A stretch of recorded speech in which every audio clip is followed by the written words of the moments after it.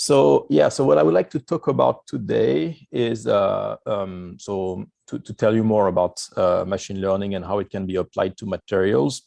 I don't know exactly how much you know already about machine learning. So I'll be going through some basics, like to introduce you a little bit about the fundamental, but also the motivation of why we use machine learning to discover new materials.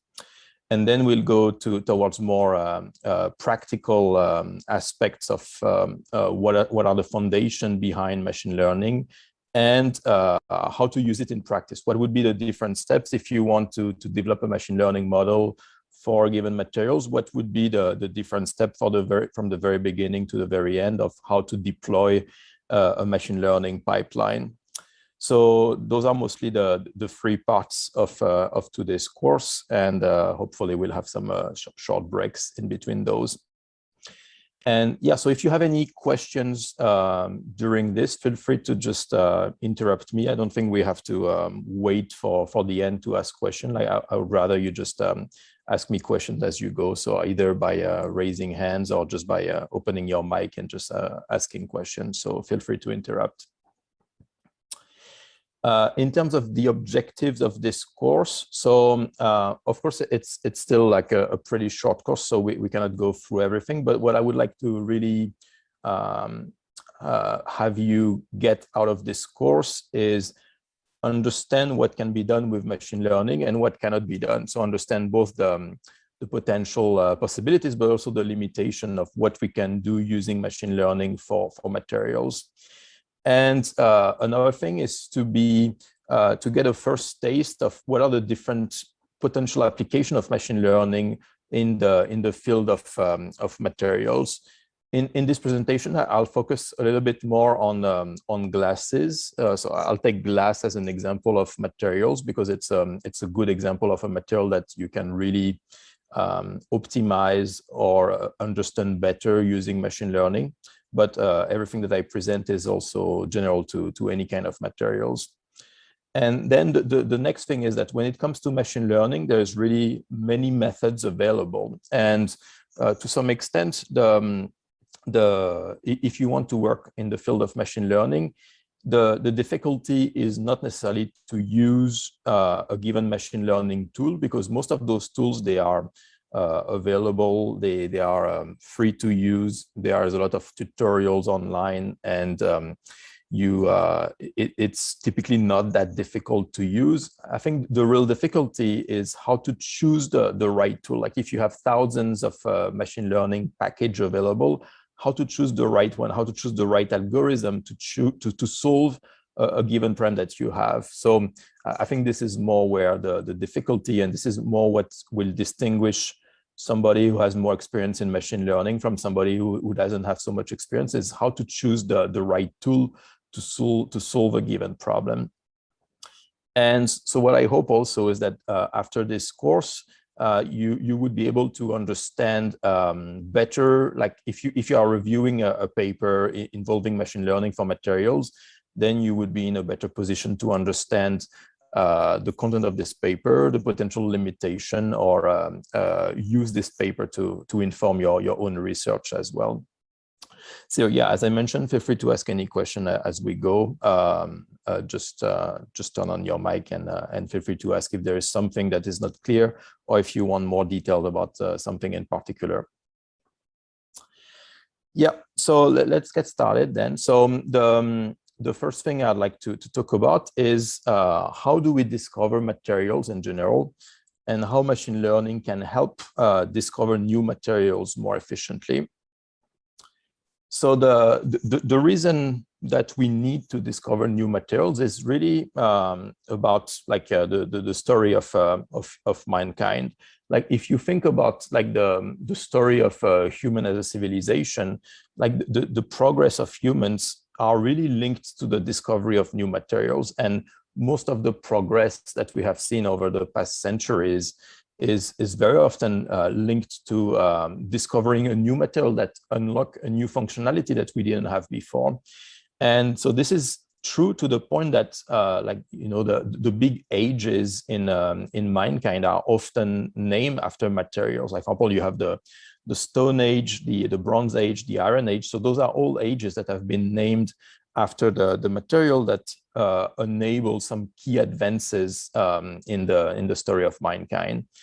And so when you think about everything that materials have been enabling, right? So the ability to use materials to build weapons, so in order to be able to eat, the ability, of course, everything involved material is very often linked to wars and to making weapons. So that's not necessarily the most happy example of materials, but still that's pretty important part of discovering new materials that enable military application.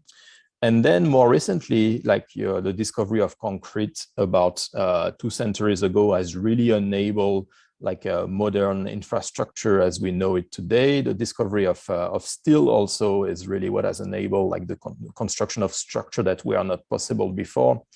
More recently, over the past century, the discovery of plastic has enabled a whole range of new items that were not possible before.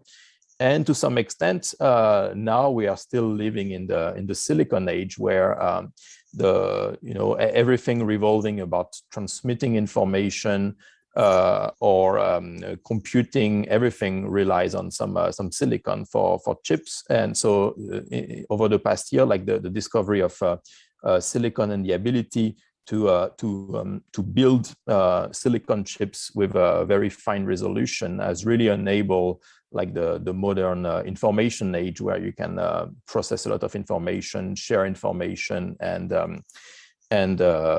use this for communication or processing information, things like that. So the modern world as we know it today. So before we go any further, I'd like to maybe ask you, like, and so I think that would be good if you can also be active during this course, so that it's not just me talking, and also you can participate. So like my first question here would be, all of those progress that I just mentioned, so they all rely on the discovery of new materials. So the question is, if we want to continue making progress, like we need to continue to discover new materials that have new functionalities that enable new things that were not possible before. So the question is, how do we discover those materials? So if it was easy to discover new materials, then we would have discovered them all already. But we know that we keep discovering new materials all the time, which means that it's not an easy process. So like the first question that I would like to ask you is, if you want to discover a new material, either like a completely new types of family of materials, or simply a material that would be part of an existing family of material, but that you want to optimize, like you have a given material and you can change its composition, you can change its structure, you can change its processing, temperature, pressure, whatever. How would you discover, what would be your process to discover a new materials that has desirable properties or desirable behaviors that existing materials don't have? So like what would be your process to discovering a new material? Does anybody has any idea on that? Like how would you discover new materials? So let's see who's going to be the first to speak today. Usually we always have a big embarrassing silence until somebody volunteers to turn on his mic. So let's see who is going to be the brave person to speak first. Anybody, like what would be your process to discover new materials that do not exist yet? Or do you have any example of material that have been discovered over the past centuries, and how those materials were actually discovered? Anybody? Okay, hello, doctor. Hello. Hello, my name is Jritza. I am studying my PhD. In my case, I am working about that could be discovering a new material. For example, in my case, I want to mix elastomers materials with the other materials in chain memory alloys, or could be a different material in silicon. Could be is considered how to discover new materials. Mm-hmm. Yeah. So what would be, if you want to have a, let's say, a new elastomer material that would have like different properties than the one that presently exists, like what would be your process to optimize these types of materials to enhance, to increase or decrease a given property of this material? Okay, in my case, I want to implement or application these materials in robotics, because I am working in about the construction and design the different robots and, for example, protective or orthopedic. I want to design the different actuators with these materials. Mm-hmm. I need to reduce the signs for Mm-hmm. my actuators. Yes. Mm-hmm. Okay, so a common process to do that, right? So if I mean, and it's very common in research, that you try to understand some physics or some chemistry governing material, right? So if you can understand some fundamental knowledge of what dictates the property of a given material, then you can use this knowledge to try to change something in this material, like either its processing, either its chemical composition, to try to improve its property, right? So a very common approach when it comes to discovering new material or optimizing new material is to try to understand the fundamental physics that governs those materials, or to try to understand, to establish some laws, some relationship between the parameters of this material and its property, and then use that knowledge to change materials, to adjust materials properties depending on the application that you have in mind, right? So that would be one way of discovering new materials. It's to try to develop some knowledge, some physical knowledge or some chemical knowledge, and to use that to optimize materials. Do you have any other example, like maybe anybody has any example of another way where you can discover materials without necessarily having some knowledge, some physical or some chemical knowledge about how material behave and why they behave the way they behave? Anybody else has any idea regarding this?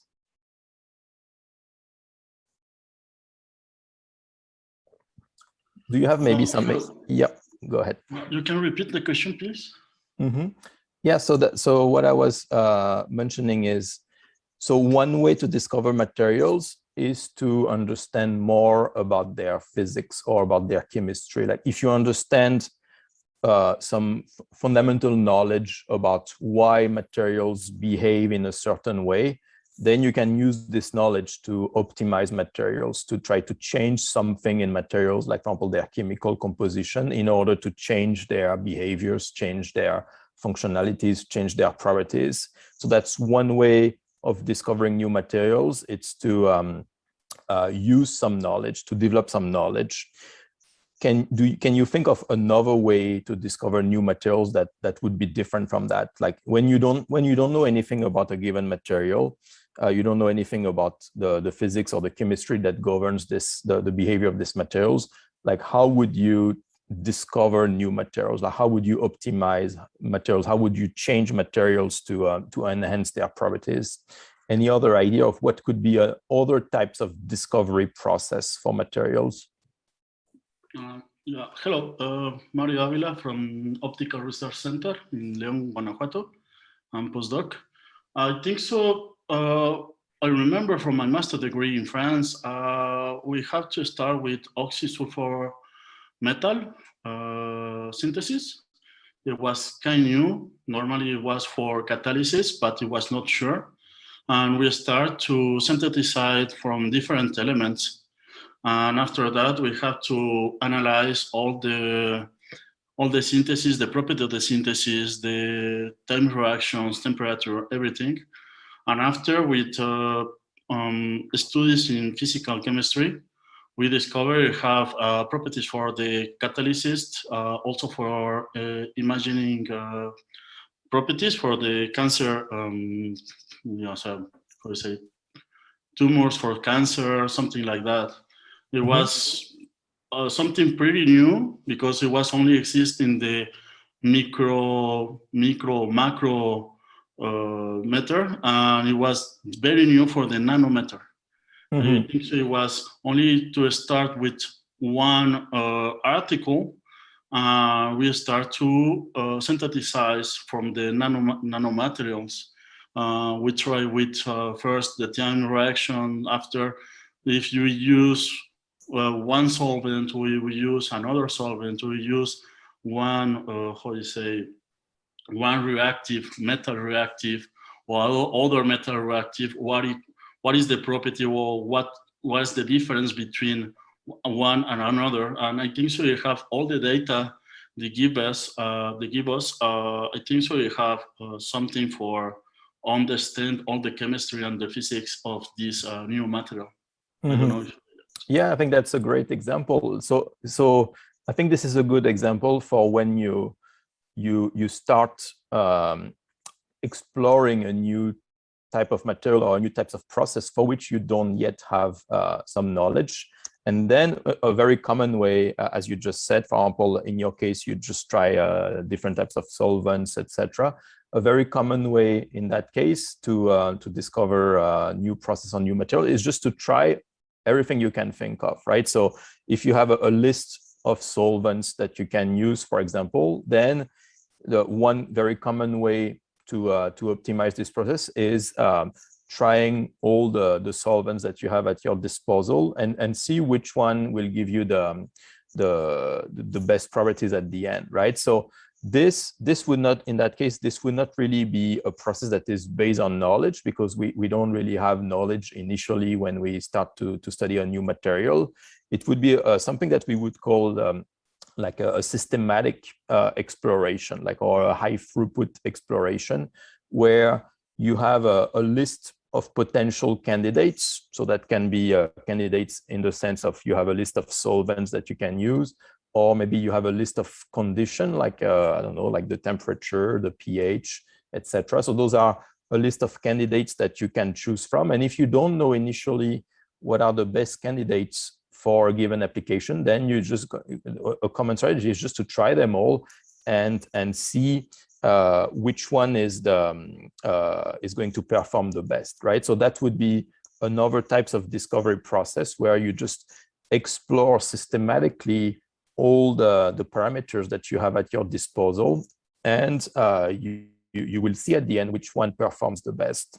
So that would be like a systematic exploration of all the degrees of freedom that you have at your disposal, and see at the end which one gives you the most desirable properties.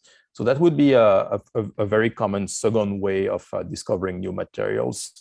Does anybody else has any other ideas, like besides using knowledge to discover new materials, or besides just trying a lot of different conditions and see which one gives you the best material at the end? Like any other ideas on how to discover new materials?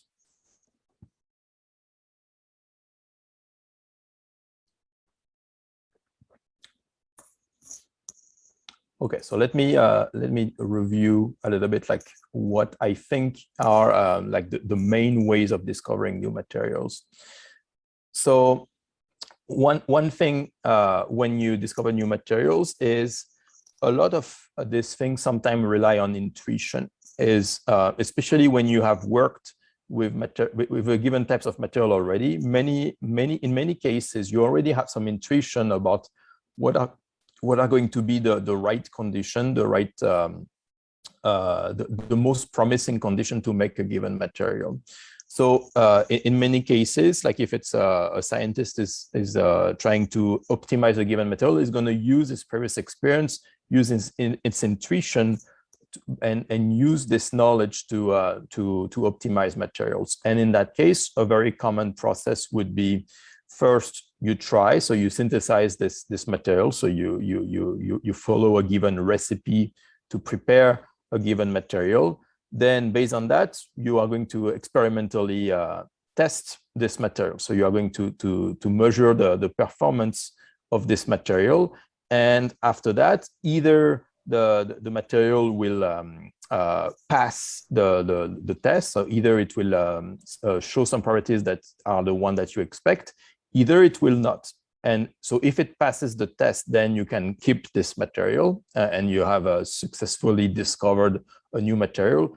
Or if it doesn't pass the test, then you have to try again, right? So you have to try again. You have to change something in your recipe, change something in the way you're preparing this material, try again and see if the change in your recipe has improved the property of the material and if now it meets your condition. And so you will repeat that iteratively.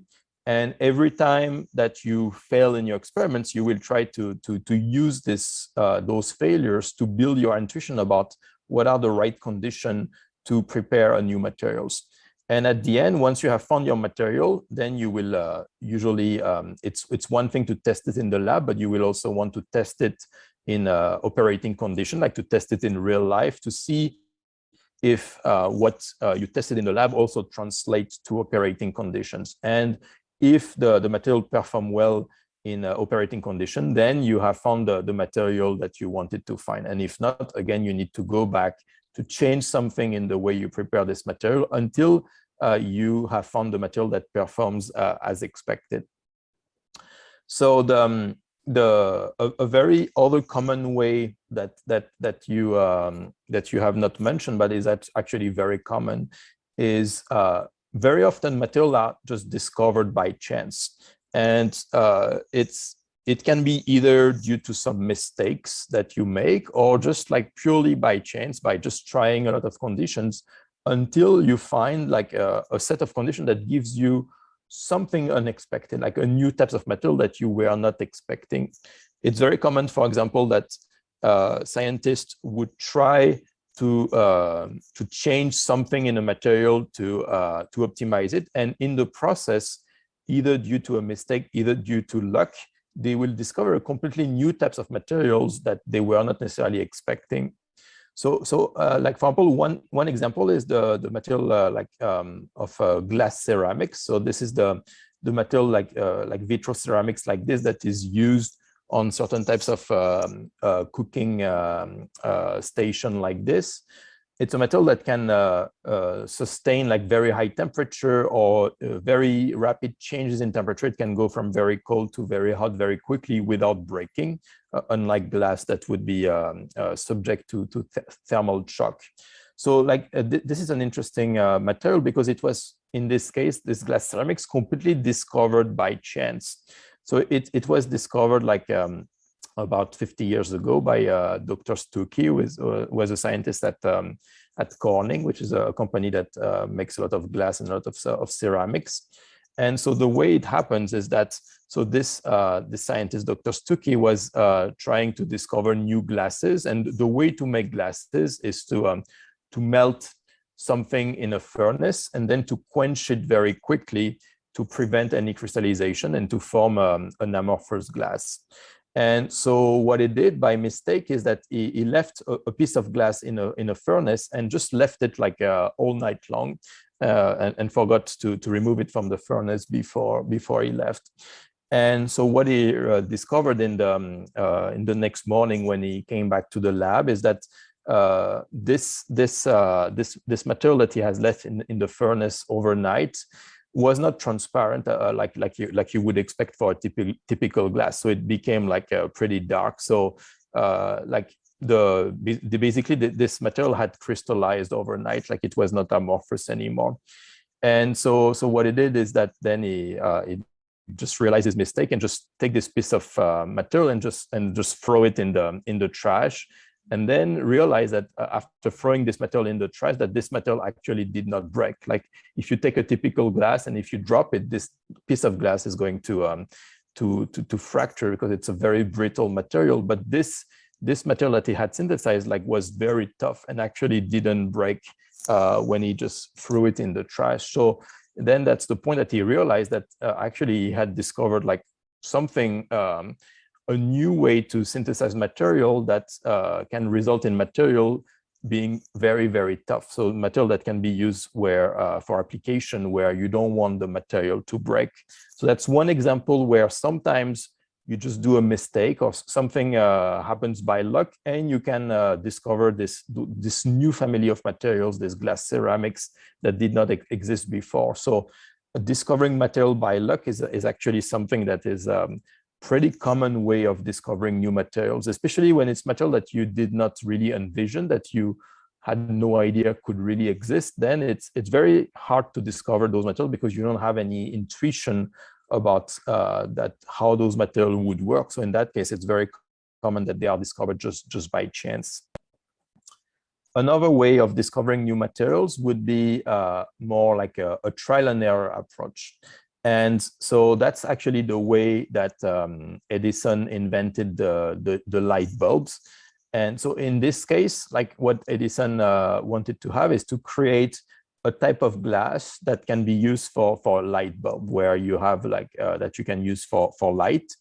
And in this case, the type of glass that were existing before, they could not sustain the change in temperature between when the bulb is initially off and when you turn on the lights. The temperature inside the bulb will increase a lot very rapidly. And most of glasses that existed at this time, if you increase the temperature too fast, then that will cause the glass to break.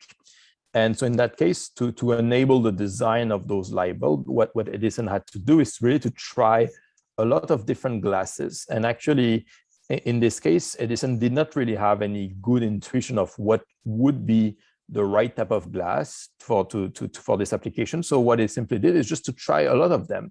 So what they did is they spent 2 to 3 years just trying thousands of different glasses, thousands of different design, until they can find the one that works. So in this case, so that's what we would call, now we would call it an Edisonian approach, where you just try everything. You try to change all the condition. You try to make a new material, you change its composition, you change the processing of these materials, and you just do this by trial and error, pretty randomly. You try a lot of different combination until you can find the one that works for your application. So that in that case, that would be a process that can be pretty long, but if you just try enough for a very long time, ultimately you will be able to find the material that works for the application that you have in mind.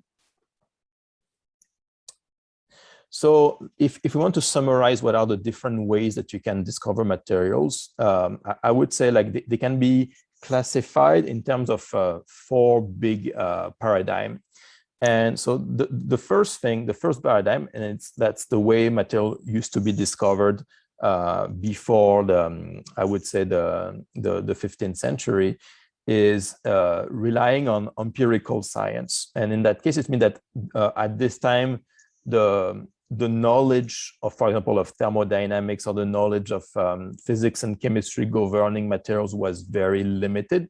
So in that case, at this time, we didn't have really a lot of knowledge about materials. And in that case, the main way to discover new materials was just to rely on empirical observation, just to try different things, see what works, see what doesn't, and build on this experience to discover new materials, even though we don't really understand why they behave the way they behave. And that's the way materials were discovered initially, like the discovery of glass initially by the Egyptians was purely based on empirical knowledge. Like they didn't have any idea of what governs the formation of a glass, but they just were able to make it just based on their own experience. the discovery of concrete, like for example, the Roman Empire used a lot of concrete, like to build big structures. And this, again, like they had no clear idea about why concrete can initially be some kind of slurry and then gradually turn into a stone that can be used to make some construction. They just know it works, and that's enough to use it. But they don't really understand. They don't have a clear knowledge about why concrete can gain some strength over time. So those are some examples of material that were discovered just based on empirical experience, not based on knowledge. At some point, over the more recent centuries, then there has been more progress in science, and especially more progress in thermodynamics. And so this knowledge has been used now to discover materials that are based on science. So if you're able to, for example, develop an equation of state for a given material, if you know how the property of a material changes as a function of temperature or as a function of pressure, then you can use this thermodynamical knowledge to discover new materials that have properties that you want. So this is more like between the 1600 to like the 20th century. There has been more knowledge being generated by scientists, knowledge that can be used, for example, to understand how the relationship between the structure of a materials, the processing of a materials, and how does it impact its properties. So like understanding those relationship between the characteristics of the materials and its property, that's something that you need some theory in order to understand that. So that's the second paradigm in the material discovery, is to use knowledge to discover those materials. Then a third paradigm that is more recent, like especially over the past 50 years, is to use simulation, to use computational material science. And that's something that has really been enabled over the past decades by the fact of having more and more powerful computers. Now we can use those computers to simulate materials.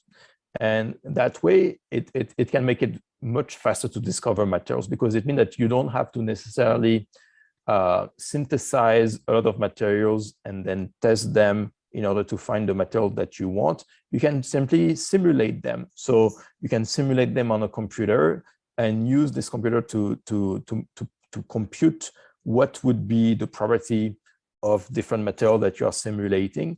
And then based on that, you can use those simulation to really pinpoint what would be the most promising materials without having to test them in practice. So that can really accelerate the process of discovering new materials, because rather than just synthesizing thousands of different materials, then it's much easier, much faster, and much cheaper to just simulate thousands of materials and really limit the experimental synthesis of materials to a lower number of materials that you have found to be promising based on some simulation. So this would be the third paradigm of material discovery. It's using simulation, using computational material science. So when it comes to computational material science and using simulation, like the big advantage of this is that you can bypass the traditional material discovery pipeline. So like the traditional way to discover materials, as we mentioned before, is that you just select a candidate. So you select a given composition, you select some given condition like the temperature, pressure, pH, etc. And then you try synthesizing this material, you measure a property, and then you test if the property meets your constraints, meets your objective or not.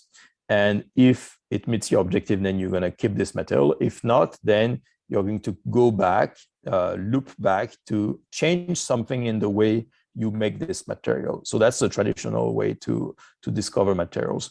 But what can be different if you use simulation is that you can iterate much faster. Like rather than going through this entire route here, which takes a lot of time and will take at least several hours before you can select a new candidate, just because synthesizing a material is long and testing a material also takes a lot of time. So this loop would be pretty slow. But if you are simulating a material, then it becomes much faster, because you can again, select a given candidate. So select a given set of condition or a given composition for your materials.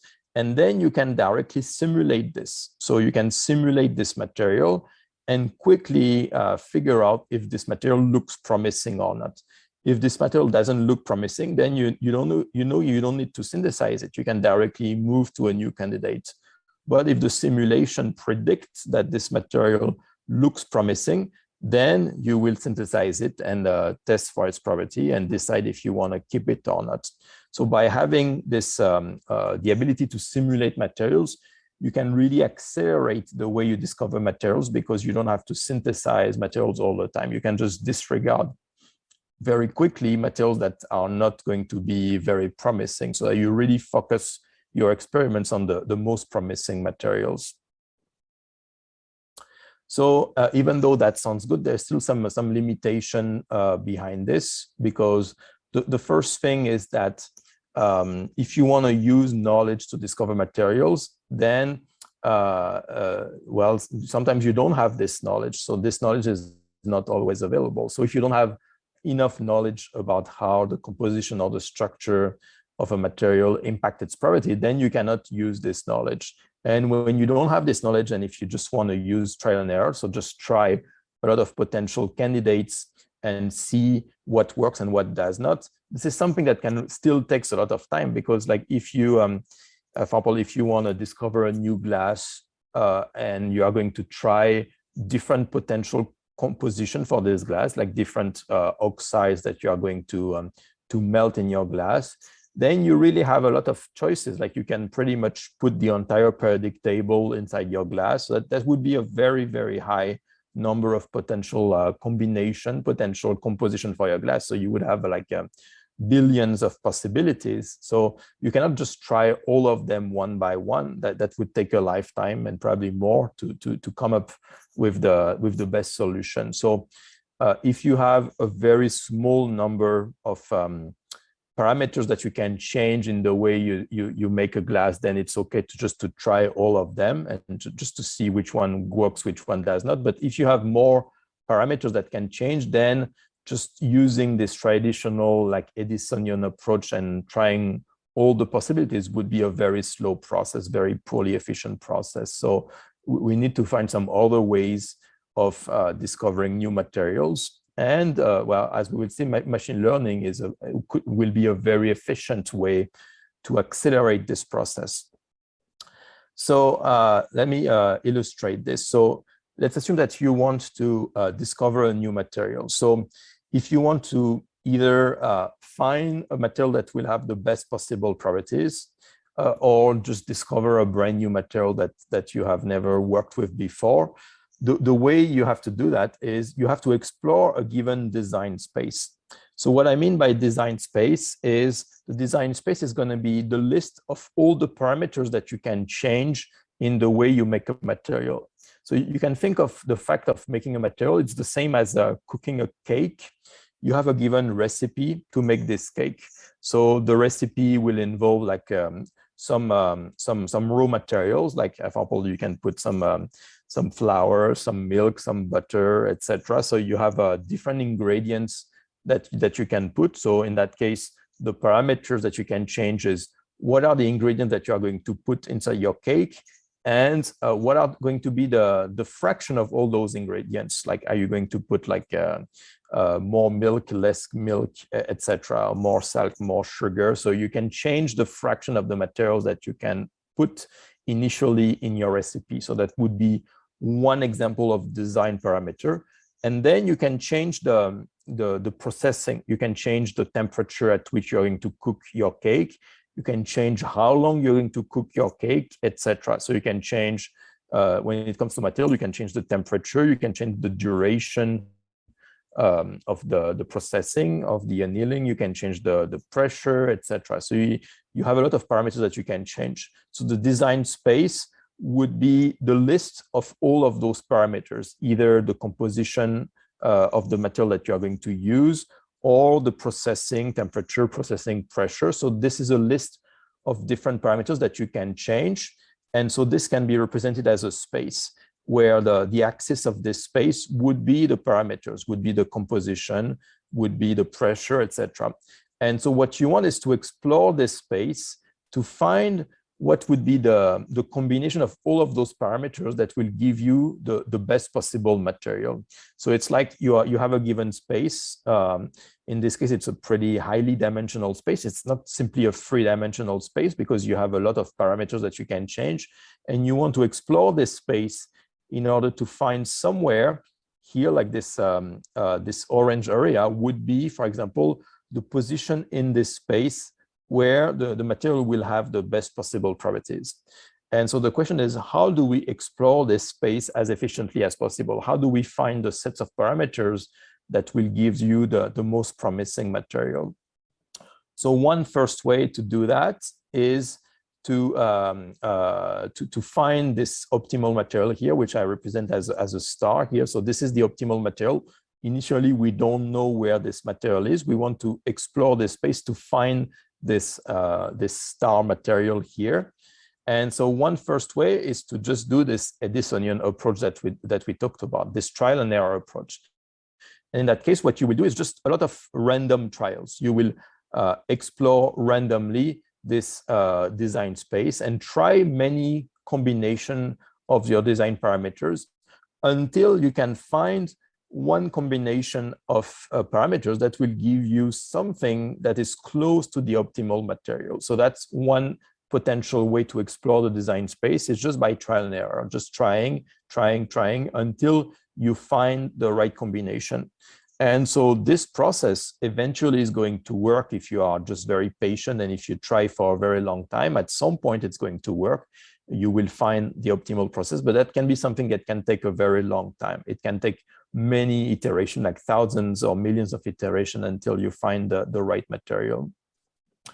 The other approach, and especially that's something that you typically do when you do simulation, is to do a high throughput approach, where rather than randomly exploring your design space, you are going to systematically explore it. So you're going to fix all the parameters and take one parameter and change it systematically. Like, for example, you will fix everything, but just change the temperature at which you're processing the glass. And after that, you will keep all the parameters fixed and you will start changing something else. So you will start changing the pressure, where now you will fix the temperature and change the pressure that you use when you synthesize your materials.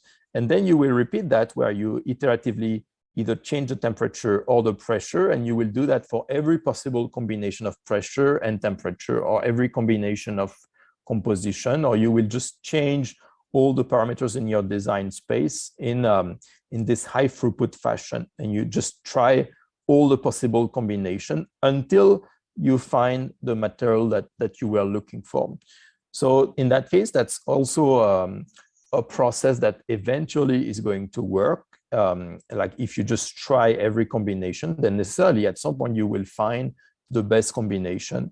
But this again is something that can take a lot of time, because you really have to try many combinations until you find the best material. So that's something that you can do if you are using simulation, because using simulation we can really simulate like thousands or maybe even millions of potential candidates in a very fast fashion. But if you are going to do that experimentally, then that would really take a very long time. So the last option is what is the promise of machine learning.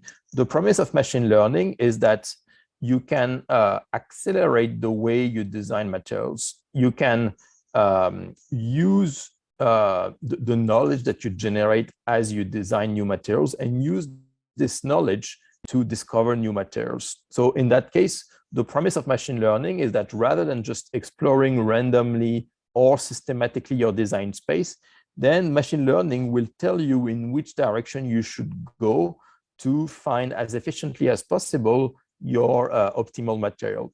And in that case, the main idea of machine learning is that you will start initially to try different materials pretty randomly.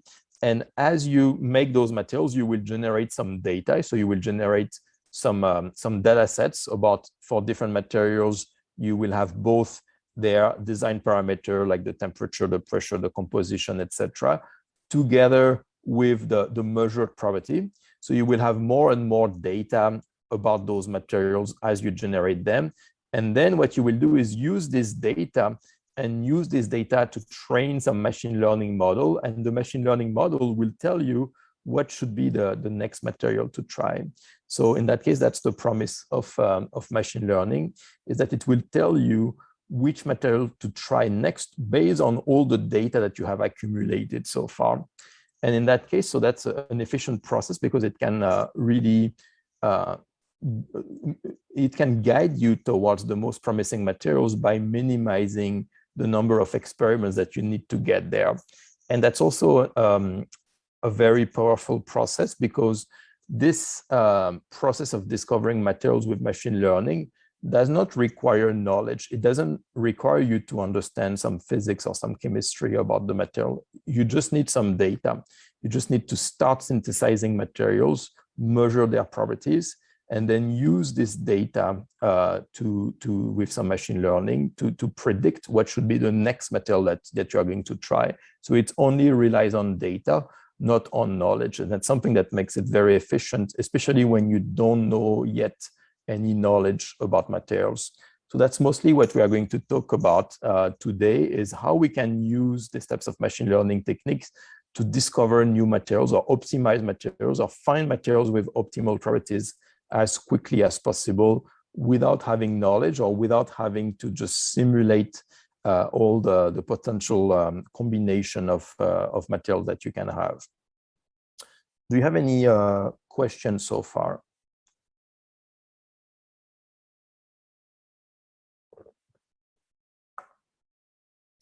Okay, so just as a reminder, like if you have any question that comes in, just feel free to ask as we go. Like you don't need to wait for me to stop talking or anything like that. Just feel free to ask questions. Okay, so now let's go to a new part, which is like, how do we use machine learning for the process of optimizing a material? So like in this case, like the idea is that you want to come up with a new material that has better properties than existing material. And in this process is called like a material optimization. You want to optimize something in a given material. And the question is how to do this as efficiently as possible. So when it comes to optimizing a material, there is always a balance between different things. So here I'm taking an example of a glass, but this is true for any types of materials. Is if you want to change a given materials to make it more appropriate for a given optimization, you have a balance between two things. First, you have the product attributes. So the product attributes are going to be the properties of the materials that are going to make this material useful for a given application. So for example, if you come up with, for example, let's say you want to come up with a new glass that you can use to make a screen for your smartphone. So in that case, as a consumer or as a glass producer, you will want this glass to be as light as possible so that it doesn't make your phone too heavy. So you will want to potentially minimize the density of the glass. You may want to have a glass that is as hard as possible so that it's hard to scratch. Like you cannot scratch this glass and make some big scratch if you put your phone and your keys in your pocket. Like you don't want the keys to scratch your phone. You want the glass to be as tough as possible. Like if you drop your phone, ideally you don't want the glass to break. So you want to have a toughness that is as high as possible. And you want like also a high chemical durability. You don't want the glass on your phone to start dissolving if it starts raining. So you want to have a good chemical durability. So those are the attributes about the product itself. Like a given material will have a certain types of performance attributes, which will make it possible to use these materials for different applications. So those are the properties that dictate the performance of a materials for a given application. But then even if you have a material that has a very high performance, you still need to be able to manufacture this material. So this is going to be the second type of attributes. Those are the manufacturing materials. So those manufacturing materials, they do not dictate the performance of the materials, but they dictate whether in practice you can manufacture these materials or not, or they dictate how expensive is it going to be to make these materials. So for example, when you make a glass, there's a couple of things that are very important, like the viscosity of the melt at a given temperature, the glass transition temperature, the liquidus temperature, like the temperature at which you need to heat material to melt them. So those are all properties that as a consumer, you don't care about. Like if you want to just make a glass to use as a smartphone screen, you don't care about the glass transition temperature or things like that. But like still, if you want to be able to make this material, then you need to make sure that that this material will be able to be made. So you need to make sure that this material will be processable, that it won't be too expensive to make this material, or that you can make it using the material that you have at your disposal. So when you want to come up with a new material, very often you will have to find the right balance between maximizing the performance of the materials, but also ensuring that these materials can be made in practice and that it won't be too expensive to make these materials. And very often it's a competition between those two things, because usually when you increase the performance of the materials, then it means that it's going to be more challenging to produce this material. So very often you will have to find the right balance between those two things. So finding the right balance between the performance of a materials and whether these materials can easily be manufactured or not, that you can summarize this as an optimization process. So for example, if I take an example of glasses, is you want to come up with a new glass that for example will be very tough, like a glass that would be very resistant to fracture. And in that case, what you can do to change a given glass is change its composition. So you can take pretty much any element of the periodic table, put it in a furnace, melt it, and then quench it very fast and form a glass out of this. So you can take all the elements of the periodic table, pretty much mix them with different fraction, and form a glass out of this, and see then if the glass is going to be performing as you want, or if the glass is going to have a high toughness, for example. The problem with that is that there is a very large number of possible composition. For example, if you just take glasses, and if you just assume that you can just put all the elements in the periodic table into this glass, then you have like this very astronomical number, like 10 to the power 52 possible glasses. So that's a very high number of possible glasses that you can make. And so far, like even since the beginning of history, like the number of glasses that humans have been making over the past like centuries is really a very small fraction. Like the number of glasses that have been made is probably around 400,000. So which is a pretty high number, but it's still like very, very small as compared to the number of all the possible glasses that can theoretically be made. So it means that there is still a lot of room to discover new materials, because the types of material that we have been exploring so far, it's really a very small fraction of all the material that you can think of that can possibly theoretically be made. But like there is so many possibilities that it's a very complicated process to discover new materials, because you don't know necessarily where to start, because there is so many different possibilities that it's very hard to know where should we start when discovering a new material. So this can be formulated, like more mathematically speaking, as an optimization process. So for example, if I come back to the example of glass, you have a given objective. That's the objective of like the material that you want to discover. Like for example, you want to discover a glass with a very high toughness, a very high fracture toughness. So in that case, that would be your objective. You want to maximize the fracture toughness of your glass. So that's the objective function of your optimization. Then the way you can maximize this is by changing some degrees of freedom. So for example, in the case of glasses, you can just take different oxides like silica, B2O3, etc., and change the fraction or change the oxides that you use for the glass. So this is going to be the degrees of freedom. It's like the variables in the function that you can change. And your goal here is to find what is the optimal variables here that will give you a maximum of a given function. So you have a function, which in that case would be the fracture toughness. This fracture toughness is a function of certain variables, where the variables here are the composition of the glass, for example. And just like in mathematics, you would want to find what are the variables that will give you a maximum for a given function. Then here the goal is, again, like you have some degrees of freedom, the glass composition, for example, and you want to find what are going to be the optimal combination of composition here that will give you a maximum for this property, for the glass toughness, for example.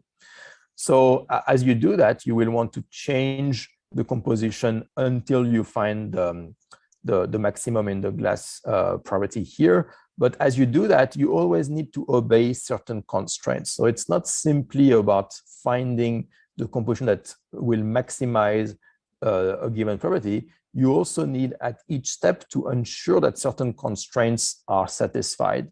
So those constraints are the manufacturing constraints. This is to ensure that the material can actually be made in practice. So altogether, like you have those three things. You have the objective that you want to achieve. So this is the performance of the metal that you want to achieve.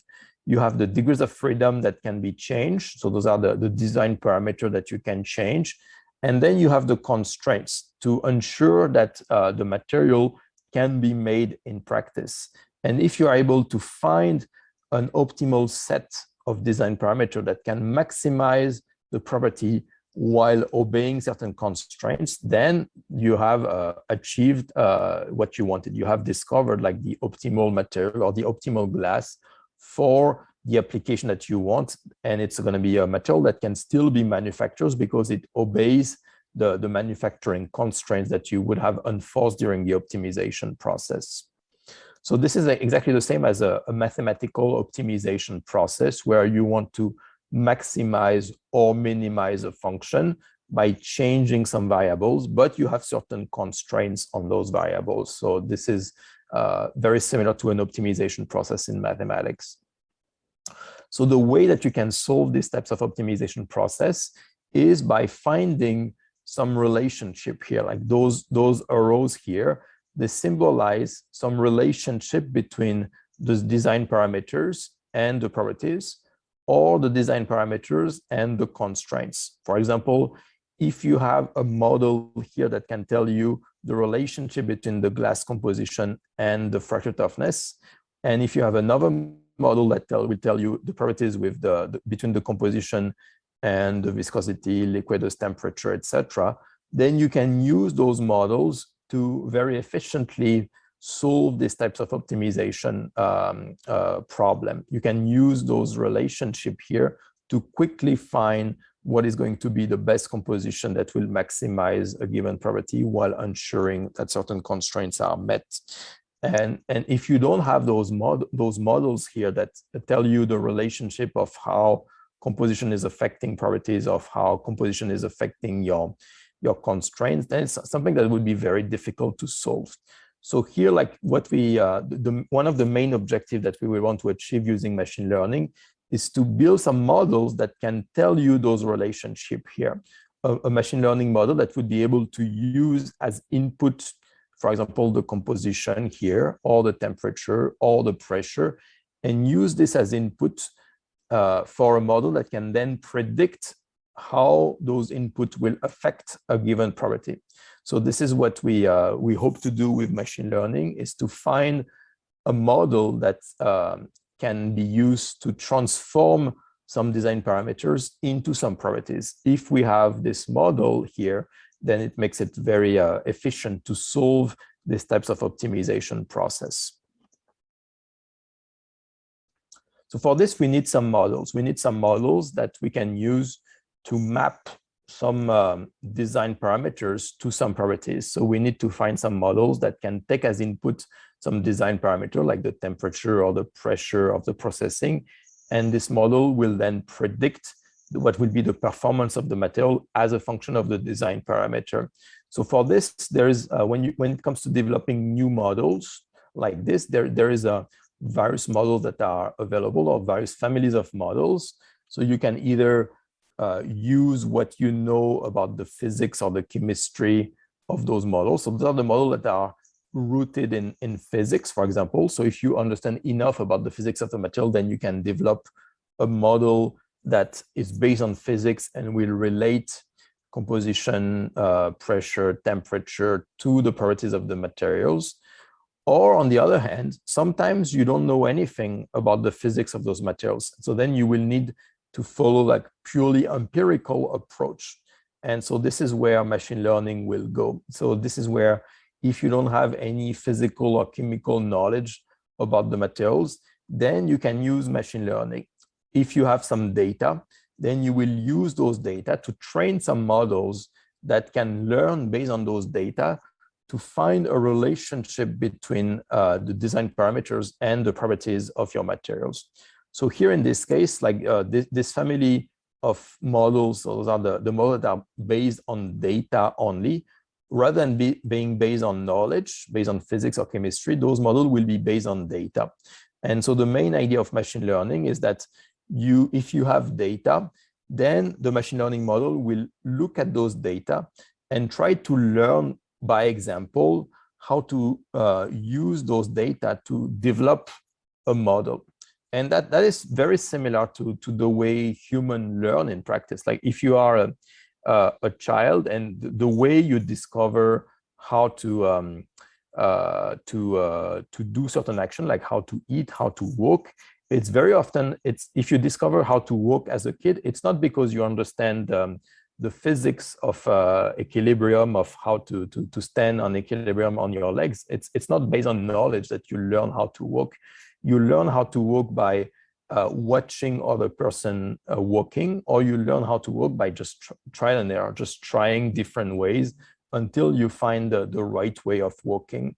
So in this case, that's a very similar process of machine learning, is that you will learn relationship between material parameters and material properties simply by observing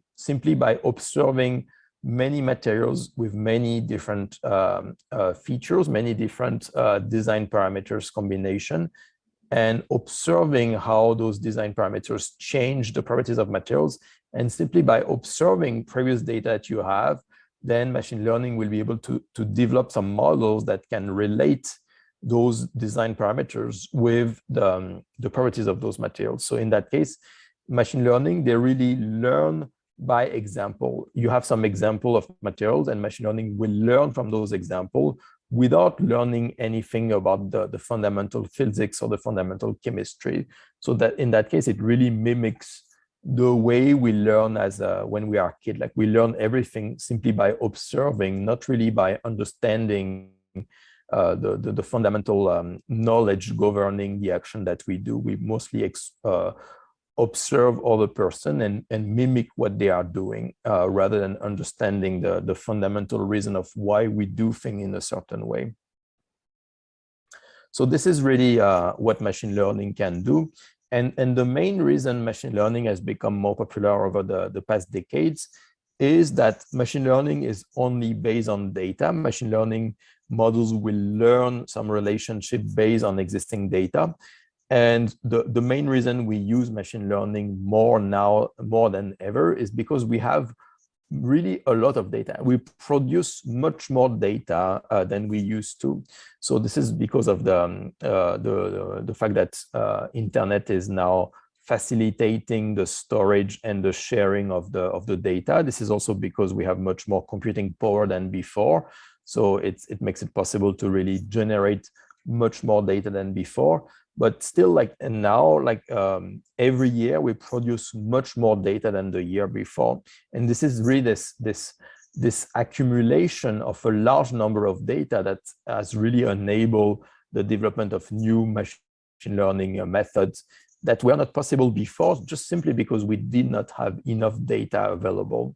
So now there is more and more of those data, and more of those data becomes available to everybody. So this is really what has enabled the development of machine learning over the past decades. And so nowadays, like machine learning is really what I would consider to be like the fourth paradigm in material science. So again, as a reminder, like initially everything was based on empirical observation, empirical knowledge, intuition. Then the second paradigm was based on knowledge, based on theory, thermodynamics, for example. Third paradigm is computational material science, the ability to simulate materials. And the fourth paradigm over the last 15 to 20 years is so the age of data, so machine learning or data science. And in that case, in this case, the process of discovering new materials has been really changed by machine learning, because in this case, you can just use data to discover new materials without necessarily having some knowledge about materials and without having to simulate like a very large number of materials or synthesize a large number of materials. So this machine learning process has really changed the way we develop new materials. So this can be really considered as a fourth paradigm in material science and engineering. So like just to give you an idea, so in this case, if you want to use machine learning, for example, to develop a new glass, so the way you would start is first you would accumulate a lot of data, so for example, different glasses with different composition and different properties. Then you will use this data sets to train some machine learning models, for example, some deep learning model, where this model is going to try to learn how the glass composition affects the property of a given glass, for example. And once you have this model, then you can use it for some inverse design. You can use this model for the optimization process that I previously described. You can use this model to find what will be the optimal glass composition that will give you the highest toughness while meeting certain constraints. So you can use this knowledge to design the material that you want with the optimal properties that you are interested in, depending on the application that you have in mind. Okay, so let's jump now to more specific introduction to machine learning. So what I would like to do in the next few minutes is really to try to come up with a definition of what is machine learning. So the first thing before being able to see how to use machine learning is really to find what is the best way to define machine learning. What would be the best possible definition of machine learning, and how does it differs from alternative approaches to design materials, for example. So let me stop here. And again, let me try to ask you, like, what do you think would be your definition of machine learning? So we started to talk a little bit about what machine learning is, and probably you heard already this term before. Maybe some of you are already working with machine learning. So there are two terms that very commonly come back in the field of machine learning, which is, so first, machine learning itself, and then there is artificial intelligence. So those are two terms that are now commonly used either in technology or in material informatics.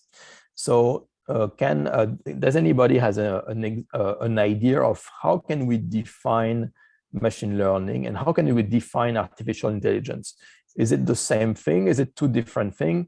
Is machine learning part of artificial intelligence, or artificial intelligence part of machine learning? Like, how can we define those two terms, and what is the relationship between those two terms? So does anybody has any idea about what would be a good definition for machine learning or a good definition for artificial intelligence? Anybody has any idea regarding this?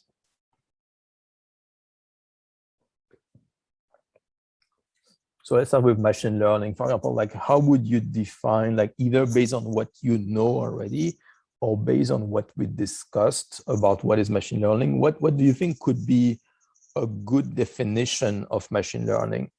Anybody has any idea regarding this?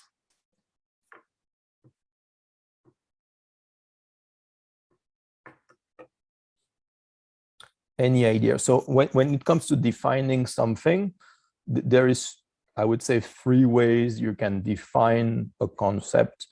Either you can come up with some example, like to define a concept by some example of what this technique can do. So I will some example of what machine learning can do. Or you can also define something negatively. For example, you can define machine learning by defining what it is not. If you define what machine learning is not, then by opposition, it also tells what machine learning is. So that would be like a definition based on the on telling what machine learning is not. Or you can come up with like a more fundamental definition of what machine learning really is and what it can do. And what is the main idea behind machine learning. So do you have any idea of like a definition of machine learning, either based on example, based on what it can do, or based on what it cannot do?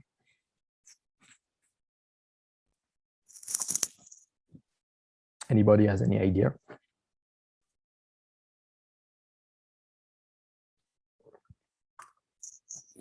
So let me tell you what I think it would be my definition of machine learning. And for this, we can use an example, and to try to understand based on this example, what would be a machine learning way to address this example, and what would be a non-machine learning way to address this example.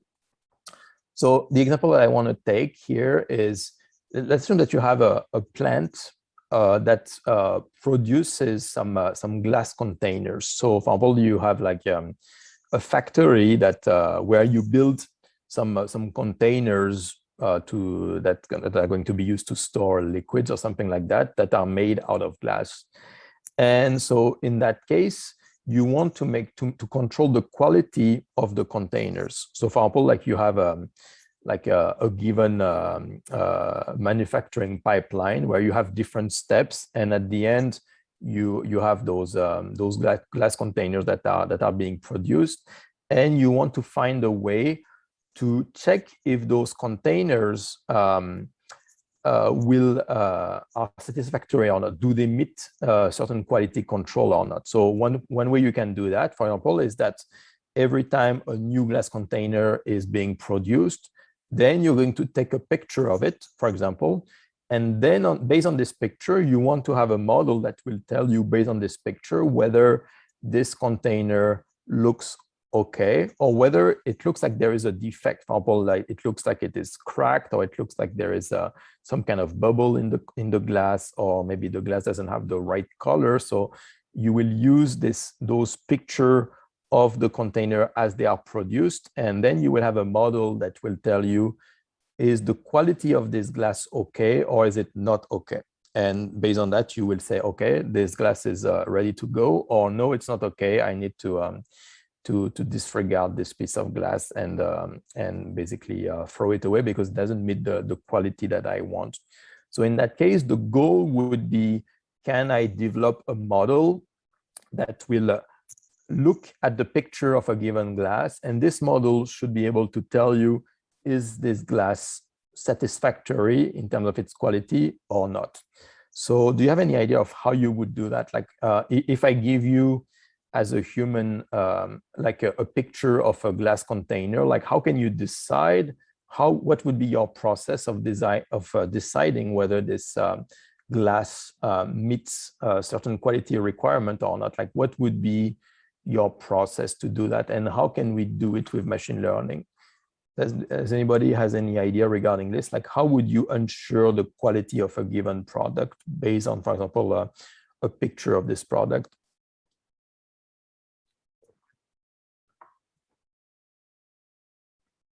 So I think a first way, if you were to do it as a human, if I give you some pictures of different glasses, the first way is that you can come up with some rules. You can come up with some rules. Like for example, you can say that if the glass is not transparent, then it doesn't meet the quality control. Or you can say, if I can see a crack on the glass, then it means that the glass is broken. It doesn't meet the quality requirements. So this would be, in that case, you would have a given number of conditions, and either those conditions are met or they are not met. So in that case, that would be a first way of checking the quality of a given material is that you already have some knowledge about what distinguishes a material that is good versus a material that has some defects, and then you use this knowledge to decide if the material meets the quality that you want or not. And so for this, you need to have some knowledge already. Like, for example, if you know that a given glass, if you see some cracks, you know that the fact of seeing some cracks in your glass means that the glass doesn't meet the quality that you want, then you will use this knowledge to decide that I should disregard this glass container. So that would be a first way. And this is what I would call explicit programming. Like, you can, if you want to automate this process, then you can take a picture of this glass and then use this picture and put this picture to a program, and this program will try to see is there a crack in the glass? Is the glass transparent or not? Is there some bubbles in the glass or not? And based on those conditions, you will have a given algorithm that will say, if I can see some cracks, then the glass doesn't meet the quality. If I can see some bubbles, then the glass doesn't meet the quality requirement. So this would be explicit programming, because you would explicitly code in your program what are the conditions that distinguish a glass that meets the quality requirement from a glass that doesn't meet a quality requirement. So that would be the first way to develop a model, is that you will write the condition explicitly. You will explicitly write in your program what are the conditions that makes a glass container satisfactory and what are the conditions that makes it non-satisfactory. So that's what we call explicit programming, because we explicitly give to the program the rules of what distinguishes a good glass from a bad glass. But then there's an alternative way, which would be to use machine learning. If you use machine learning, then it means that you don't necessarily already know what is the difference between a good and a bad glass. You don't know how to distinguish it yet. But what you know is that you have some example. You have some example. For example, you have some example of 1,000 glasses that you know meet quality requirements. And you have another 1,000 example of glasses that do not meet quality requirements. And so this is what you have already. So you have, for example, you take 1,000 pictures of example of glasses that meets quality requirements, and you have another 1,000 of glasses, one other example of pictures of glasses that do not meet quality requirements. And then you will use those example of pictures of glasses, and you will give that to a machine learning model. And then what the machine learning will do is to analyze those pictures, analyze those example of pictures of glasses that either meet quality requirements or do not meet quality requirements.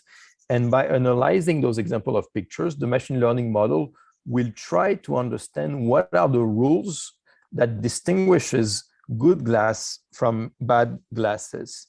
So in this case, it's a very different process. When you do explicit programming, then you already know the rules of what distinguishes a good glass from a bad glass, and you will use those rules to build your program. In the case of machine learning, it's exactly the opposite. You don't know what are the rules that distinguishes good glass from bad glass. All you have to do is some example. All you have is some example. You have some example of pictures of good glass, some example of pictures of bad glass, and you will use those examples to teach a machine learning model how to recognize what is a good glass from what is a bad glass.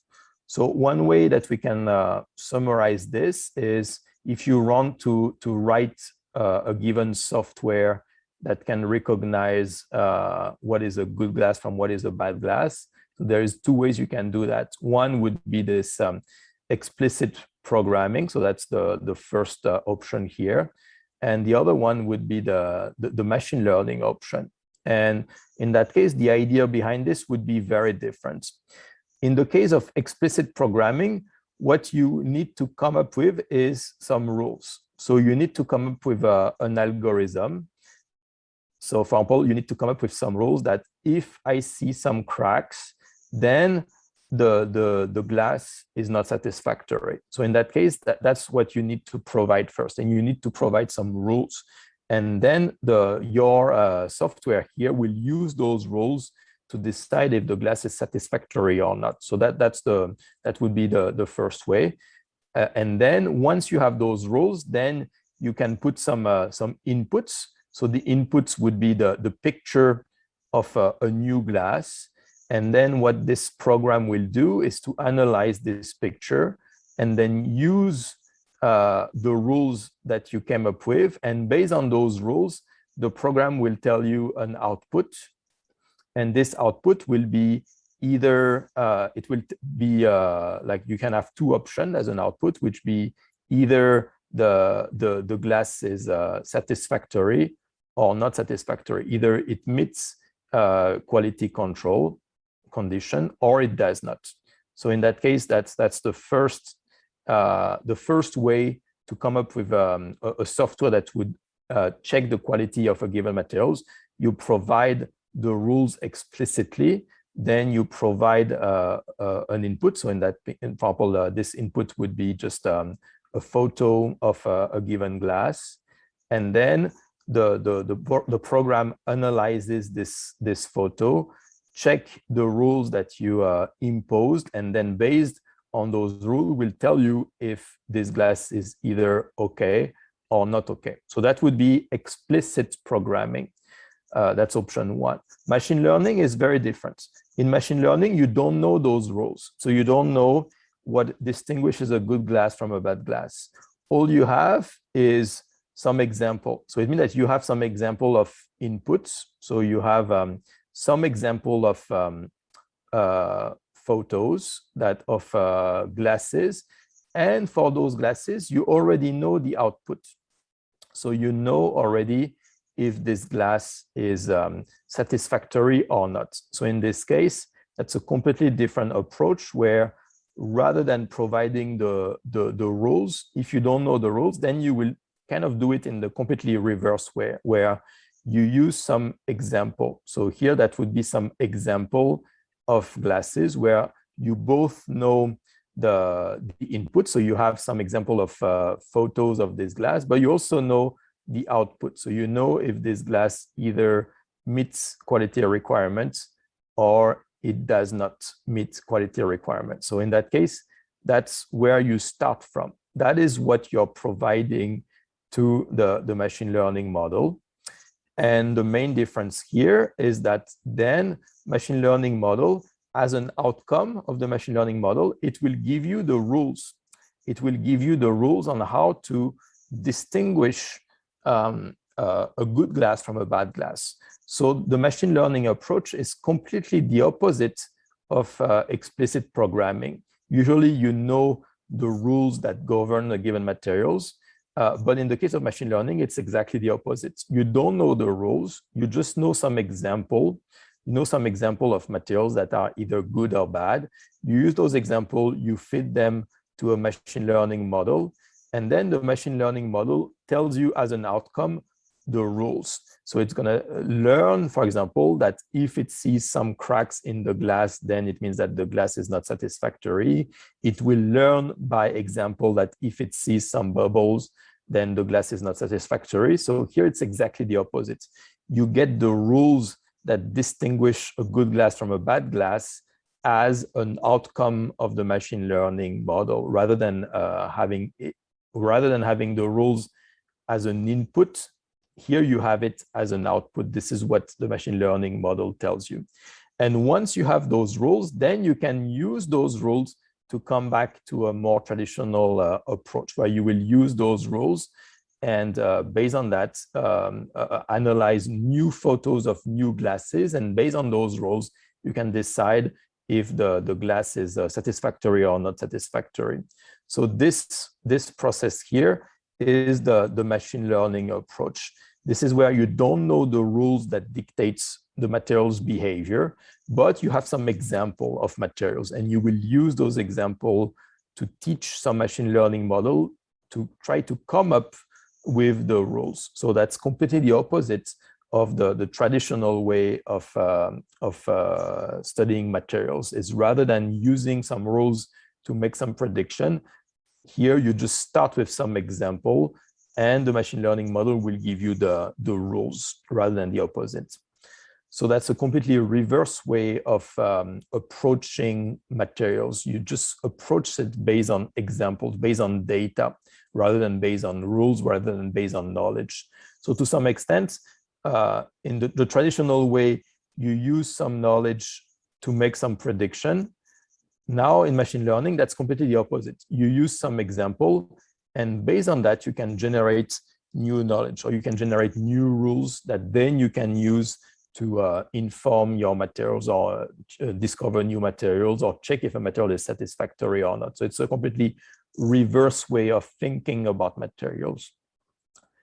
Do you have any questions regarding this difference between explicit programming versus machine learning here? Any question about this, those schematic here, or any questions about this machine learning approach?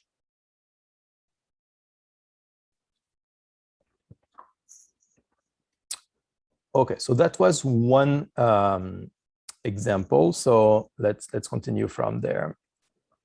So based on this, so the way I would define machine learning, so I mean, everybody can have a slightly different definition of machine learning. There's different way of defining what machine learning is, but the way I would define it is as follows.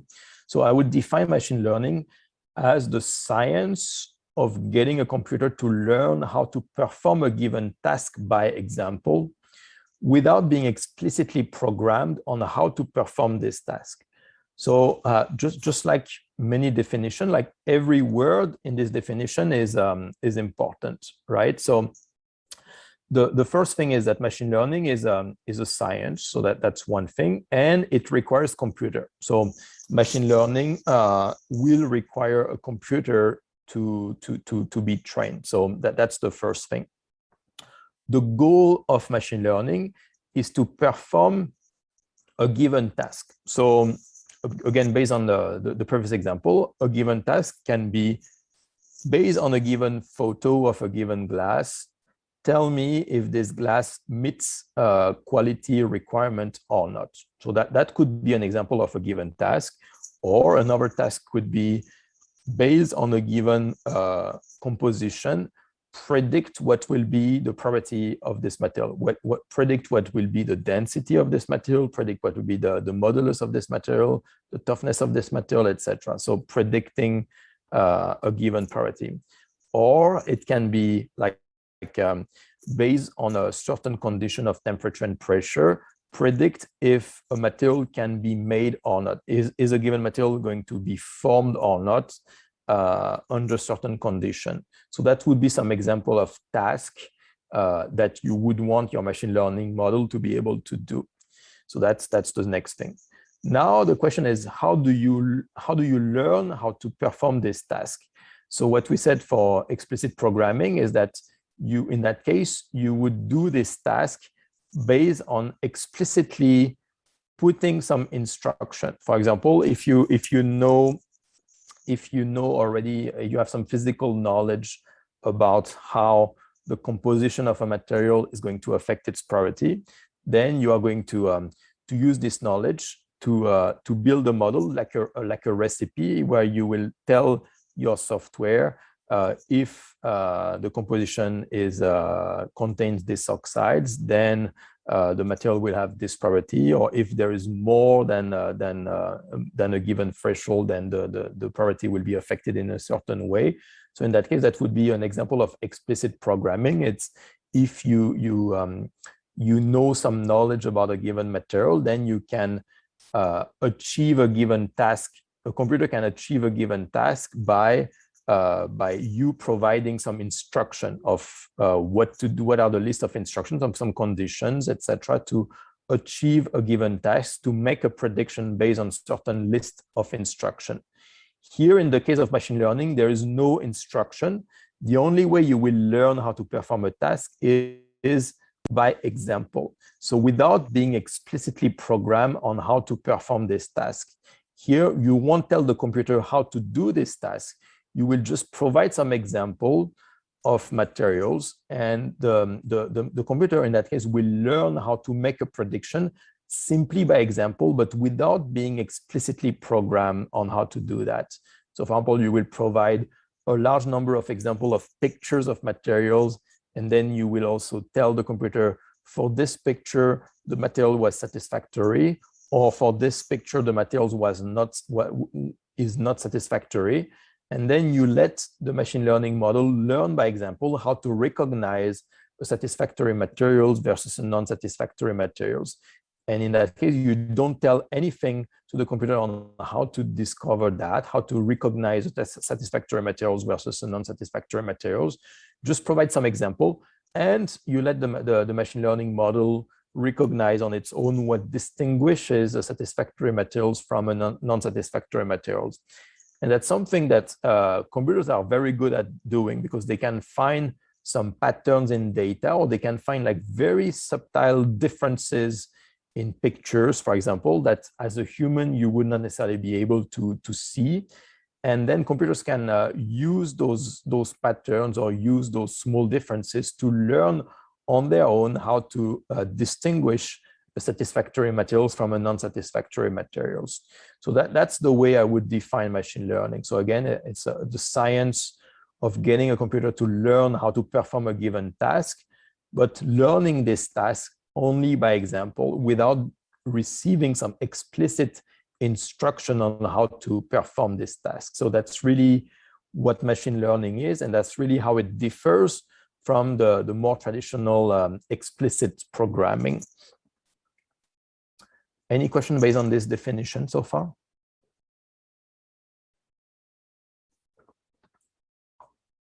So then the next thing is, so if this is the definition of machine learning, what is the definition of artificial intelligence? So artificial intelligence, I would define it this way. So artificial intelligence is the science of getting a computer to learn how to perform a task that usually requires human intelligence. So that's the definition of artificial intelligence. It's actually pretty close to machine learning, but there is some differences. So in artificial intelligence, again, you want to have a computer learn how to do a task. So that's still the same objective. It's still about performing a given task. And this task is a task that typically requires intelligence. It's not something that that can be done like it's a task that typically would require some intelligence on how to perform this task. So the key difference here is that artificial intelligence, the definition, as you can see here, it's more general than machine learning. Machine learning, you will really learn how to perform this task by example. In the case of artificial intelligence, you teach a computer how to perform a given task, but there is no condition of how the computer will learn how to do this task. So in the case of artificial intelligence, one way to teach a computer how to perform a task could be by example. So that can be by machine learning, but it can also be by actually providing some instruction. Like that would be another way. You can just tell, if you are building a robot, for example, then you can tell the robot, if you see this thing in front of you, then you need to stop. That would be an explicit condition of, if you see an object in front of you, then stop, don't continue running towards this object, so to avoid a collision. So that would be, for example, an example of an explicit condition that you would provide with a robot. Like you would teach the robot how to navigate in a given room, and you would give them some instruction. If you see something in front of you, then you need to stop. So that would be an example of artificial intelligence where you provide explicitly some instruction to the robot. But another example, using machine learning, you would provide the robot with some example of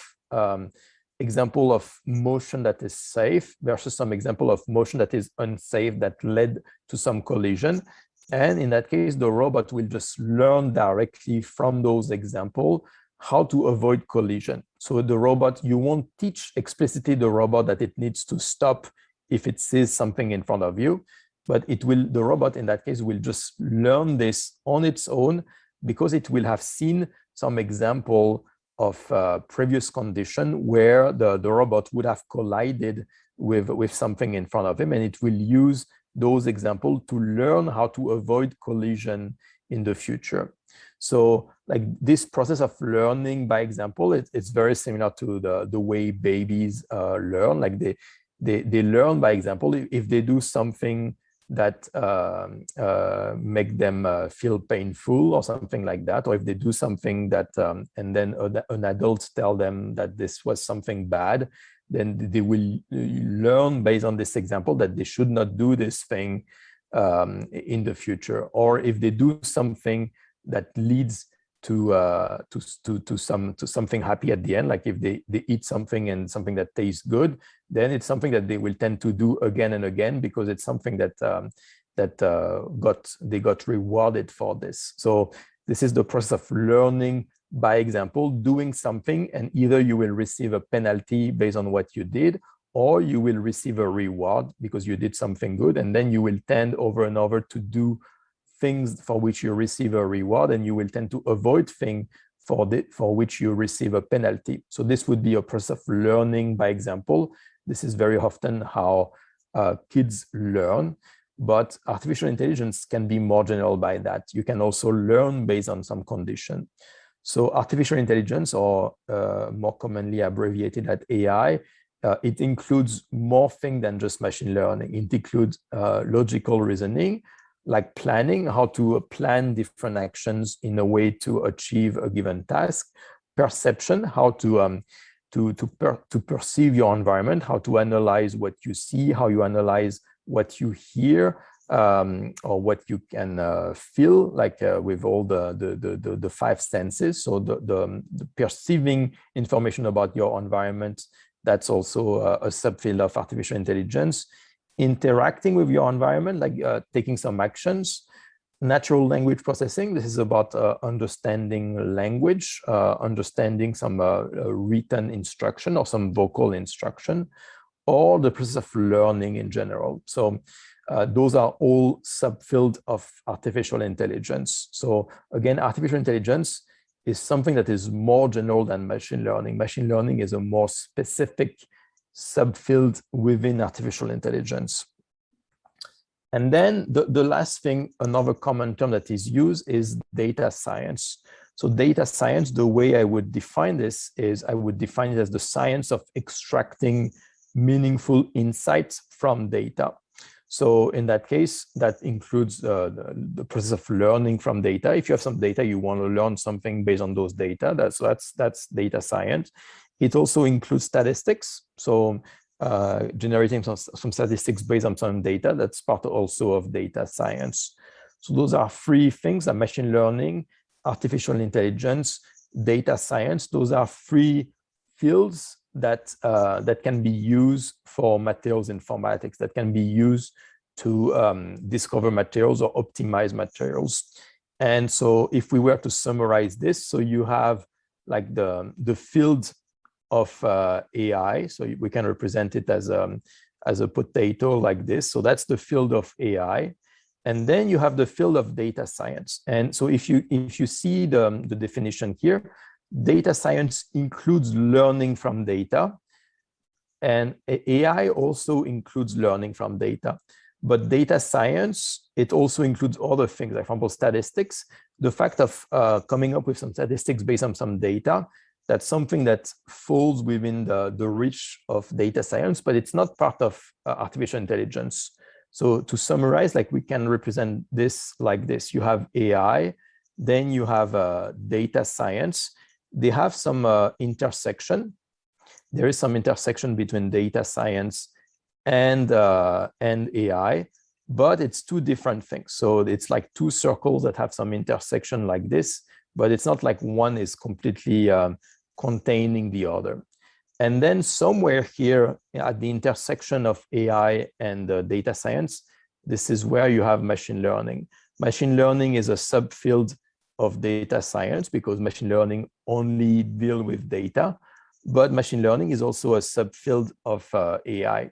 So machine learning would be somewhere in this intersection of artificial intelligence and data science. So this is what we are going to talk about specifically during the rest of today, is specifically about machine learning. We won't talk so much about other application of artificial intelligence or other application of data science. We're really going to focus on this machine learning, which is at the intersection of artificial intelligence, and specifically the process of learning, and to learn this based on data, based on getting some insights based on data. So that's really what machine learning is. It is at the intersection between learning, but learning based on data, learning based on example, not learning based on explicit instructions. Do you have any questions regarding this so far?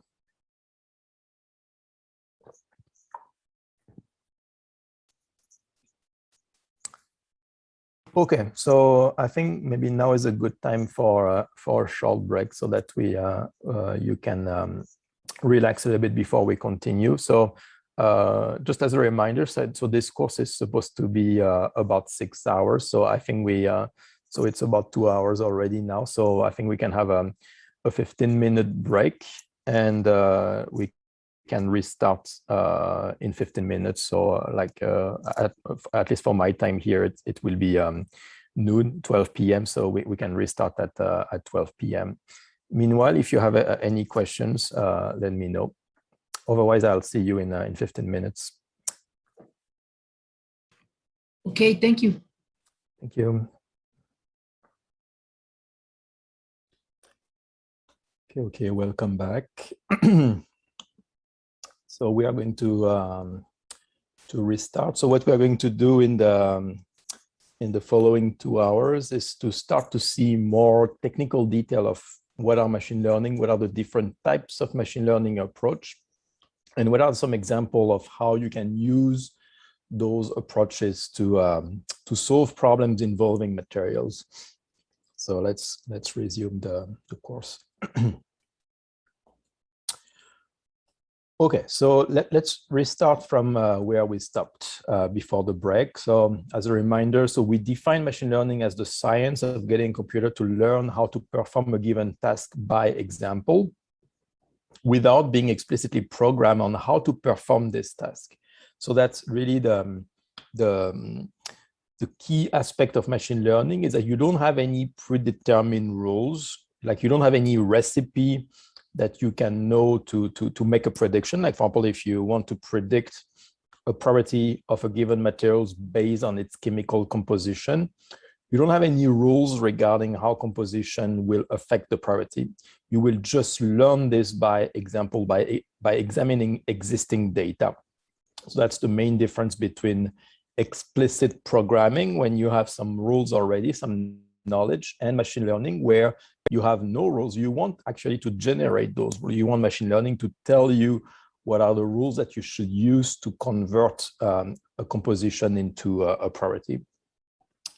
So the key steps of any machine learning approach will be those 3 steps. First, you need to have some data. That's the first thing about machine learning. Machine learning does not rely on knowledge, it relies on data. So if you don't have data, and if you don't have good data, then you won't be able to use machine learning. So you need to have some data. So that can be some data about some information about different materials, together with the property that have been measured for those different materials. Or it can be some data about the same materials subjected to different condition of temperature, different condition of pressure, different condition of irradiation, and then the knowledge of how those conditions have affected the performance of the material. So anytime you have some data about materials, then this is where you can start to use machine learning. Then the second step is once you have those data, then you will move to the learning process. So you will use a given machine learning method.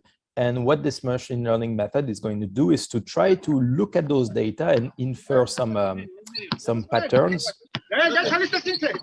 So, do you mind muting yourself if you...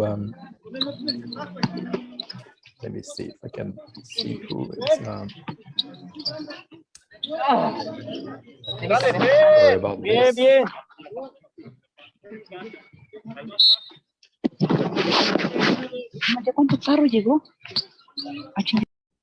Okay, so again, the second step will be to find some patterns or some relationship within the data. So that's the process of learning.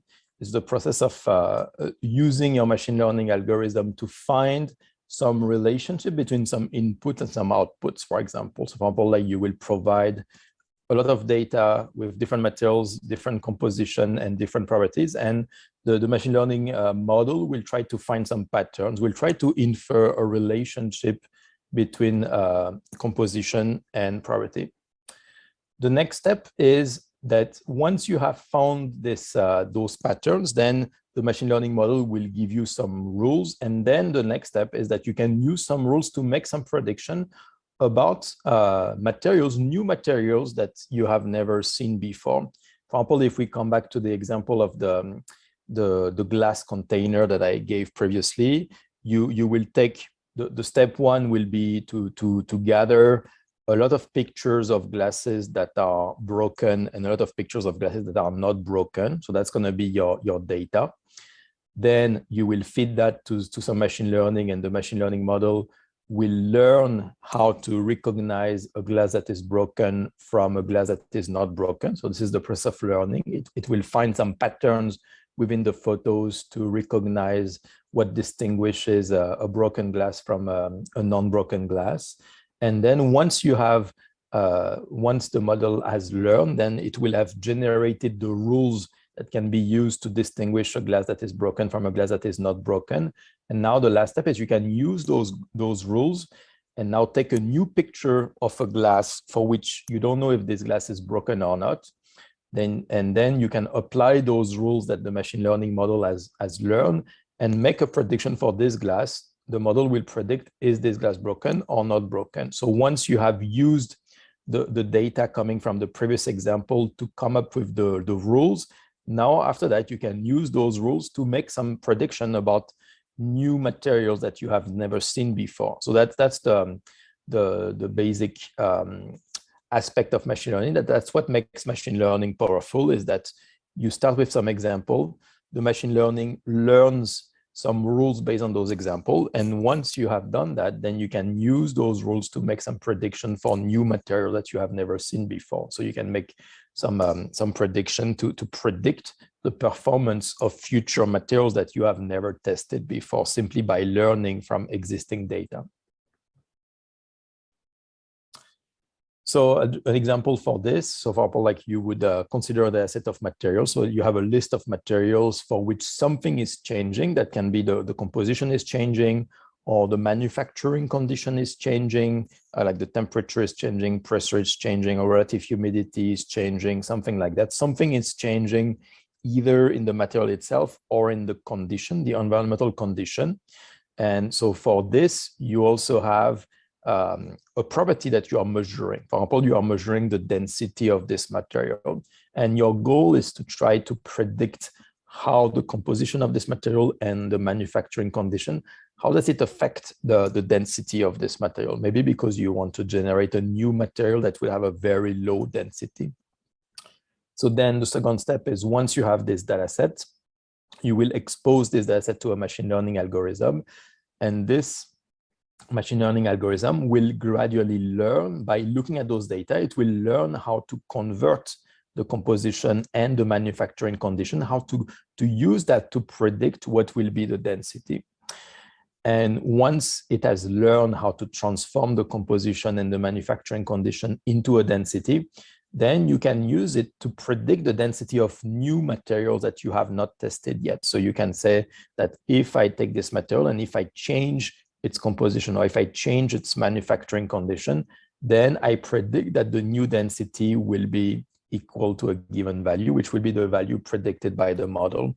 And so that's very powerful, because then it means that once you have this model that is trained, then you can directly predict, if you change the design parameter of your model, how will that affect the performance of the model. So you can do that without having to actually make the material and having to test it. You can just simply use your machine learning model to quickly predict how each design parameter will affect the properties of the material. Okay, so now let's move more into the more details about machine learning and the different types of machine learning techniques that are available and how you can classify those techniques into different groups of machine learning. So when it comes to machine learning, there is really two main families of machine learning techniques. There is what we call unsupervised learning and what we call supervised learning. And so we're going to talk about the difference between those two. So when it comes to unsupervised learning techniques, the idea of unsupervised learning techniques is when you have some data, but those data do not have any label. What I mean by that is, let's assume that you have different types of materials, but you have not tested their property yet. You just have different types of material. You know some information about those materials. You know their composition, you know the temperature, you know the pressure that you use to synthesize these materials, but you don't know any properties. You don't have any label attached to those materials, any property that have been measured. So in that case, if this is the information that you have, then the type of technique that you can use is unsupervised learning. The types of action that you can do using unsupervised machine learning is to analyze those materials that you have and group them into clusters, into groups of different materials that have some similarity between each other. So I'll show you some example of that, but you can think about this as, for example, if you have a list of different materials with different compositions, different processing temperature, pressure, etc. If you are interested in grouping those materials into different families or different groups of materials, then you can use unsupervised machine learning. Unsupervised machine learning, in this case, will analyze all the data and will try, for example, to find some similarity between groups of data, identify groups of materials that appears to be similar to each other. So that's one thing that you can do using unsupervised machine learning. This is when you don't have any label attached to the material. You don't have any property that have been measured for those materials. Another example of this would be if you have some pictures of materials. You just have a lot of pictures of a lot of materials, but you don't know. You have not measured anything about this material, or you don't know if this material is compliant or not. You just have the pictures of the material and that's it. You can use unsupervised machine learning to take those pictures and identify which pictures are the most similar to each other, to identify some groups of materials that appear to be similar to each other. So that would be one example of unsupervised machine learning. And the main example of unsupervised machine learning is clustering. It's clustering algorithm that can identify groups of data points that are similar to each other. Another example of unsupervised learning would be to identify outliers. If you are producing materials and at some point there is one material that you produce that appears to behave very differently from all the other materials, either because there has been a mistake in the measurement or there has been some kind of something that went wrong in the synthesis of this material. In that case, this material is going to act as an outlier. It's going to act differently from all the other materials. And so usually it's due to some mistake by either in the synthesis of this material or a mistake in the measurement of the property of this material. And in that case, identifying outliers, identifying materials that appear to behave completely differently from all the other materials, that's something you can also achieve using unsupervised machine learning, because you don't have any label yet. You don't know what is the characteristic of an outlier or what is the characteristic of a non-outlier. You just know that you have one point here, and this point, this material appears to be very different from all the other materials. So that would be an example of unsupervised learning. And then you have the other example, which is supervised learning, which is kind of the opposite of unsupervised learning. in the sense that now you have some labels. It means that now you have a list of materials for which you know both the design parameters. So you know, for example, the composition of the material, you know the processing condition, you know the temperature that was used to make these materials, but you also know a label, you know an output. So you know a property that has been measured for this material. So for example, you have measured the density, you have measured the elastic modulus, you have measured some mechanical properties for these materials, or any other types of property that has to be measured. And in that case, what you will want to do in this case is to build a machine learning model that can transform the input and use that to predict the output. So you will want to build a model that can take as input the composition, the processing condition, and use that to predict a given label, to predict a property that you have been measuring. So in this case, when you want to predict something, predict an output, then that would be the case of supervised learning, where in this case, you already have some example of materials for which you have both the input, the design parameter, and you also have, for the same example, the output that you want to predict. So in this case, when you have both this information, it means that in that case, we call this a labeled data set.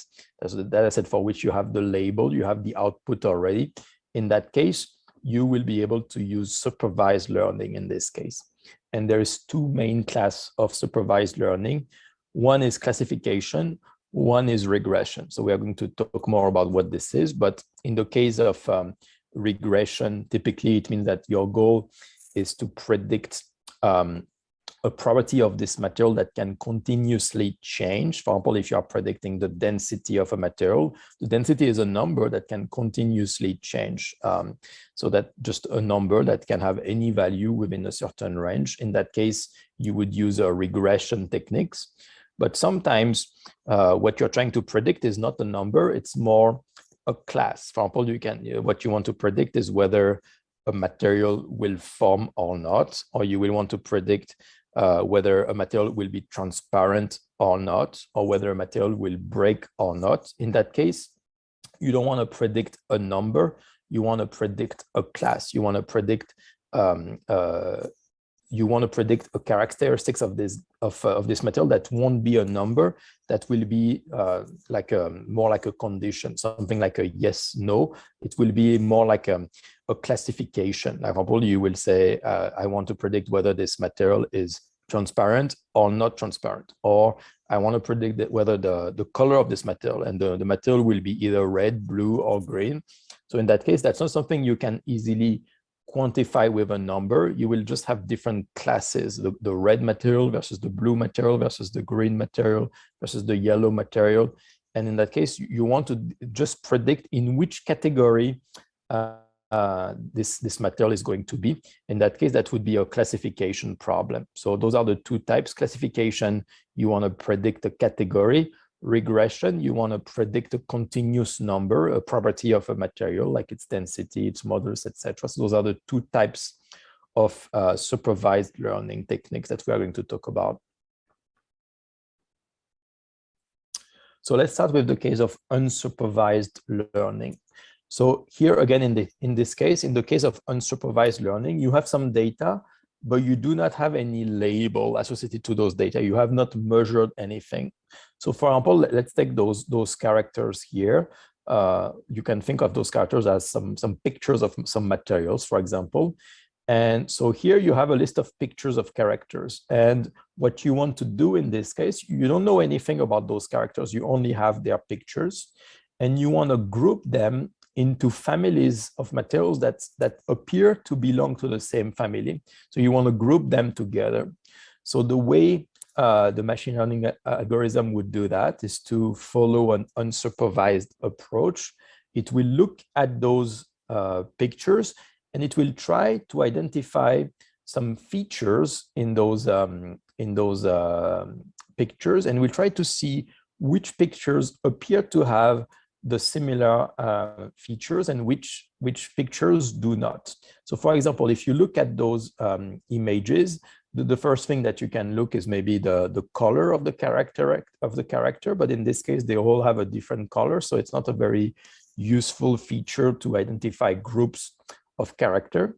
Maybe something that can be more useful is to look at if those materials have ears or not. Like, for example, like here, this Mickey Mouse has 2 ears. This rabbit also have 2 ears here. So that's in this case a common characteristics of those characters, but like most of them in this case do not have ears. So that's not the most useful feature. If you look in more detail, maybe a better feature that appears to be more effective at distinguishing those characters is to check if they have a beak, like the shape of their mouth.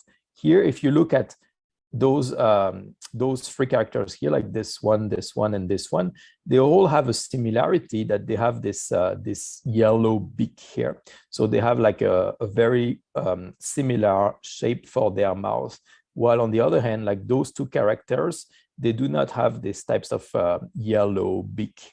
And so that would be, in this case, a features that the machine learning model will recognize as being a feature that is very different for those 2 types of character. You have the character with the beak that are most likely some kind of duck.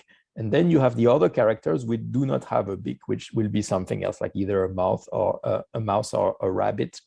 And so what the machine learning algorithm in this case will do is to look at those features and group those characters based on the one that have those similar features, like the yellow beak, and the one that do not. And so you can think of the same thing for materials. In that case, what these types of machine learning model will do is to analyze a lot of materials. You don't know anything about those materials, but you can just look at them and identify the one that looks similar to each other.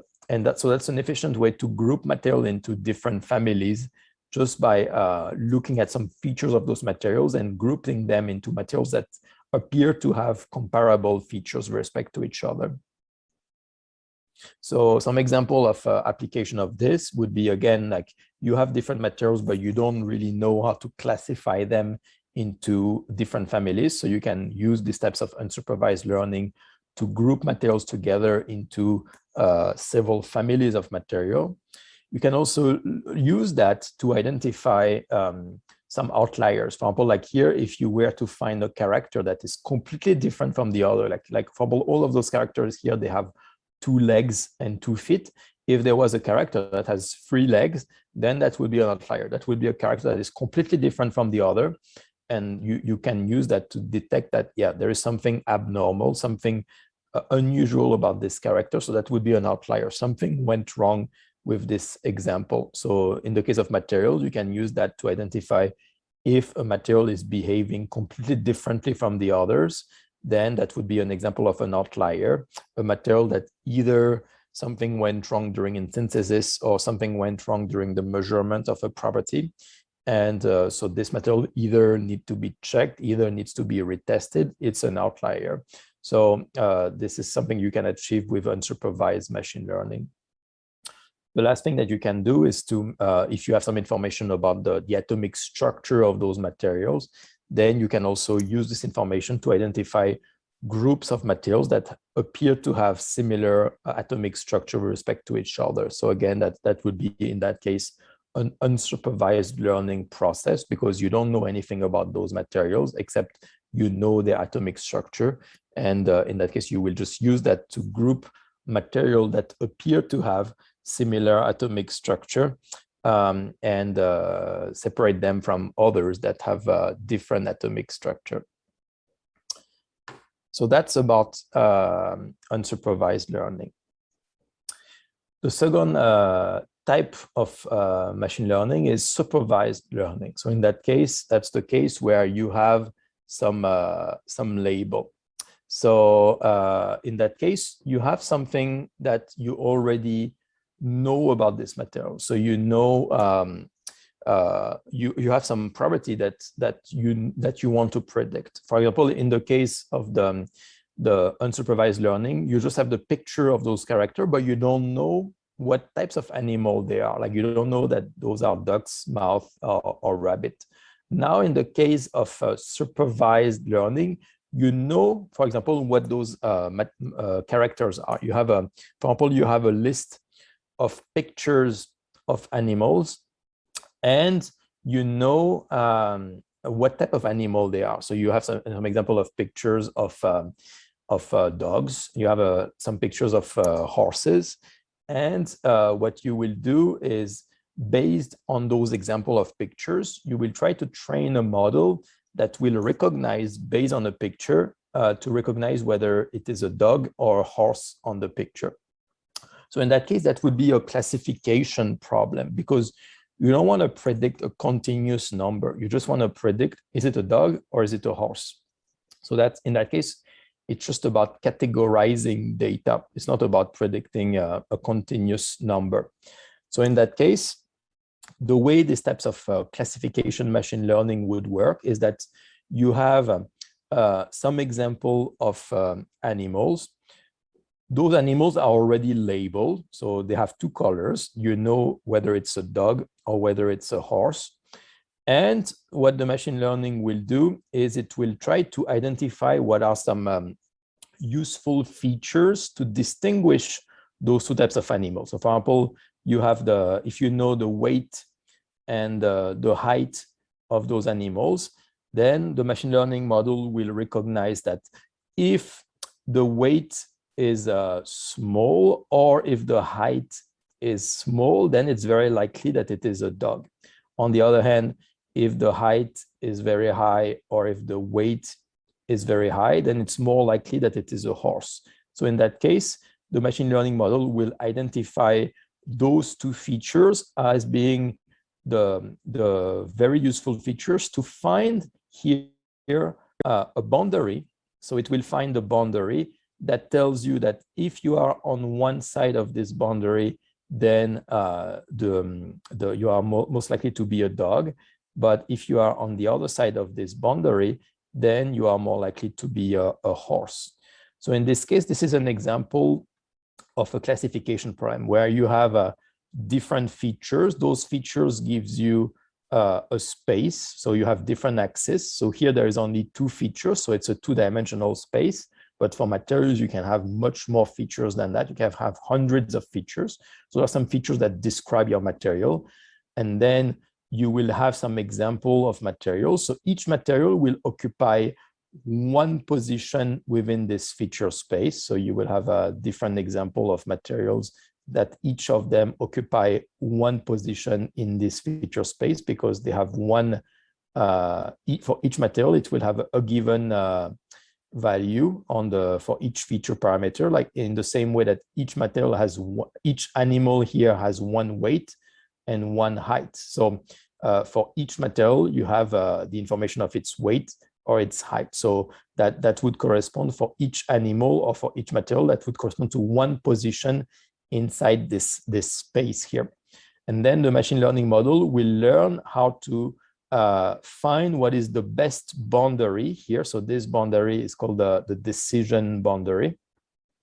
And so this decision boundary is like a hyperplane, or it's like either a line or a plane that separate the two classes of material, or the two classes of animals in this case. So the goal of this types of classification machine learning algorithm in this case is to find what is the best boundary to separate different types of materials. So by looking at various features of those materials, it will try to find what is the best boundary to distinguish, to classify those two materials into different families.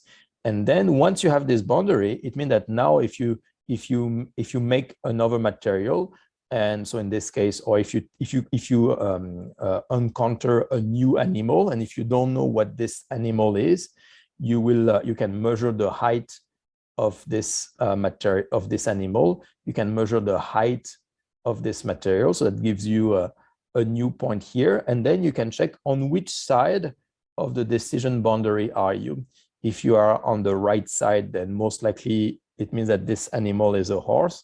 But on the other hand, if you have another animal and you measure that this animal has a pretty high weight but a pretty low height, then it means that on the other hand, this animal is very likely to be a dog. So once you have this decision boundary gives you some rules that then you can use on future animals. Even if you don't know what they are, you can, based on this decision boundary, predict if this material is going to, if this animal is going to be a horse or a dog in this example.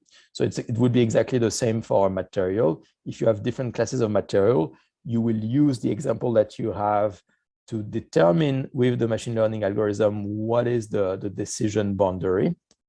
And then once you have this decision boundary, then every time you encounter a new material, then depending on which side of the decision boundary it is, then you can predict if this material belongs to category number 1 or to category number 2. So that's an example where you take some example of data that you already have, you use this to train your machine learning model. And once your machine learning model is trained, then it gives you a set of rules that you can use in the future for new material that you have never seen before. Your model will be able to predict which category this material belongs to. So one example of this would be, for example, to predict the glass forming ability of various materials. So the glass forming ability tells you if you have a given material, if you melt it, and then if you quench it very fast, is it going to crystallize, form a crystal, or is it going to form a glass? Does it mean, is it going to freeze without crystallizing and form like a frozen liquid, like a glass? So this, in this case, it would be an example of classification, because either a material will form a glass or it will crystallize. Like, so there's only like 2 possible categories. So that would, it's not, in this case, you just want to predict, is it going to form a glass or is it not going to form a glass? So that would be an example of classification, because you are not trying to predict a number, you are trying to predict just between, for a given material, which category, which class does it belong to. So an example of this, for example, is if you have, if you're working with metallic alloys, you can, for example, try to build a model where you will predict based on the composition of this metallic alloy, based on the types of atom it contains, based on the concentration of those atoms, it will predict whether this metal can form a glass, can it form a metallic glass or not. So in that case, that would be a supervised classification algorithm where you would use as many examples as you can of previous metallic alloys that can either form a glass or not. So you would have a data set that contains the metallic alloys with different composition, and you would also indicate in this data set either it can form a glass or it cannot form a glass. And then you would use those examples here to come up with a machine learning model that can find the boundary between the alloys that can form a glass versus the alloy that cannot form a glass. And then once you have this model, then you can use this model for future metallic alloys that have different composition. You will be able to use that to predict if this alloy can form a glass or not. So that's an example of classification. Another example is would be this types of quality control that we talked about. It's like, for example, if you are building, if you have a factory to produce some bottles, some glass bottles like this, then the question is how to recognize whether the glass has a defect or not. So in that case, that would be another example of classification, supervised classification, where you would do like you would consider for each bottle, like you would measure certain features of those bottles. Like, for example, you can measure their weight or measure the density. You can measure their transparency. You can look at what they look like on a picture. Like, is there any specific color or a specific bubbles? So that would be some features that you would measure about those bottles. And then what you would also have some example of bottles that you know are defective, and you would have measured all of those properties for the defective bottles. And you will also have some other example of bottles that you know are not defective and for which you would have measured all of those things. And then you will use that, you will provide all of those examples to your machine learning algorithm, and the machine learning algorithm will learn how to recognize a glass bottle that is defective versus a glass bottle that is not defective. By looking at all of those features, it will try to find the boundary between those features that differentiate a glass bottle that is defective from a glass bottle that is not defective. So that would be another example of supervised classification. It is supervised because you provide some example of data where you already know what you want to predict. You already know, for some example, whether this glass is defective or not. And it's a classification algorithm because you only want to predict different categories. You don't want to predict a continuous number. So that would be an example of supervised classification. Then the last example would be supervised regression. So it's still supervised. It means that you know already the label for each data. So you know for each material, you know something that has been measured about this material. That's what you want to predict. But in that case, what you want to predict is not a class. You want to predict a number. So for example, an example of supervised regression is if you want to predict the price of a house, and what you know about this house, for example, would be its size. You know the surface of this house. Maybe you know some other things about this house. You know how many rooms it has. You know in which district it is located, if it's a good neighborhood or a bad neighborhood. You know if this house, like how old this house is. So you know various features about this house. And in that case, what you want to use is to use those features that you know about this house and to build a model that can convert those features into something that you want to predict, which is the price of this house, how expensive this price is. So in this case, that would be an example of regression problem, because what you want to predict is a continuous number. Like you want to predict the price of this house, which is going to be a continuous number that can continuously change. So in that case, that would be an example of regression model, where you would start with some example of houses for which you already know their price and you already know their features. So you already know their surface in this case, but maybe you already know some other things like the number of rooms, the age of the house, etc.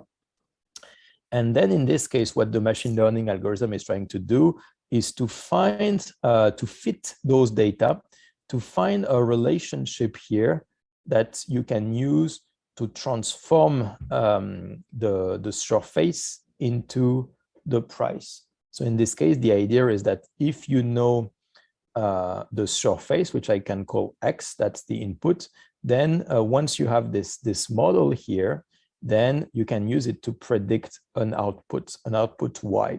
So in the case of material, you can think about those inputs are going to be the composition of the material or the temperature or the pressure, etc.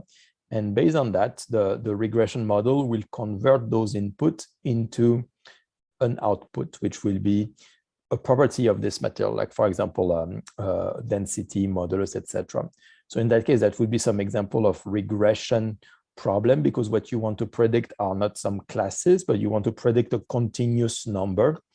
And it's going to be supervised because you are going to do that based on some example. Like in this case, you have all of those examples of houses for which you already know their features and you already know their price. But it's going to be the same for materials. If you have already a data sets of materials for which you already know, for example, their composition and you already know their property, then in that case, those data are already labeled.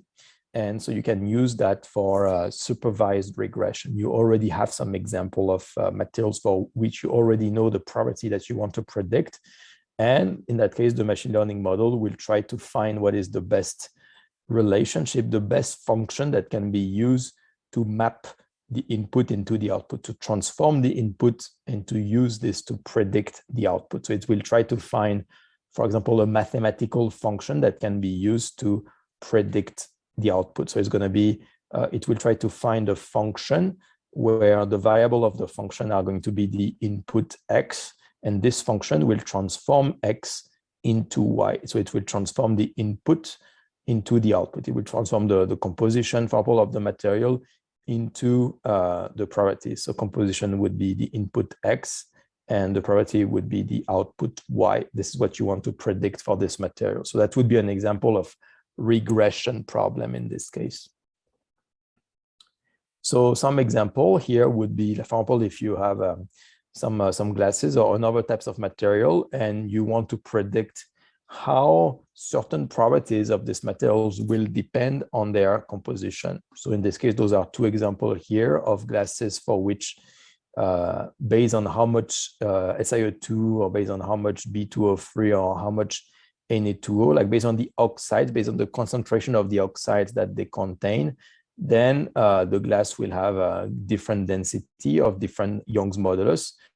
So in this case, that would be a supervised regression problem where you would start with some example here, like you have some example of different glasses for which you know their composition and you know their density or their Young's modulus.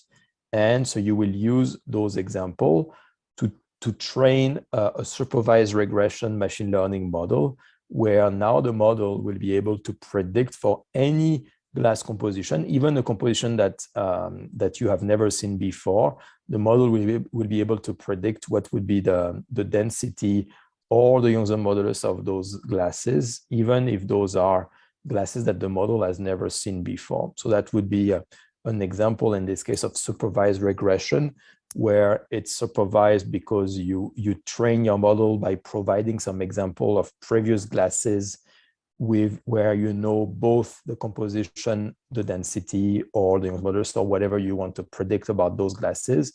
And it's a regression problem because you are trying to predict a continuous number. You're trying to predict the density, which is not simply a category, it's a number that can continuously change within a certain domain. So that would be an example of regression rather than a classification problem.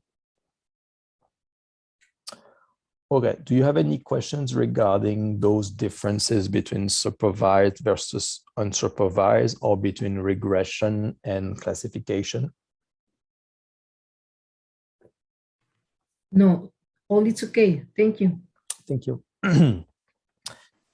Okay, so now we are going to focus more on regression algorithm. So regression is something that is typically very common in materials, because commonly in materials, you want to predict some kind of properties. So you want to predict the performance of those materials. So in this case, that would be a regression problem, where you want to predict a property for this material, a performance metric that can continuously change. So in this case, so let's take an example where, for example, you want to, you have a list of materials for which you know some features. So you know the composition, you know the temperature that was used to make these materials, you know the pressure, etc. So those are going to be the inputs. So that's what I call capital X here. Those are the inputs. And then you have the output. So the output is what you want to predict. So for example, the Young's modulus or some other properties of those materials. And so here, the goal of a regression problem is to find what is the best function that can transform the input into the output. So if you know the input X, you want to find what is the best function F that will transform the input X into the output X.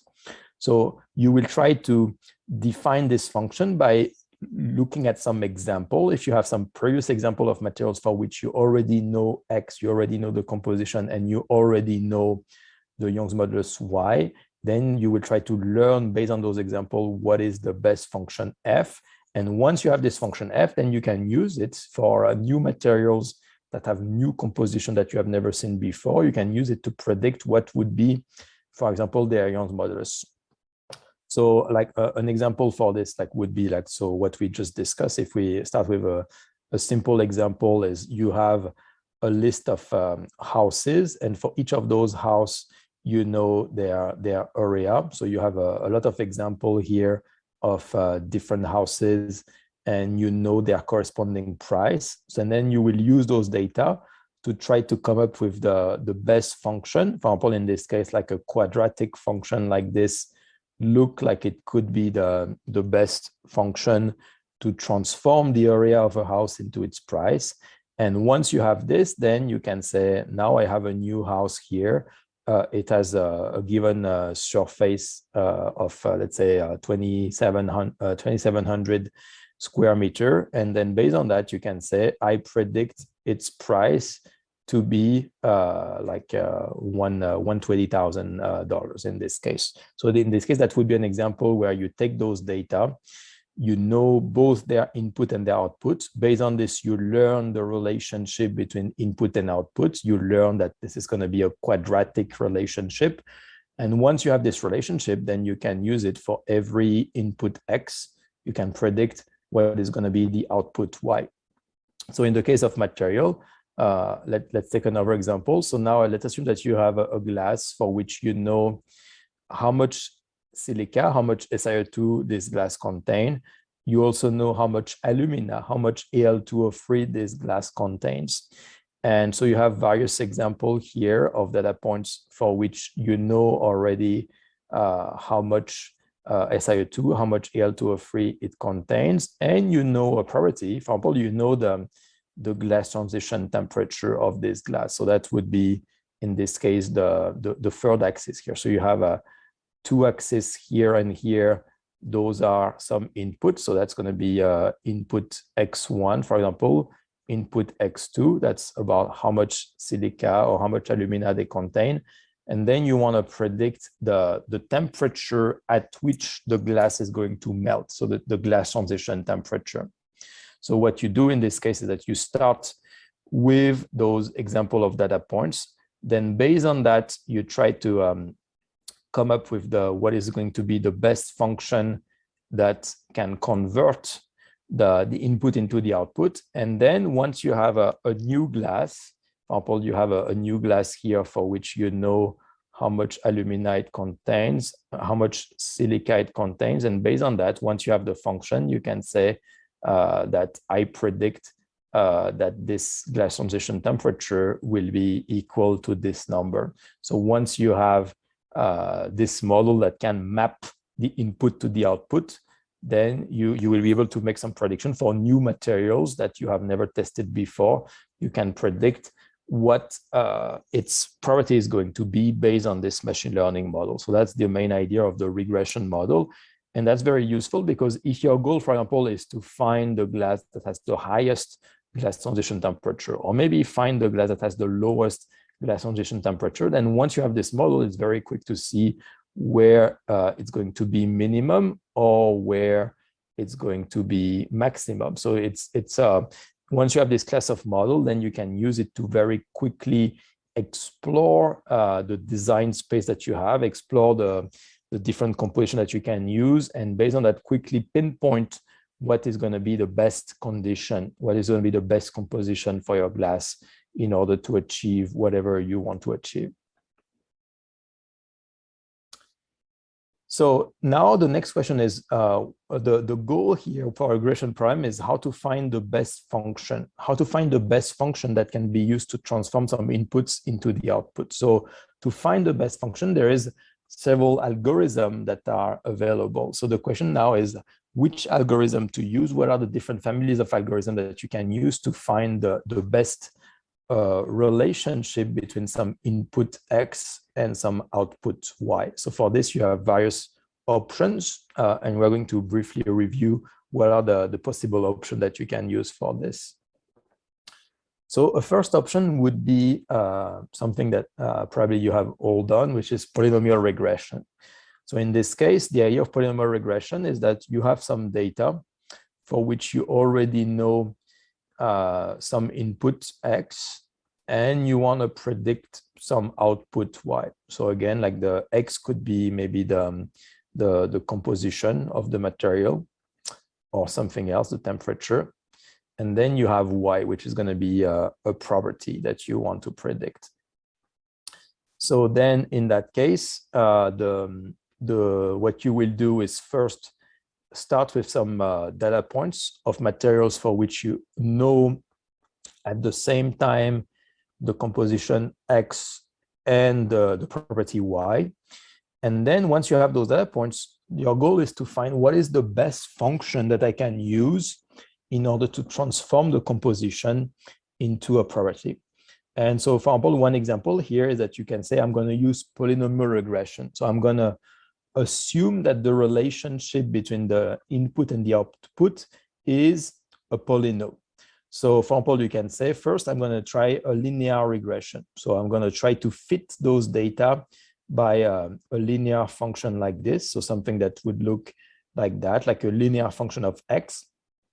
But here, if you do that, you find that you cannot really describe the data by a linear function. A linear function is not really fitting very well the data. It's not interpolating the data very well. So in that case, in the case of those data, for example, you can describe the data much better by fitting those data with a quadratic function, something that depends also not simply on X, but also of the square of X. So in that case, using a polynomial of degree 2 would be a better choice to describe the relationship between the input and the output. So in this case, this is what you can do with polynomial regression. You have some inputs. You will assume that the output can be expressed as a polynomial function of the input with a given degree. Like, for example, if you use a degree 1, that's going to be a linear model. If you use a degree 2, then that's going to be a quadratic model. You could also say, I'm going to use a degree 3. So that's going to be now a cubic model, etc. So you can assume a given degree for your polynomial.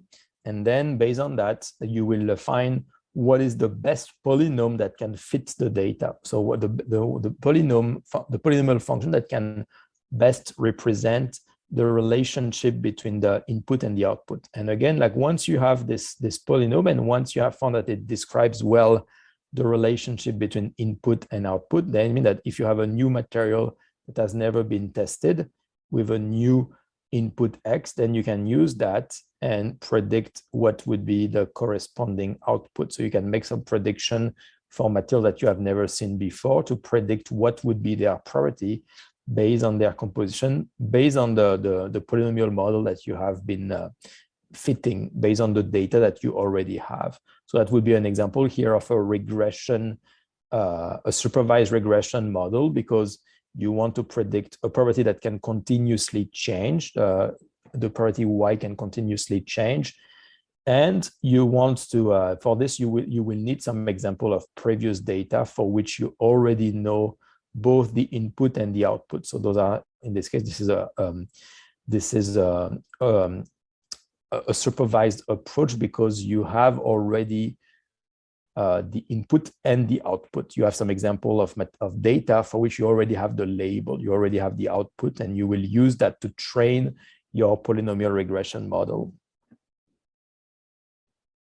So then the question is, how do we do that? So if you have some data, so let's assume that you have, for example, some data here for which you know the input X, and you have some output Y that you want to predict, and you have some example of measurement that you have been doing for different materials with different composition X, for which you already know the output Y. Then the question is, if you think that those data can be described by a linear relationship, is how do you find the best linear relationship that describe those data? So in this case, it's very simple. Like you can just do a linear fit of the data. But in some cases, if your model is more complicated than a linear relationship, then it becomes harder to find what is the best relationship, what is the best function that is going to transform the input X into the output Y. What is the best function here?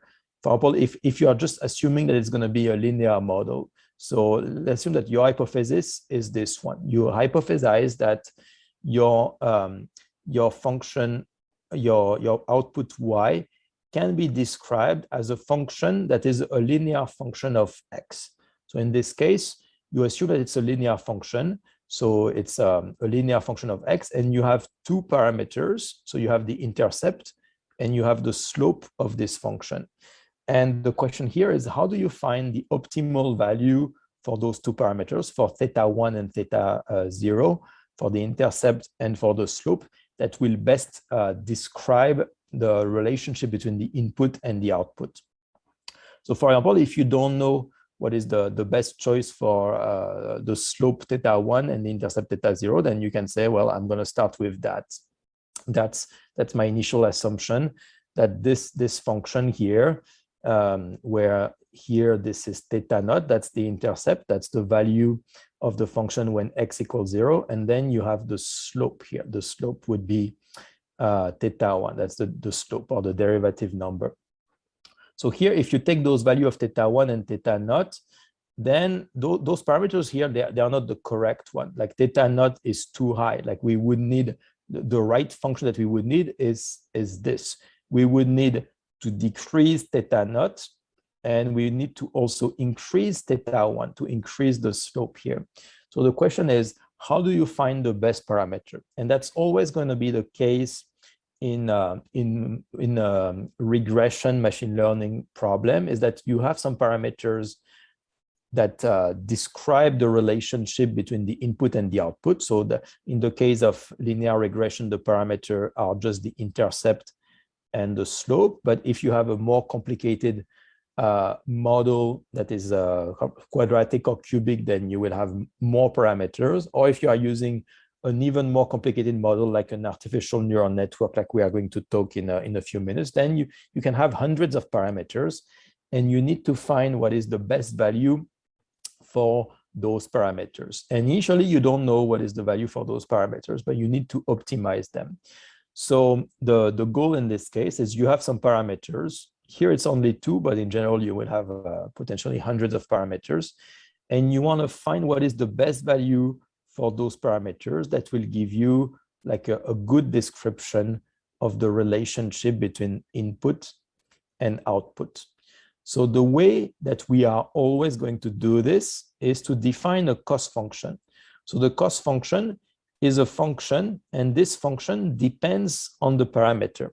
So this function will calculate for each parameter how good is your model. So for example, if you have some data points here, so you know the input x, you want to predict the output y, you have some example of data points, then you are going to start by making an assumption, making a hypothesis of what you think are good values for θ1 and θ0, like for the parameters. So let's assume that you start with that, which is obviously not a very good initial guess.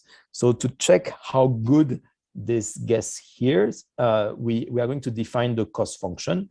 To define the cost function, what you are going to do is to measure the distance between the actual data points that you have and your model. So in this case, for example, you are going to measure for each data point I that you have. So this would be I equal 1, I equal 2. So that would be the different data points that you have. So for each data point, you will measure the difference between the true data point that you have. So that would be y. This is the true data point that you already know. And you measure how different it is from the prediction of your model, where your model would be this h of x. So h of x this is what your model predict. Like for a given x here, your model predict h of x. So what you do is that you measure the difference here between the prediction from your model and the actual data points, and you will measure this for all the data points. So you will get all the differences here between your model and the actual data points. Then you put everything to the square so that it doesn't matter if you are making a positive or a negative error. And then you take the sum over all the data points. And if you want, you can divide by the number of data points, although it doesn't really matter. And so this will give you a cost function. This cost function is a number, and the smaller this number here is, the better is your model. For example, if your model was like this, then the difference between your model and the data points would be very small. So that would be a very small j. For this choice of theta 1 and theta naught, you would have a very small cost function. But if you use the wrong theta naught and the wrong theta 1, then you will have a very large cost function j. So this cost function j here, by calculating the difference between the prediction from your model and the actual data points, it's telling you how good your model is. It's telling you for those parameters, theta naught and theta 1, it's telling you how good those guesses are. And so your goal here will be to find what are the best value for theta 1 and theta naught that will minimize this cost function. So you can summarize this like this.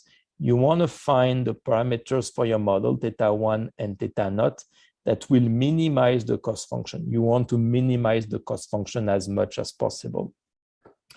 So this can be represented like this. So you have your data points. You will try different combination of theta 1 and theta naught. For each combination of theta 1 and theta naught, you will get a given value for the cost function.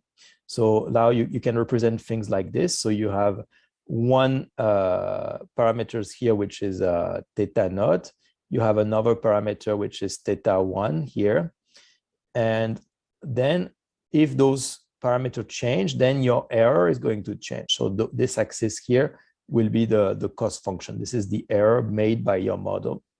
And your goal here is to find this. It's to find the combination of the parameter theta 1 and theta naught that will give you the minimum cost function. So you want to find the parameters for your model that will give you the model that has the lowest distance from the actual data points, the model that fits the data point the best. So this is what will be the base of most machine learning algorithm, most regression machine learning algorithm, is that you have some parameters and you will need to adjust those parameters in order to minimize a given cost function. So you will want to minimize the given cost function j to ensure that your model is as close as possible to the actual data points that you have. So that's the main idea of how you train a model. Training a model means you adjust the parameter to try to fit the data as well as possible. So there is various algorithms that you can use for this to find what are the best parameter that will minimize a given cost function. So we're going to talk about one here. And so this algorithm is the gradient descent. So the idea of the gradient descent is as follows. So you want, again, your goal is to find what are the best parameter, theta 1 and theta naught, that will give you the access to the minimum of the cost function. So of course, if you had this plot in front of you, then it's very easy to quickly see where the minimum is. You can just see that the minimum of the cost function is here. So if you have the evolution of the cost function as a function of the model parameter, then it's very easy to do. But in practice, you will never know that because you cannot test all the possible values of theta 1 and all the possible values of theta naught. You cannot try everything to build this entire plot here. What you can do is try initially with a given combination of theta 1 and theta naught, measure what is the corresponding error. And then based on that, you need to decide how are you going to change the value of those parameters. How are you going to adjust? How are you going to change theta 1 and theta naught to try to make your model becoming better? But you don't know initially where the minimum is. If you knew already where the minimum is, then that would be a very simple problem. But initially, all you have is just this point here. So you know a first point for which you know the value of the cost function for a given choice of the parameter theta naught and theta 1. And based on this point, you want to decide what should be the new theta 1 and the new theta naught that you should be trying next. So for example, in this case, what you want most likely is to decrease theta 1, and you also want to decrease theta naught, because it's going to give you a new cost function that would be lower. You're going down, you're going towards a lower and lower cost function. So here the idea is how can we decide in which direction should we change theta 1 and theta naught? So this is what you can do with gradient descent. So here the idea is that it's the same as if you were walking in some like mountain area, and you start from there, and your goal is to find where is the lowest possible point. Like you want to find where is the valley here, what is the point with the lowest altitude. So again, if you can see around you and you can see where the point with the lowest altitude is, then that's a very easy problem. You will just directly go there. But if there is some fog, for example, if you cannot see around you, then the question is, if you are here, in which direction should you be moving? In which direction are you the most likely to find the minimum? And so the idea of the gradient descent algorithm is that you will calculate the gradient of where you are. You will calculate in which direction does the altitude decreases the most. You will try to look towards the direction where the altitude decreases the most, and then you will move towards this direction where the altitude decreases the most, because that's the direction that is the most likely to bring you towards the minimum, to bring you towards the valley where the altitude is the lowest. So here it's going to be the same idea. You start with a given data point, and then you need to find in which direction, how to change the value of theta 1 and theta naught. What is the direction of theta 1 and theta naught towards which the cost function j is going to decrease the most. And so one way to do that is to calculate the gradient. Why? Because if you calculate the gradient, so you calculate the derivative of the cost function with respect to theta naught, and you also calculate the derivative of the cost function with respect to theta 1. So if you do that, so you calculate the partial derivative of the cost function with respect to theta naught, the partial derivative of the cost function with respect to theta 1, this is the gradient. This is the gradient of the cost function with respect to theta 1 and with respect to theta naught. This gradient gives you the direction towards which the cost function increases the most. So if you calculate the gradient of this cost function, it's going to tell you that this cost function increases the most towards this direction. And then what you will want to do is, if the gradient is pointing towards this direction, then you will want to go exactly in the opposite direction. You will want to go towards the direction where the gradient is the lowest, because that's the direction towards which the cost function is going to decrease the most. So here, the main idea of the gradient descent algorithm is that you will calculate the gradient of your cost function with respect to the parameter theta 1, theta naught, etc. Then you know that if you are going to if you want to change those parameters in a way that will minimize the cost function, you need to move towards the direction that is opposite to this gradient. So you will need to add a negative sign here. If you add the negative sign, now it means that you will be moving towards the negative gradient, towards the direction where the parameters are decreasing the most. Then, so what you will do is that you will say that initially I had a parameter theta naught. That was your initial choice of parameter. So I'm going to call it theta naught 1. That's your initial choice of parameter.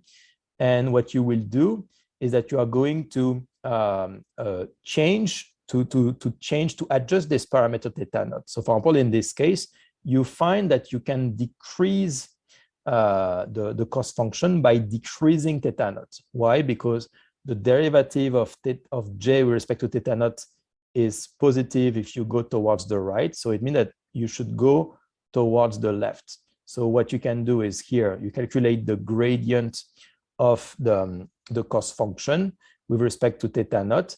If the gradient is positive, then it means that the cost function j is increasing as you are increasing theta naught. It means you should be moving towards the left. On the other hand, if you were here, then the gradient would be negative. In that case, the cost function is decreasing when you increase theta naught. So in this case, if the gradient is negative, then it means that you need to move towards the right. So you always need to change the value of the parameter in the direction that is opposite to the gradient. So if your gradient is positive, then you will want to decrease theta naught. So you will do minus the gradient. But on the other hand, if the gradient is negative, then you will do minus a negative gradient. So that will actually increase theta naught. So here, what you will do is that if you have a given initial value of theta naught, you want to predict what should be the next value that you should try. What you will do is to take the initial value of theta naught, and either you will increase this theta naught or you will decrease this theta naught. If the gradient is positive, then you will decrease theta naught. If the gradient is negative, then you will increase theta naught. So you will always move towards the direction of the negative gradient.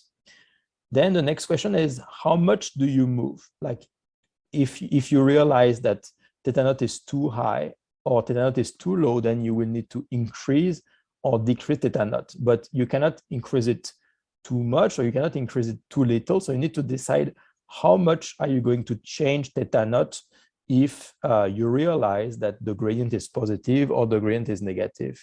And so for this, what you're going to use is to add a parameter here. This parameter alpha, it's called the learning rate. And this parameter alpha tells you how much you are going to change the value of the parameter of your model if you realize that the gradient is either positive or negative. So here the idea is as follows. If you are here, for example, so here your model is increasing a lot, like the error of your model J is increasing a lot. It has a very large gradient. So in that case, this gradient here is going to be very large. So you will want to move a lot because you know that the gradient is very large. It means that most likely you are very far from the minimum. But on the other hand, if now you are at this point, you are very close to the minimum, the gradient is much lower because you are closer to the minimum. The slope is much lower, so you will want to move less. So when the gradient is very high, you will move a lot, but when the gradient is very low, then you will move a little bit. So the change in delta is going to be proportional to the gradient. So you will have a number here. This learning rate is a proportionality constant.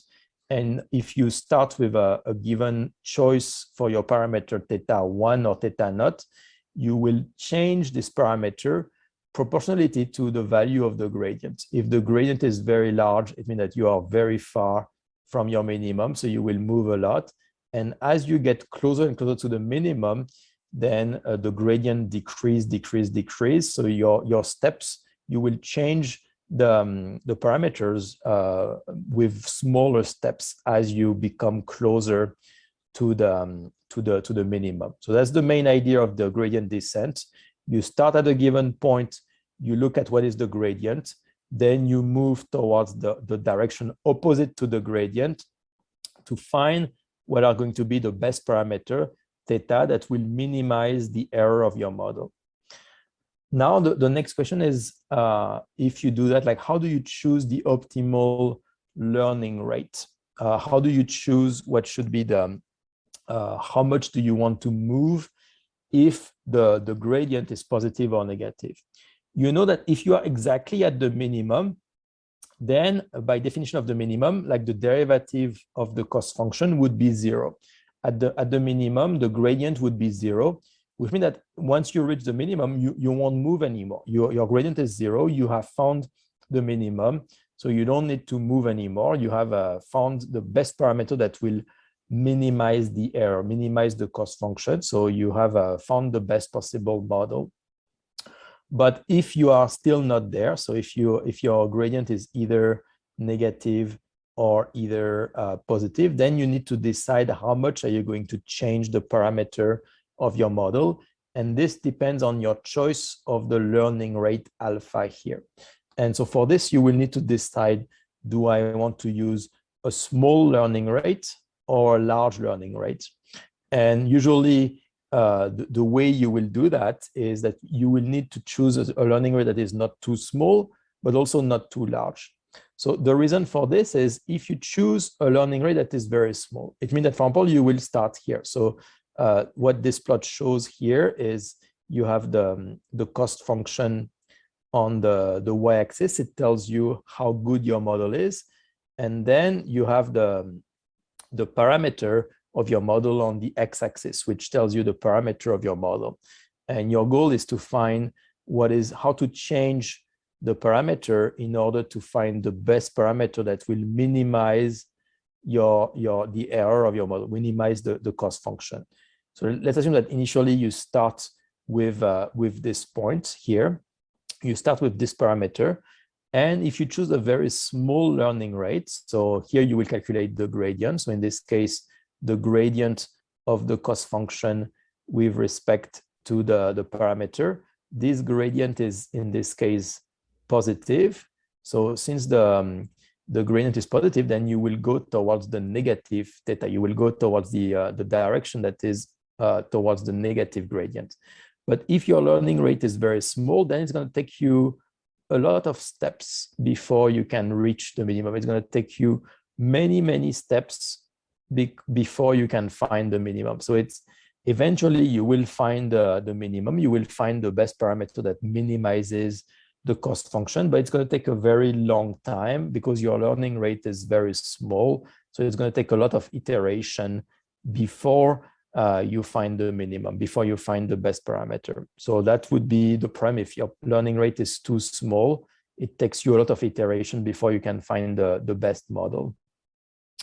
On the other hand, if the learning rate is too high, then that's even worse, because it means that you will change the parameter too much. For example, here, if you start from there, initially here, the gradient is negative. So the cost function is decreasing with respect to theta. So that's an example of negative gradient, which means that you will move towards the positive theta.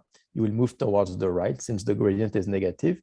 But if your learning rate is too large, then you will move too much. You will move so much that you actually increase the cost function even more. Like you move directly towards there because you want to move a lot. So now you reach a point where now the gradient now becomes positive. So it means that you will want to move now towards the left. So you will move, and again, you will move a lot. So you will really overcompensate. Now you're back to a region where the cost function has a negative gradient. So you will move towards the right. And again, you will move too much.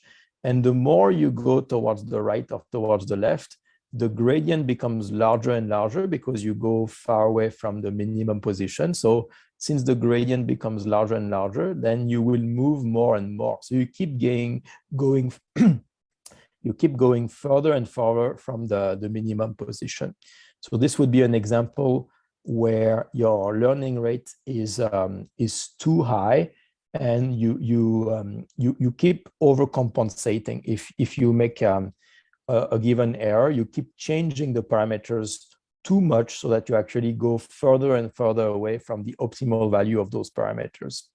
So ideally, the way that you should do it is that you should choose a learning rate that is going to be in between those two extremes, a learning rate that is going to be not too small so that you will still find the answer without too many iteration, but also not too large so that your optimization is not unstable, that you can actually decrease the cost function. So like typically what you should do for this is if you're trying to train a machine learning model, so it's going to take several iterations where you start with a given choice for the initial parameter. Then you are going to slightly change those parameters step by step using this gradient descent technique. You're going to try to increase or decrease the value of the parameter. And so you will do that iteration by iteration. And what you hope is that gradually the cost function will decrease. So if you start initially at iteration number one, your cost function is going to be initially like this. If your learning rate is too small, then your cost function will slowly decrease, but it's going to take a lot of time before the cost function becomes close to zero. So it's going to work, but it's just going to take a very, very long time. So this would be if your learning rate is too small. On the other hand, if your learning rate is too high, then you will be in this case here where your cost function is actually keeps increasing. So in that case, your model becoming worse and worse. So that would be a case where your learning rate is too large. So what you want ideally is to find the optimal learning rate that will give you something like that, where your cost function quickly decreases and then converges towards a cost function that is very close to zero. So that would be the case where you have, in this case, an ideal learning rate that is not too high, not too low. So the idea here is if you want to find the best learning rate, initially you won't know what is the best learning rate. So you need to try several learning rates to track how the cost function decreases as a function of the iteration, and to check that first your cost function, your learning rate is not too large that your cost function would actually increase over time, or that it's not too small that it takes forever for the model to find the best parameters. So you want to find the ideal learning rate is going to be the one in between those two extreme cases where your cost function decreases as quickly as possible and then converge towards a low value for the cost function J. Do you have any question about this? So this is an important point because this is going to be the base of any kind of training a machine learning model.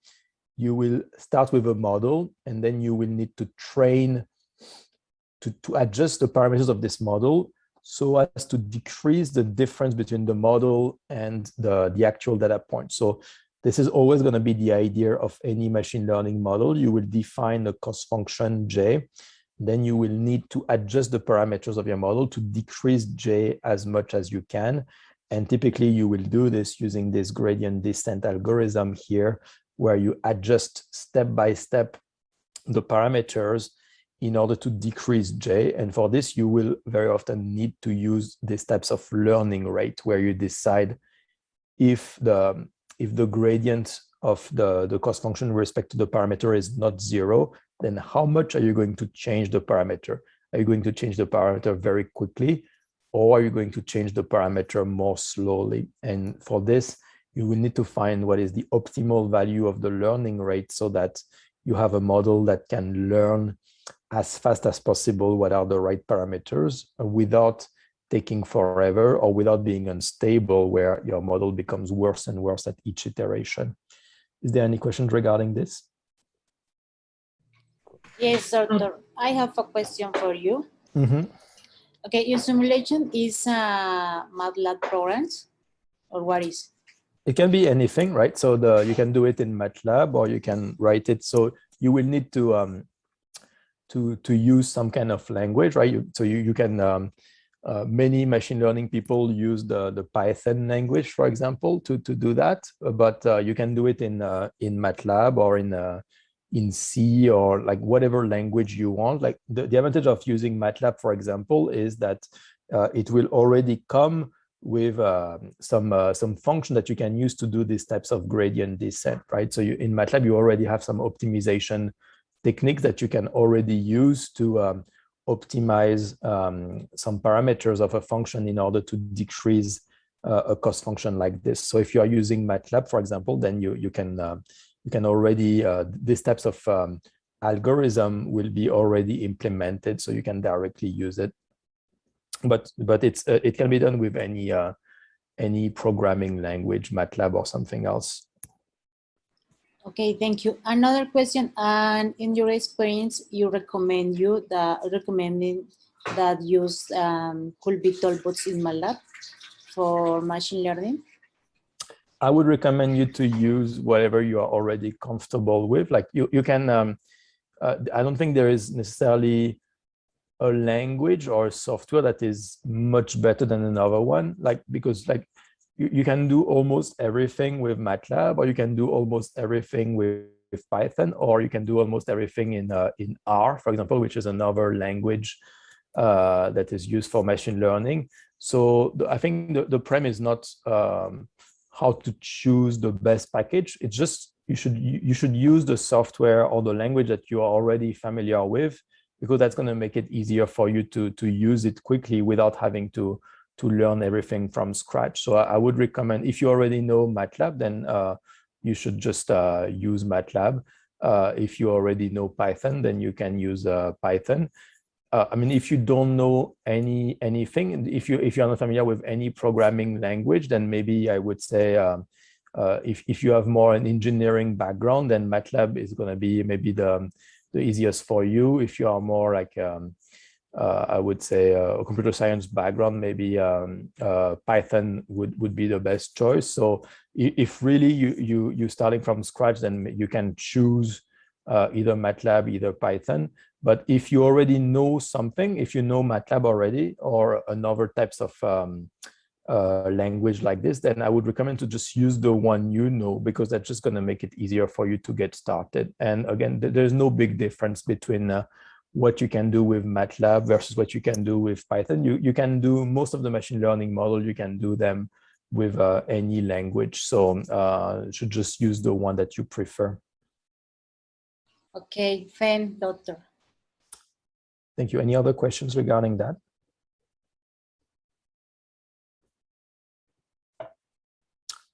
Okay, just one thing. So in this course here, since it's a little bit short, like we don't really have time to actually see some example of how we would do that in MATLAB, like with some actual coding. But if you're interested, I have some other videos online where I have some actual example on how you would do that in MATLAB, the actual function and the actual code that you would be using. So at the end, I can send those videos to you if you want to actually see some example of how you would do that in practice in MATLAB. But in this course, I'll focus more on the ideas and the theory behind machine learning. But like to use it in practice, I would refer you to some other videos where you can see step by step or line by line how to do that in practice.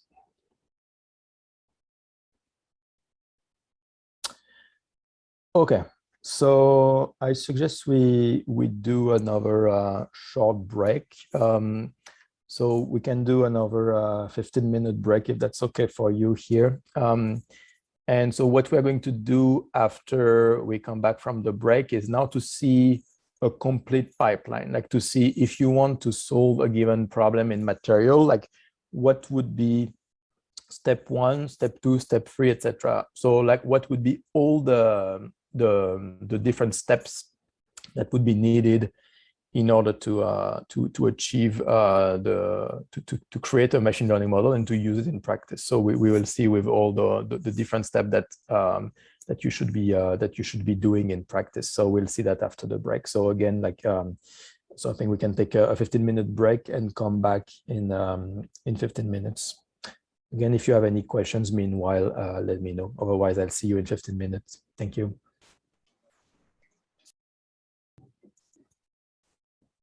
Welcome back. So I'm gonna restart like the third and last part of this course. Again, if you have questions, feel free to stop me as we go. So now what we are going to talk about is how to in practice, what would be the different steps from the very beginning to the very end of if you want to develop and deploy a machine learning model to predict, for example, the properties of a given material? So we're going to see like what would be what we call the pipeline. So the pipeline would be the different steps that are needed in order to get there from the very early stage to the later stage. Okay, so there in total, there's going to be like, I think 8 to 9 steps, something like that. So like, and each step is can be important, but some to some extent can be more important than other. And to some extent, like the most important step, because it really enables machine learning, is to accumulate data. So if you don't have data, then you won't be able to do any kind of machine learning analysis. So that's really, to some extent, the most important step. It's to accumulate data. And so accumulating data about materials means that you need to create some kind of data set that contains for a list of different materials or for a list of different conditions to contain, like, for those conditions or for those materials, what is the corresponding property. So it needs to be like a data set where you have different materials for different composition, for example, and the associated measured property, or a different material under different condition of temperature, pressure, etc., together with this property. So that's going to be the first step. And so gathering those data means that either you're going to do the experiments yourself, so generate your data yourself in your group by doing some experiments on different materials with different conditions, etc., or you are going to gather those data from the literature to source and to mine different publications, or you can use some libraries or some database of material properties that have been curated already. And so the main aspect behind this is that you need to make sure that, since machine learning only rely on data, you need to make sure that your data set will contain good data. If your data set contains bad data, then your machine learning model will be bad as well. So everything will rely on that. So this is going to be a very important step, which is to ensure that your data set is of good quality. If your data set is of bad quality, then all of your subsequent machine learning analysis will also be of bad quality. So then the next question is, what do we call good data? So like a good data would satisfy several conditions. So the first thing about data, which is sometimes the main bottleneck, is that it needs to be available. So if the data is not available, then you cannot use it. For example, if you find a publication that reports some result, but if the data are not provided as part of this paper, then you would not be able to use it unless you contact the author and they are willing to share their data. Or sometimes company would not be willing to disclose their data, like, so they would keep the data private, proprietary. So in that case, that would be very difficult to access them. So the first attribute that is needed is that this data, you need to be able to access it. So it needs to be available. So that's one thing. The second thing is that the data needs to be complete. So what it means to be complete is that you need to know all the relevant features that fully describe a material. For example, if you have different material that are tested and you know the property that are measured for this material and you have access to this data set, but if there are some information missing about, for example, what was the temperature during the test, or what was the relative humidity, and if those features that are missing, if they turn out to be important, if those features are also influencing the properties of the material, if they are influencing the results, then if you don't have access to those details, then you would not be able to develop a model that can predict properties. Because if this property depends on temperature, and if you don't know what was the temperature that was recorded when then this property was measured, then you won't be able to teach the model how to predict the value of this property if it didn't know what was the temperature during the measurement. So the data needs to be complete. And so when I said by data needs to be complete, it means that you should need to know all the information that you need in order to make the prediction. So if you don't know the composition of the material, if you don't know the temperature, if you don't know the relative humidity, or if you don't know other parameters that are influential, then you would not be able to train a machine learning model. You don't always need to know all those details. For example, if temperature does not really matter, if relative humidity does not matter, then you don't need to know it. But if it's something that matters, then you need to have this information as part of the list of input so that your machine learning model can learn how to relate the input to the measured property. Another thing that is pretty important is the data needs to be consistent. So consistent means that the data that you get, they need to be obtained using the same protocol. And that's a problem if you, for example, going to gather data based on the literature and you're going to use data prepared by different groups, then there is a risk that those data might not be consistent because maybe different groups are not using the same protocol to test material. Maybe they are not using the same equipment. And sometimes maybe even if it's not the same operator, even if it's the same group, but it's a different person doing the experiments, like they might get different result out of this.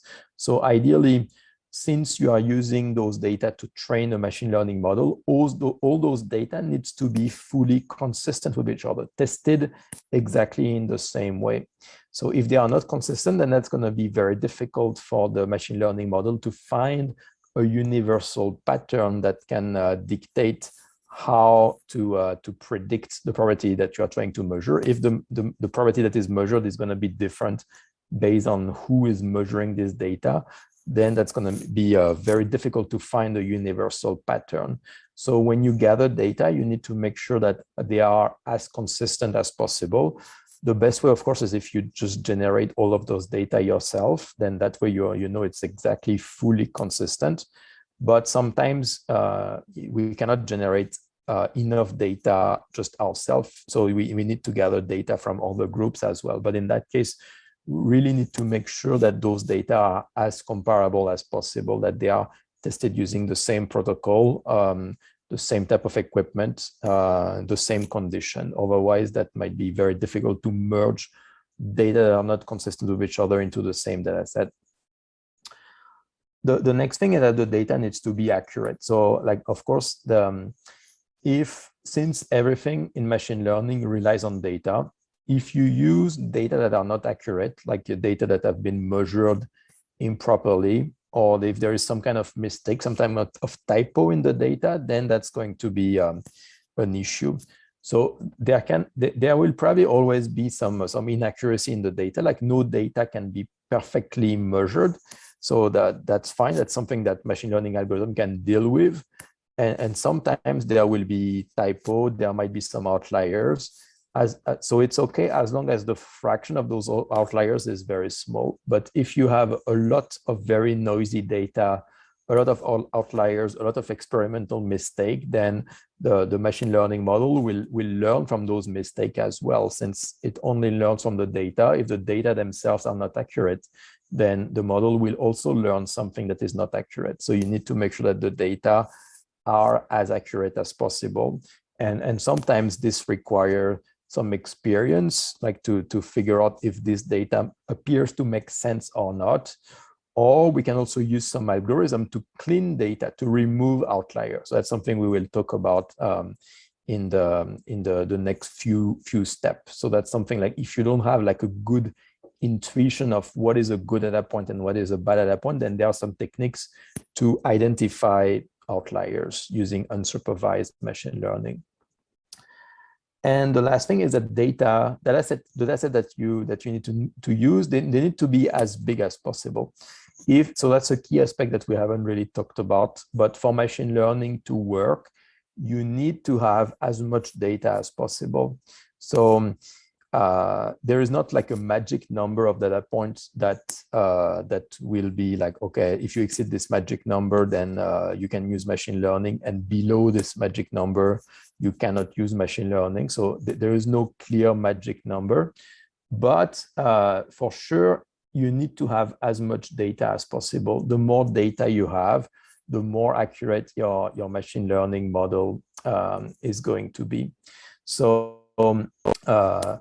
if you are going to solve a problem using machine learning, then you need to make sure you have as much data as possible.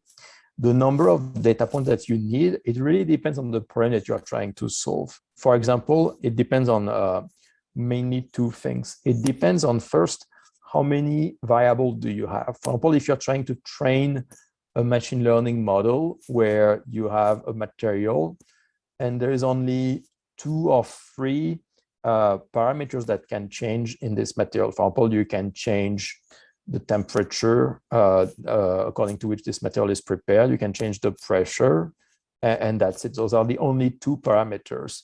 And then based on those 2 parameters, the property of the material is going to change. If you have only 2 parameters, then having just maybe something as low as 20 data points might be enough to start training a machine learning model, because the number of variables is very low.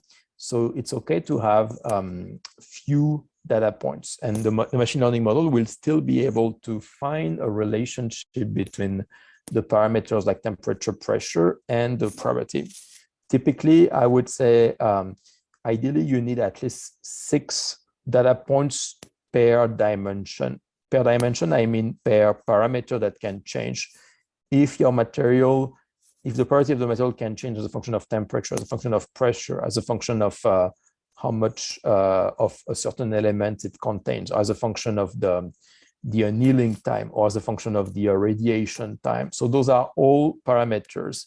And the more parameters you have, the more data points you need in return for to be able to train a machine learning algorithm. So ideally, every time you have 1 parameter, you need to have at least, I would say, 6 data points with different values for this parameter. So the more parameters you have, you will need more and more data points in return for the model to be able to find a pattern between the variable, the input variable, the design parameter, and the corresponding material property. Another aspect also that can play a role is how complex is the relationship between the parameters of your material and the property.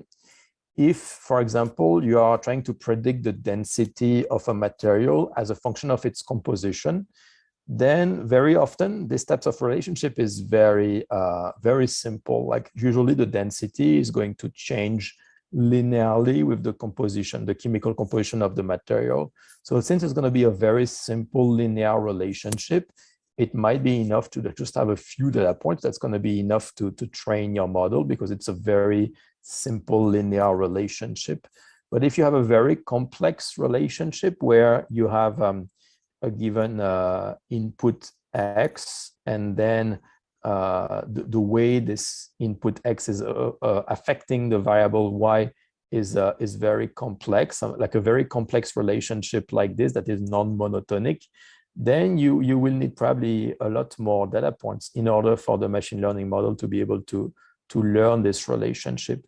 If you have just a few data points, like 1 data point here, 1 data point here, and 1 data point here, then your model will think that it just should be a linear relationship. Your model will not be able to guess some complex relationship if it doesn't have enough data points to be able to be exposed to the complexity of the relationship between the parameters of your material and its properties. So a very important aspect is to have as much data as possible, to have a data that is large enough to really be able for the model to learn the complexity of the relationship between the input and the output.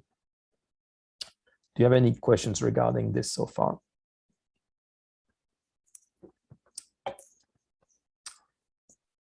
Okay, so let's continue. So when you accumulate data, so again, like something that is, if possible, depending on the types of material that you are using, there might already be some data sets that are already available. Well, people have already spent some time and some effort compiling data from different sources and group them together into some database. So especially since machine learning is becoming more popular every day, it's very likely that there exists such data sets already for the material that you're interested in. So this is here one example. In the case of glasses, there are some data sets that contain a large number of glasses together with their properties. So, but like even for other types of materials, whether it's semiconductors, whether it's like, I don't know, types of polymers, things like that, like there exists already some data sets that will contain large number of data for which you would have, for example, different semiconductors with different their corresponding band gap, for example. So you should try to take advantage of those database when they already exist, because those databases have already been populated by people, that the data have already been cleaned, so the data are pretty consistent, pretty accurate. So like it's good to use those data sets when they exist, but sometimes for material that are a bit less studied or more exotic or more news, those data sets might not be available yet. So in that case, you would need to create yourself the data set by compiling different publication or by doing the experiments yourself. Then step 2 is, once you have the data set, then you need to make sure that the data points that you have in this data set need to be accurate. And so one problem that can really affect the quality of machine learning is when you have an outlier like this. Like for example, like here, this is an example where you have glasses with different composition and you measure the corresponding property of the glass. And so here, when you do that, you realize that most of the glasses are following one trend, but then here there is one data point that is completely different from the other. So if you have something like this, it means that either here there was a mistake, like either a mistake in the glass composition, that maybe this glass actually had a composition like this and it should be actually here. Or maybe the composition is correct, but it's more like the property that should be much higher. It was not properly measured. Or maybe there is something very special about this glass that makes it have a different property, but we don't really know what. Maybe the temperature was different during the measurement, or maybe this glass was not properly annealed, or there was something broken in this glass. So it's hard to say sometimes, but like sometimes you will get those outliers. You will always get some outliers when you do some experiments. Like sometimes something can go wrong.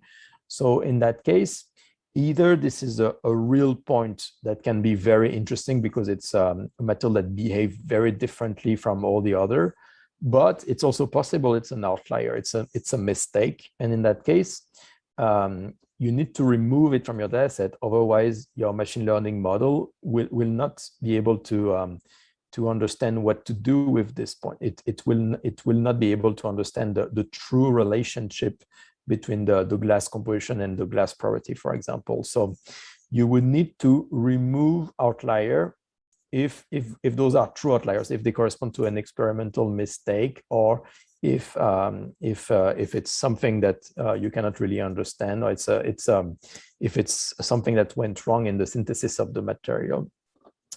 So for this, the question is, how can we recognize outliers? Like you cannot necessarily, if sometimes you will have millions of data points in your data set, so you cannot look at them one by one and decide if you think those are outliers or not.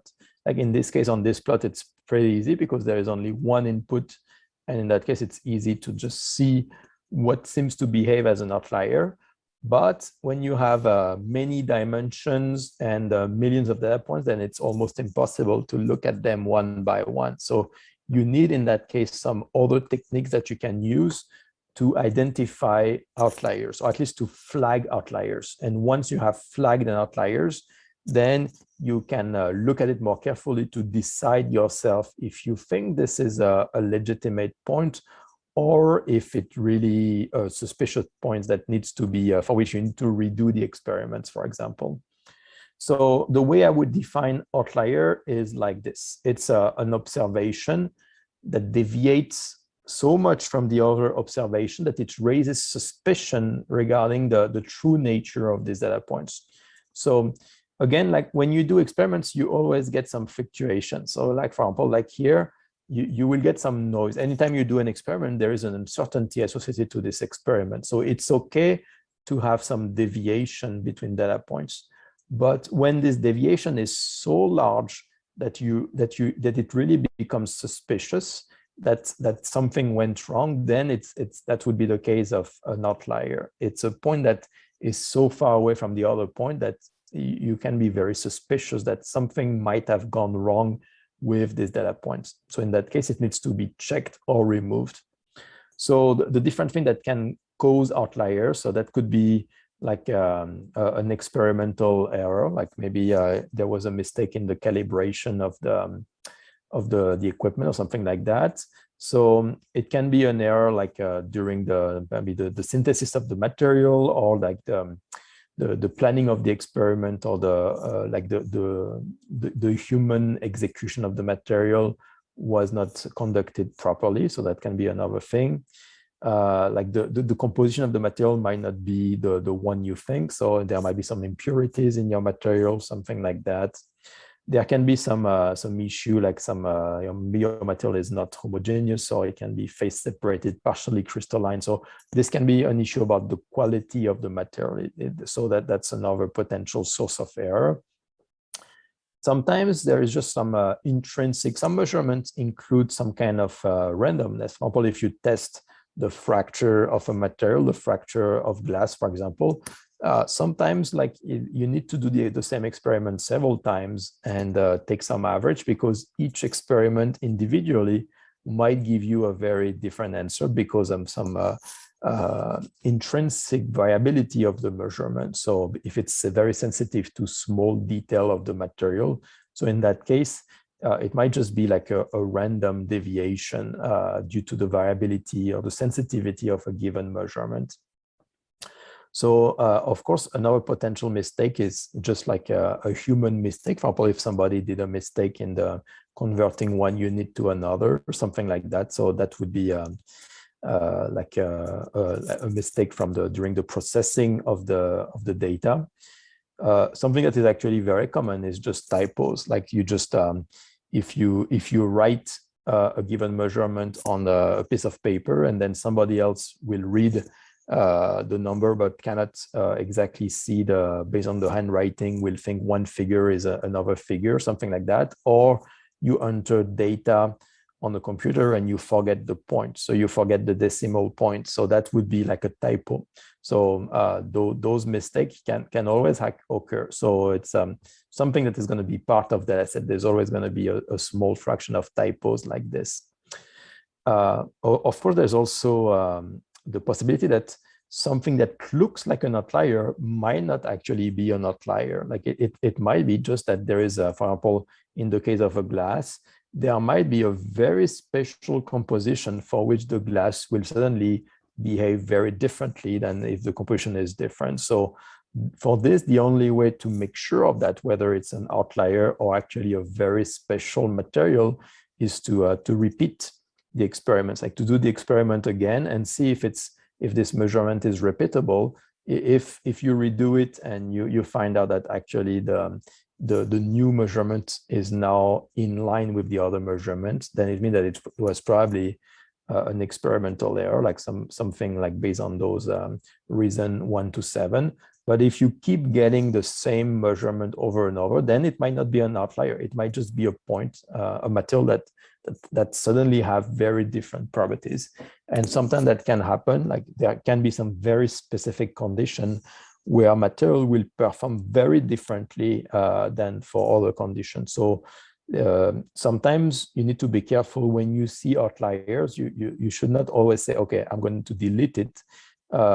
You should really carefully check, like, is there a good reason that it's an outlier, or can I redo the experiments to confirm, to really see if it's a good reason, if there is a good reason to delete this outlier, or if it's actually something that you should keep, confirm, and check if it could actually be a very unusual material that deserves to be kept in the data set. That's step 2. That's what we call the data cleansing, or removing the outliers. So now the question is, how do you do that in practice? How do you detect which data point is an outlier and which data point is not an outlier? So for this, we need to use unsupervised machine learning, because we don't have some example of data that are outliers or data that are not outliers. We don't have any label for that. We just have some data points. Some of them are going to be different than others. Those are the ones that we want to flag as outlier, but we don't have previous example of data points that are outliers and previous data points of that are not outliers. So we need to do, since we don't have any label, we need to use unsupervised machine learning for this. So so we'll see here different methods. Some are very simple, some are more complex. A first common method to remove outlier is to just look at how far those data points are from the average. So that's a very simple method, but typically that's not a very good idea to use that because it's not necessarily because a data point is far from its average value that it's necessarily an outlier. But still, in some cases, this method can at least help you to quickly identify points that are more suspicious than others. So here the idea, for example, is that you have some data points, and so those correspond to different materials. And for those materials, you are going to measure different things, like you can measure its composition, for example, or you can measure a given property. So you have different thing that can either be an input or an output for your machine learning model. Then what you can do is to look at all those features of the materials, all of those features like its composition, etc., or the property that are measured, and you can calculate the average of those features over the entire data set that you have. So you take all the material that you have and you calculate the average composition or the average property. So that's going to give you the average mu. So this is the average value of this property over the entire data set that you have. Then the second thing that you can do is to calculate now sigma, the standard deviation. So this, you calculate like what is the average deviation of the points from the average. So you calculate the average and the standard deviation. And then what you can do is, if you look now at the distribution of the data points, so you will have probably a lot of data points that are for which the value of this feature is close to the average. And then as you go further away from the average, then you should have less and less data points. So this is assuming that the feature like follows some kind of normal distribution like this. And then what you can do is to calculate then the z-score. So the z-score, you would calculate it as you take the value of the feature of the material. So for a given material, for example, you will calculate its composition. So this is the actual composition that was measured. You compare this composition to the average. So when you have x minus mu, this will tell you how far are you from the average. And then you divide this by the standard deviation. So this will tell you then a z-score that tells you that for a given material, you are one standard deviation away from the average. So this is if you have a z-score of +1 or -1, for example. So that means that in this case, you are one standard deviation away from the average, or you can be, if you are here or here, then you are 2 standard deviation away from the average, or 3 standard deviation away from the average. And then you can define a threshold. You can say that if I have one data point for which one feature is more than, for example, 3 deviation away from the average, then I'm going to consider this point to be very suspicious, and I'm going to flag it as an outlier. So that's one common way. You look at the value of all the features, you compare it to the average, you check how many standard deviation away from the average is it, and if a data point is too far away, if it is several standard deviation away from the average, then you will either remove it, either carefully look again at these data points to see if something went wrong. So that's the idea of the z-score. You calculate this z-score to see how many standard deviation away you are from the average. And if it is far from the average, then you remove it. So that would be, like, for example, in this case, if you take the red would be the distribution of the material that you have been measuring. And then if you say, I'm going to remove everything that is more than 2 standard deviation away from the average, I just remove it because you are too far away from the average. It looks suspicious. So I remove it. And then you are left with only the rest of the data point that would be not more than 2 standard deviation away from the average.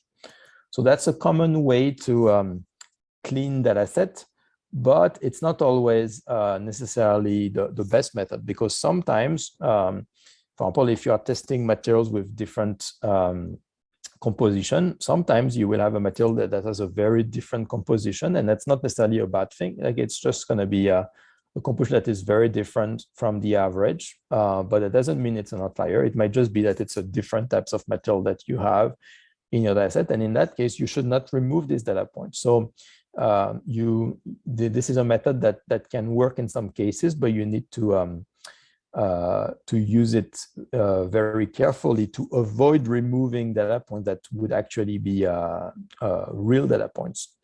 So one example for this is, like, for example, let's assume that you have a database of different glasses with different composition, and you measure their Young's modulus. You measure their elasticity.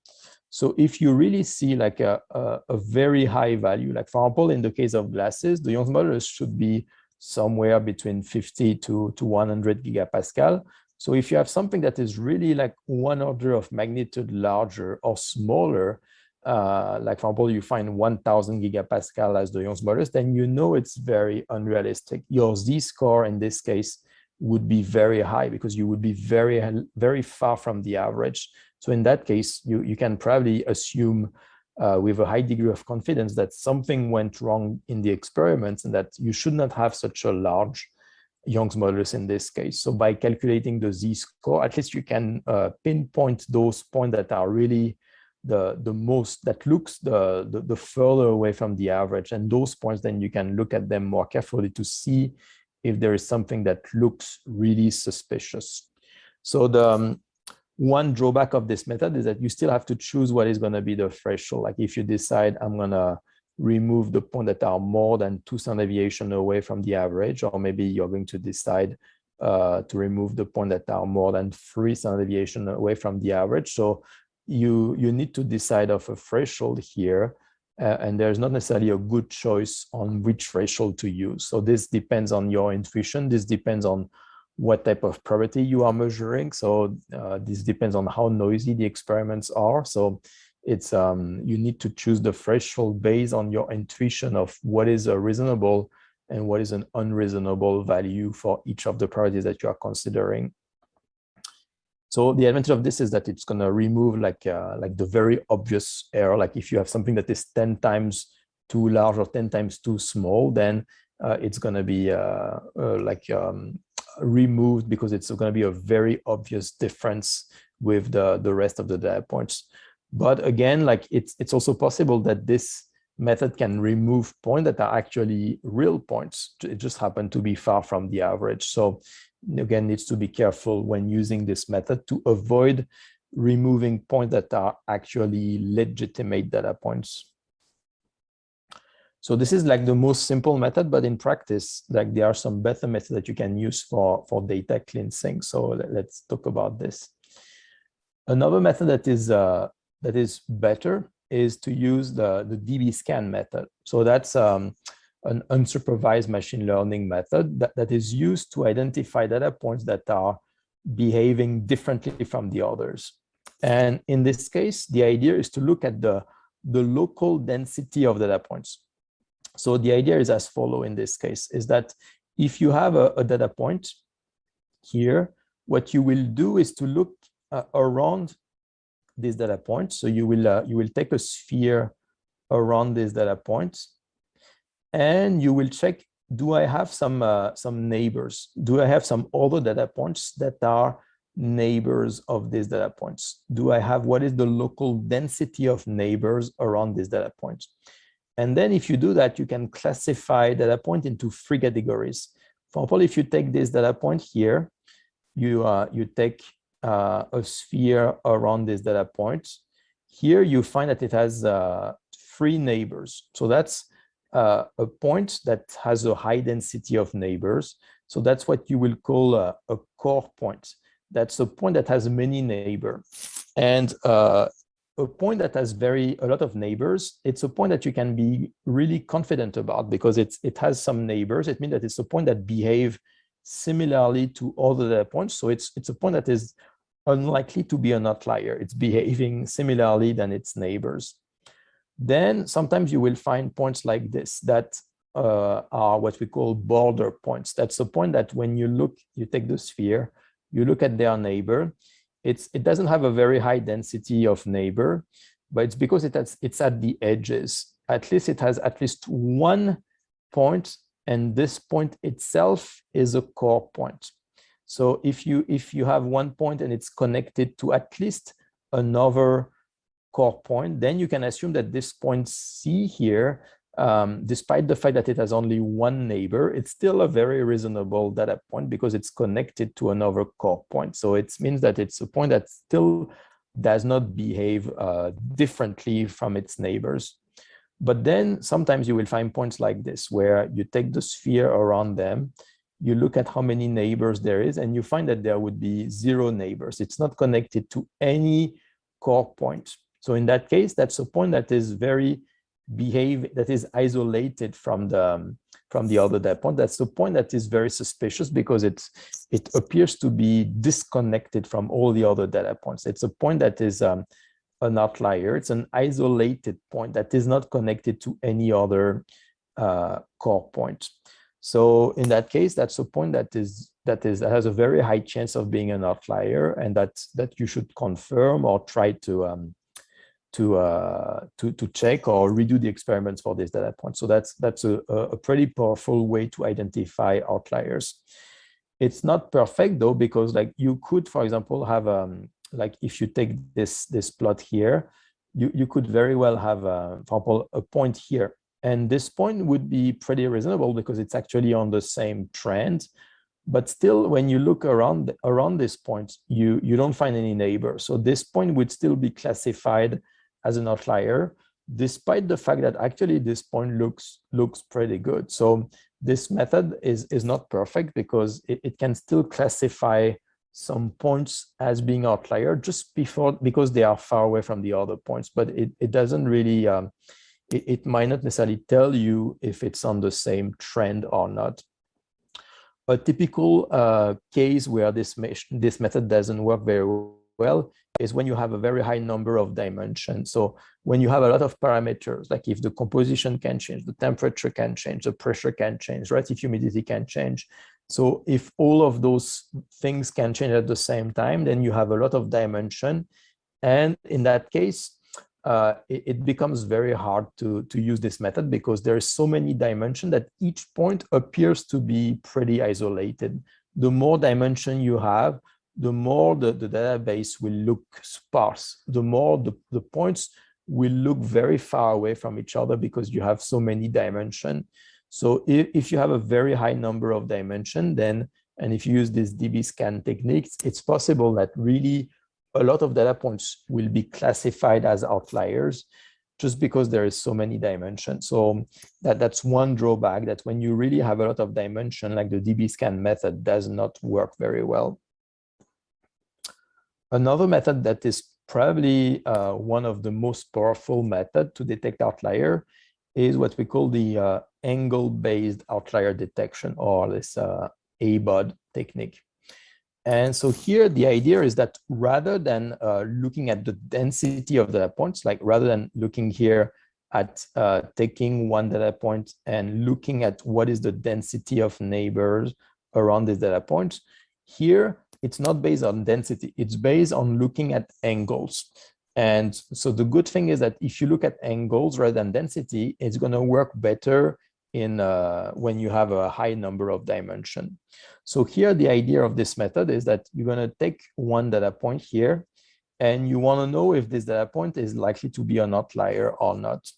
And so for this, what you're going to do is you're going to look at all the neighbors of this data point. So you're going to take all the neighbors like this, and then you're going to calculate the angle formed by the neighbor.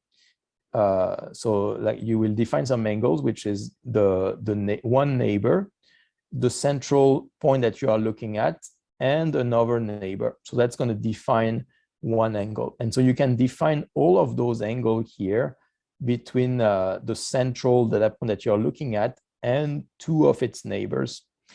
And then what you're going to do then is to look at all of those angles. So including for example, this would be another angle here, or this would be another angle here. Those are the list of all the angles that you can form with the central points and at least two of its neighbors. And then you're going to calculate the standard deviation of those angles. So if you have something like this, so here, if you calculate the angles, you have very different angles. Like some of the angles are very small, but some of the angles are very large. Like you can find some very large angle like this. So here it's an example of a point that has, if you look at the angle around this data point, you have a combination of small angles, medium angles, and large angles. So that would be a case where you have a high variance of the angle.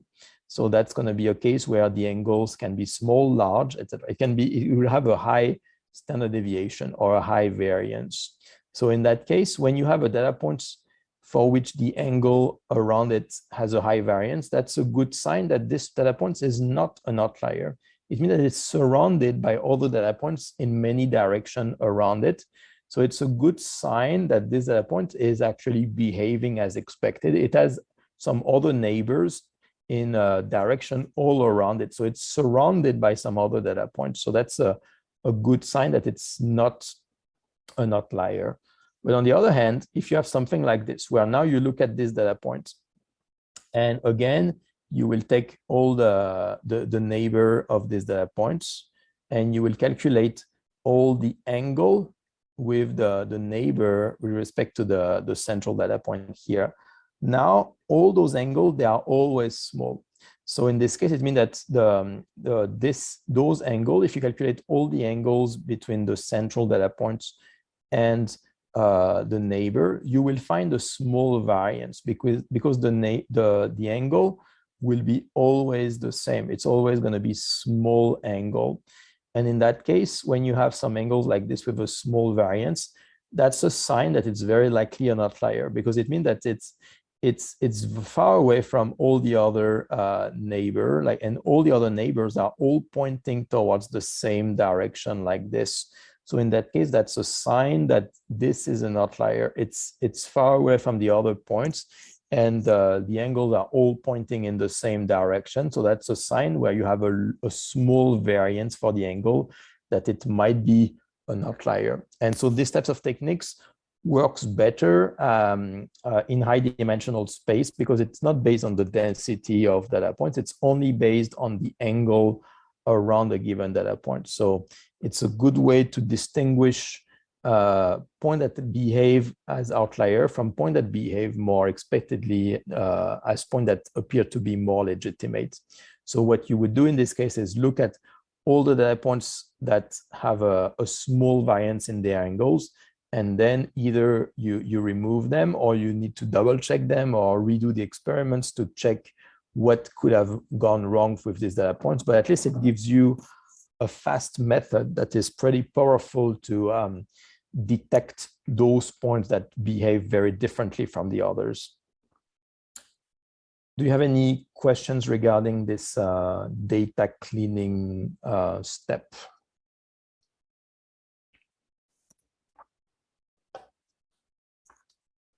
Okay, so let's go to the next step.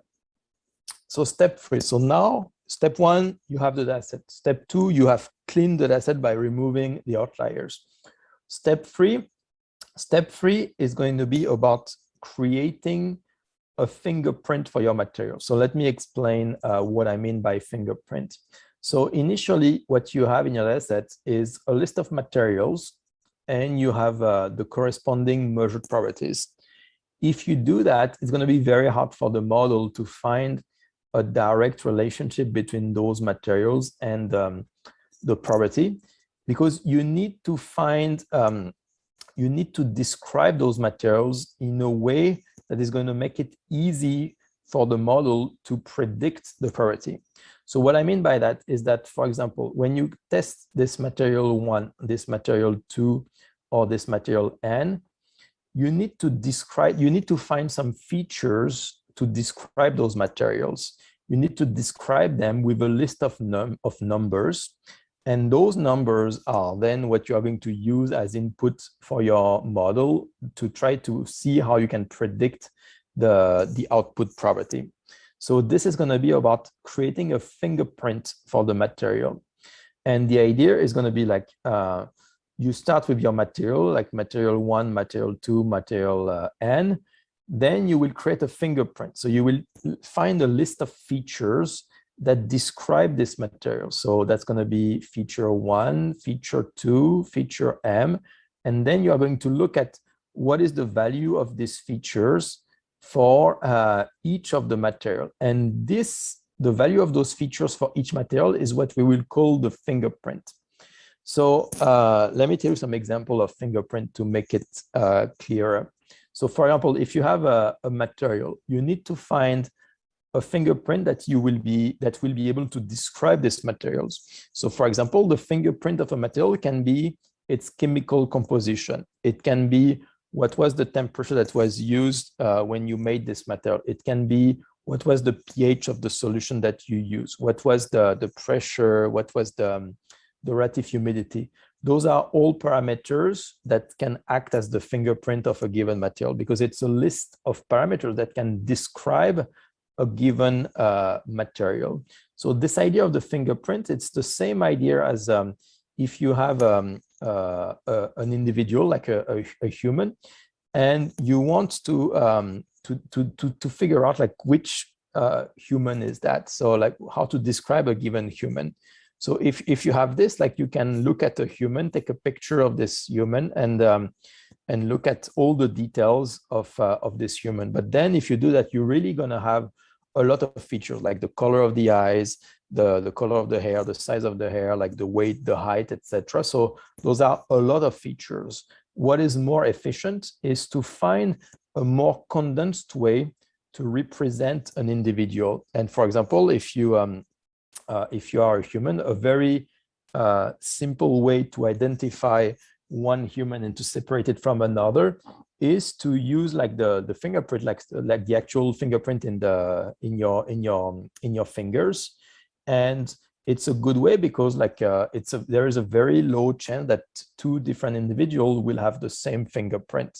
So and the fingerprint is still a very small representation. It's just like a small part of your body. So it's a very condensed representation of a human. But still, despite the fact that it's small, it's enough to separate different individuals from each other. So that should be the same idea for materials. If you want to develop a machine learning model, you will need to find what is the right fingerprint to describe your material. So ideally, the fingerprint should be a list of descriptors, a list of features that describe your material. So a good fingerprint ideally should have various characteristics. So first, it should be a unique numerical representation of a material. So unique means that two materials that are different should have two different values for the fingerprint. Like if you define your fingerprint in a way that two materials that are different can still have the same values for the fingerprint, then your model will not be able to distinguish those two materials. So you need to have a fingerprint that is precise enough that each material that is unique, if two materials are different from each other, then they should have different values for the fingerprint. For example, if you define your fingerprint as being the composition of the material, the chemical composition, then if two materials have two different composition, then they will have two different values for the fingerprint. So that would be a good fingerprint. But if you just take a material and use its density, and you'd say the density of this material it's what I'm going to use as its fingerprint, then it's possible that you can have two different materials that have the same density, but still those are two different materials that are different from each other, two different chemical composition, etc. So in that case, that would not be a good fingerprint, because it's a fingerprint that would not distinguish materials that are actually different from each other. So it should be unique. That's the first characteristic of a fingerprint. It should also be numerical. Like you need to be able to put some numbers. Like if you have a material, you cannot just say, this is material 1, material 2, material 3. You need to be able to come up with some numbers. For example, you can say, how much carbon do you have in this material? What's the concentration of carbon? Or what was the temperature that was used to create this material? So these are going to be some numbers. So it's going to be a numerical representation with a number that can change for each material. So that's going to be a good fingerprint if it can be quantified by some numbers. The second thing is that the fingerprint should be condensed. It should be a condensed signature of a material. Like you cannot have a giant fingerprint. Like if you have like 10,000 features to describe a material, then this is likely too much, because the more features you have, the more you will need a lot of data points. Remember, in machine learning, if you have a lot of dimension, then you need a lot of data points to be able to train a machine learning model. So it is good if you can really find a very condensed way to represent your material. For example, if you have a list of different materials, and the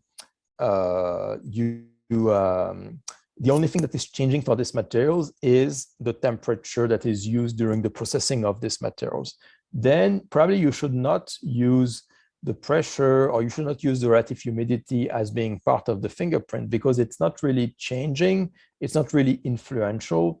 So you should really focus on the properties, like the features of your material that are the most important, and remove the ones that are not very influential. So it means that your fingerprint needs to be precise enough so that it can distinguish material that are different from each other, but it also needs to be condensed enough, because if it's too large, then you will have too many dimensions. That's going to be bad for your machine learning model. You will need a lot of data. So it needs to be still as condensed as possible, that you need to describe your material with a small number of different features.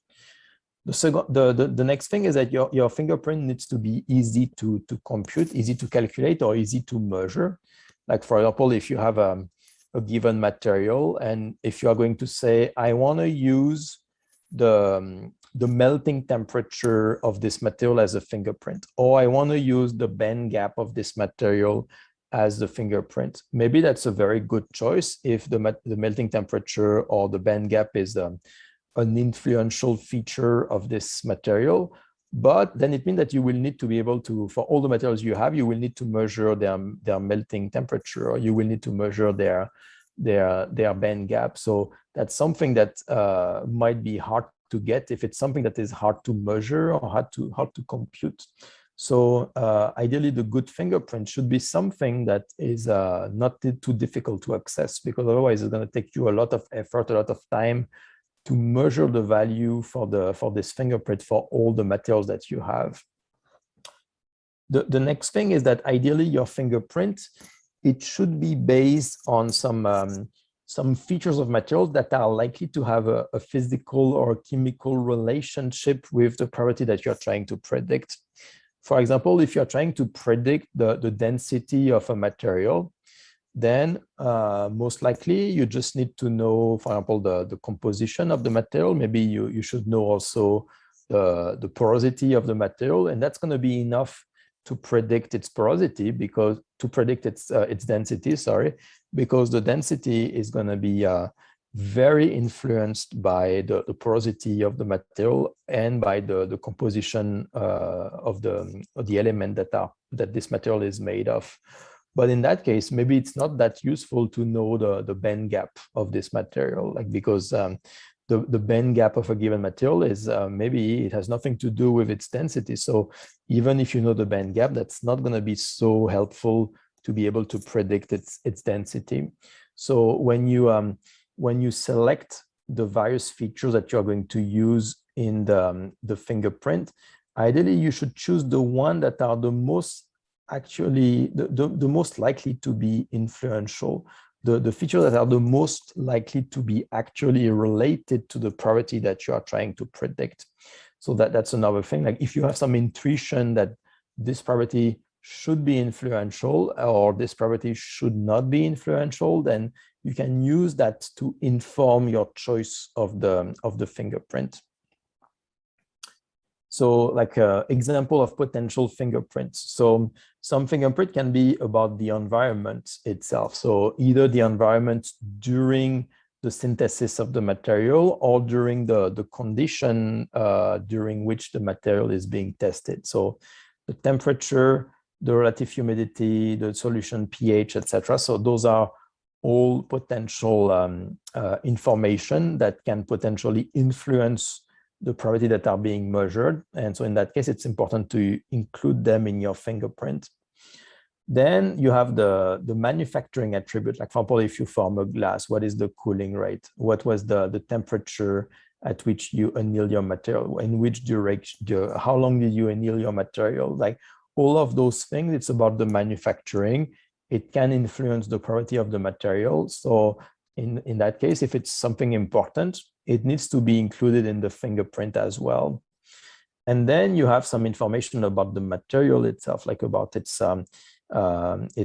composition, its chemical composition, like what type of oxide is it made of, etc. So like this is some information about the material itself. Maybe you could also have the porosity, the degree of impurity, etc. So those are some fingerprint that is going to be about the material itself, and in that case, it should also be included in your fingerprint.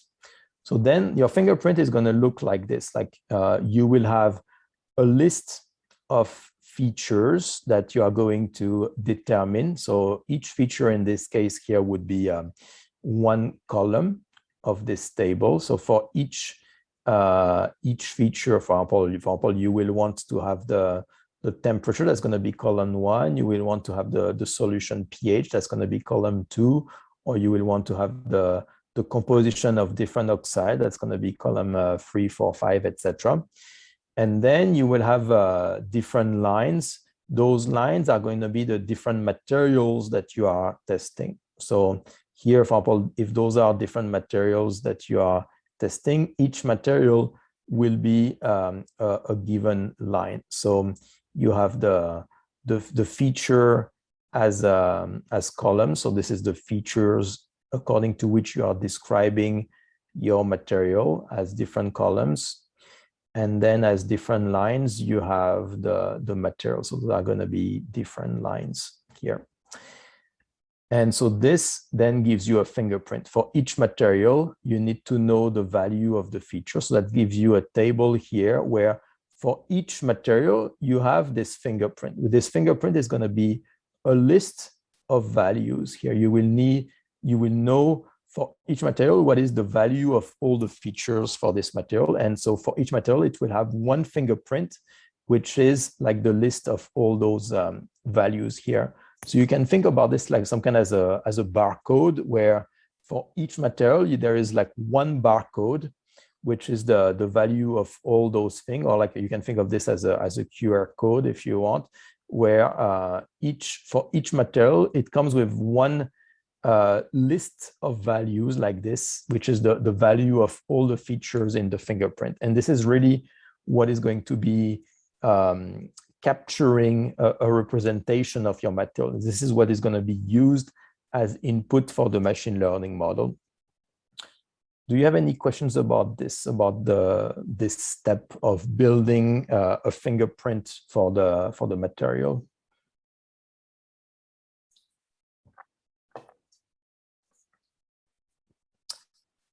Okay, so let's go to the next step. So now, you have the data set, you have removed the outlier as step 2, and now you have a fingerprint as step 3.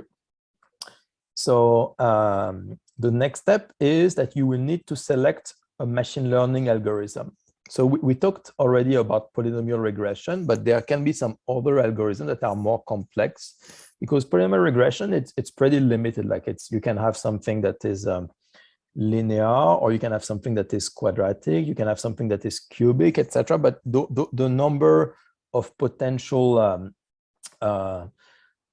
types of relationship that you can have, it's going to be limited by the polynomial nature of the function that you are using. So there are some other machine learning algorithm where you have more freedom and you don't need to know in advance if the relationship between the input and the output is going to be linear, cubic, quadratic, etc. So a very common types of machine learning model is the artificial neural network. We will talk more about this in a few slides. The idea in this case is that you will use the fingerprint of your material. That's going to be the input. And then on the other side of the artificial neural network, you have the output that you want to predict. And then the way you're going to connect the input to the output is by this kind of network where the inputs are going to be connected to some what we call some neurons like this, which are going to be, I will talk more about what this is, but so there are going to be some intermediate nodes that are connected to each other. Those neurons can be also connected to some other neurons like this. And at the end, those neurons are going to be connected to the output. And then what you will need is to find what is the best network like this that can transform the input into the output. So it's going to be made of different layers. So you will have, this is the first layer, this is the second layer here. And so the input are going to be connected to the output through different layers like this, which are going to gradually transform the input into the output. So we'll talk more about this. So this is the artificial neural network, or usually we write it ANN like this. And so this is a very powerful method because it can find very complex relationship between input and output. And you don't have to make any assumption regarding whether the model is going to be linear or quadratic or cubic or anything like that. So these types of artificial neural network can learn very complex function, very complex relationship between input and output. So we'll talk more about this because this is one of the most commonly used method. Another example would be a decision tree. In a decision tree, it works like this. You start with a first node like this, and then you will ask one question. For example, you will ask, is the temperature lower or higher than a given threshold? And depending on that, depending on which one of those two cases is it, you will have two different branches. And so if the temperature is lower than the threshold, you will go to this branch. And if the temperature is higher, you will go to this branch. And then you will keep asking more and more questions like this. And every time you ask a new question, you will have different branches based on the value of the fingerprint. So for example, if your fingerprint contains the temperature of the material, and if it contains also the composition of the materials, you will have like a different branch where the branch that you will follow will depend on the value of the temperature or will depend on the value of the composition. And at the end of each branch, this decision tree will say that I think the probability is going to be equal to that. So every time you have one material, depending on the value of the fingerprint, you will need you will have a given path. You will follow certain branches, and at the end, you will reach a final node here that will say, I predict that the probability will be equal to a given value. So this would be a decision tree where you make a prediction by a list of conditions that look at the value of the features, and depending on the value of the features, you select a different branch until you reach the final branch of this decision tree. And in that case, each final branch will be associated to one prediction for the probability. Another common method is not to use a single decision tree. So that would be a decision tree. Like, the reason we call it a tree is because it's made of branches like this, just like a tree. But something that is commonly do is, rather than using one single tree, you will use an ensemble of trees. So you will use a tree number 2, tree number 3, etc. And so you will have this ensemble of trees that we call a forest. The forest is going to be a large ensemble of different trees. And then what you will do is that each tree will be slightly different from each other. And each tree will make a prediction, like about the value of the probability. Each tree will predict something, and then you will look at all those trees and you will consider that each tree is voting for one value. So for example, this tree is going to think that the Young's modulus of a given material is 40 gigapascal. This one is going to think that it's 30 gigapascal. This one is going to think it's also 40 gigapascal. So all of those trees will be voting for a given prediction, and then you will look at what is the majority. What does the majority of those trees think? And that's, you will select the choice, whatever is the choice that is the most trees are voting for this choice. That's what you will use for your final prediction. So sometimes, just rather than using a single tree, you use this forest, this random forest, this ensemble of trees, and then each tree makes a vote, and then you look at what is the overall consensus, what is the vote that is the most popular vote among all those trees, and that's going to be the prediction from your random forest model. Another example of model would be the Gaussian process regression. So random forest, it's typically, we write it RF, and Gaussian process regression, that's typically abbreviated as GPR. And so in this case, the idea is that you have some data points here, and you are going to try to describe those data points with different Gaussian processes. So you will describe this with different types of Gaussian processes. And the good thing about this is, once you have described those data points with different Gaussian process like this, it's gonna give you a model that you can use to predict, for example, if this is the input X and this is the output Y, then once you have this model, you can say, for a given X, I predict that the output will be Y. But this type of model, the big advantage is it's also going to give you a prediction of the confidence interval. For example, like here, if you have a point X, this model is very not confident in this. It cannot be sure, like of the value Y. Y can be anywhere within this interval here.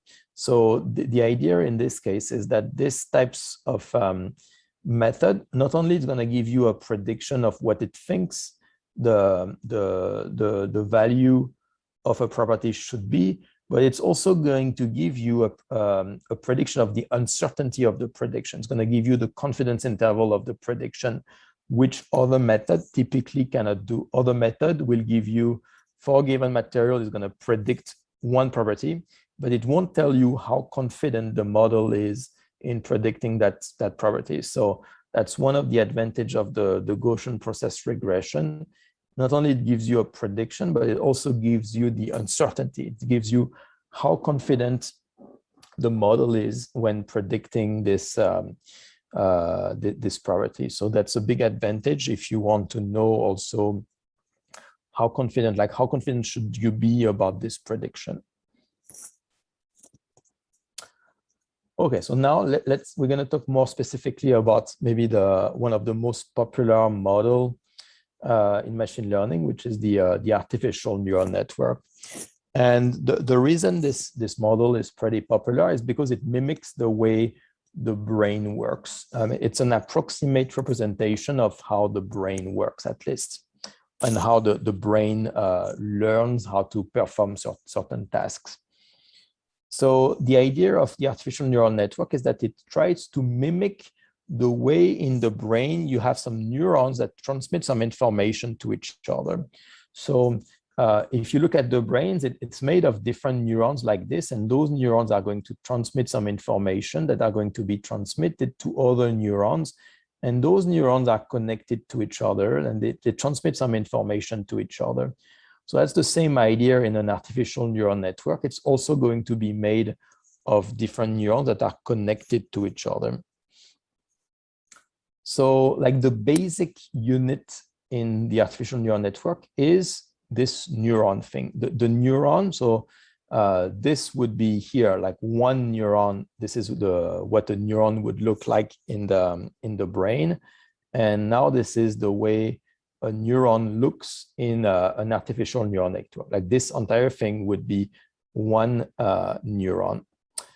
So the idea in the brain of what the neuron is that you have some what we call some dendrites. I'm not sure how to pronounce it, which is the beginning of the neuron. So here, this is where the other neurons will be connected to this neuron, and they will be connected to the beginning, the dendrites of this neuron. So this is where some information will be received from the other neuron. So this is the entry to the neuron. So you will have different message, X1, X2, Xn. Those are going to be some electrical signals that are being sent by the other neurons. In the brain, like the way neurons transmit information to each other is through some small electrical signals. And so some electrical signals are going to be transmitted by each neuron to another neuron. And here, so that's the area where those messages are received. Then the way it works is that this neuron is going to receive those input electrical message from the other neurons, and then it's going to either transmit the message to through the neurons, or this neuron is going to be stopped. It depends on the value of those input signal.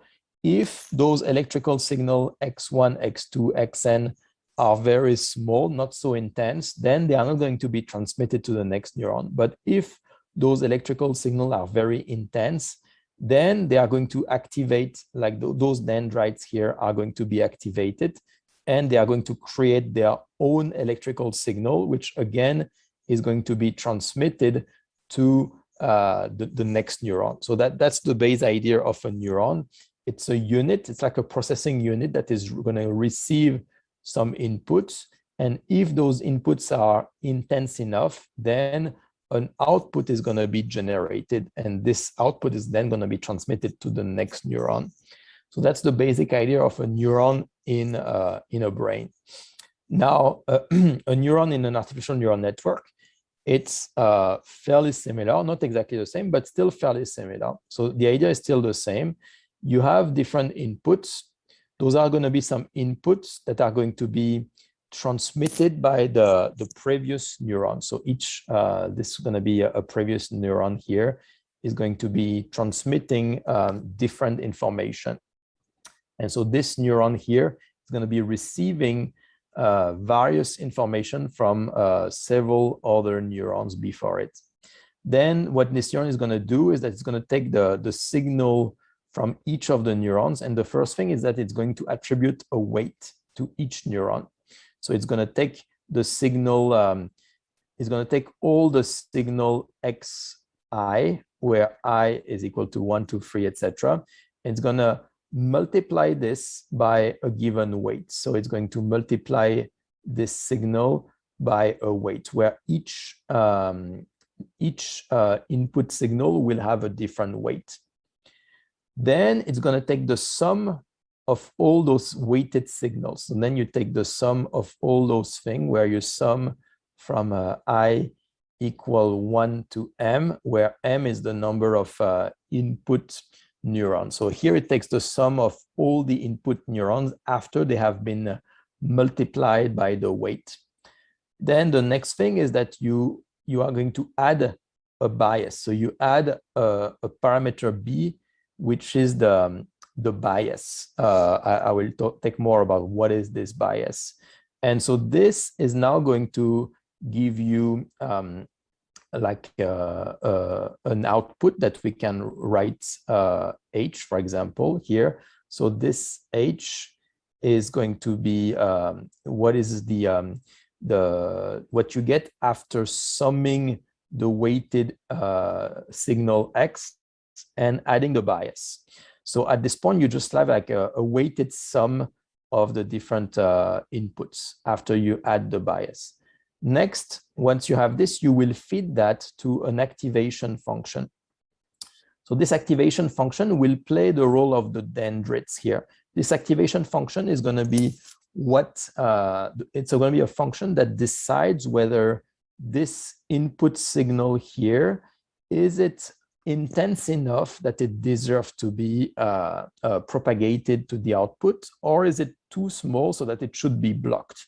So this activation function typically will look like this. So it's going to be a function that we can write phi. It's going to take as input this variable h that comes after you sum all the signal and add the bias.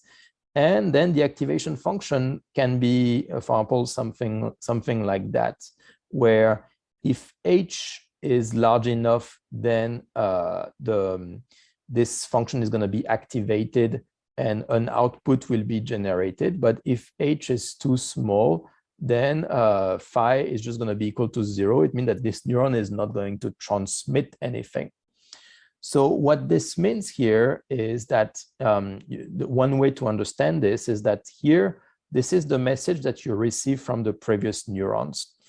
And then you will add a bias to this.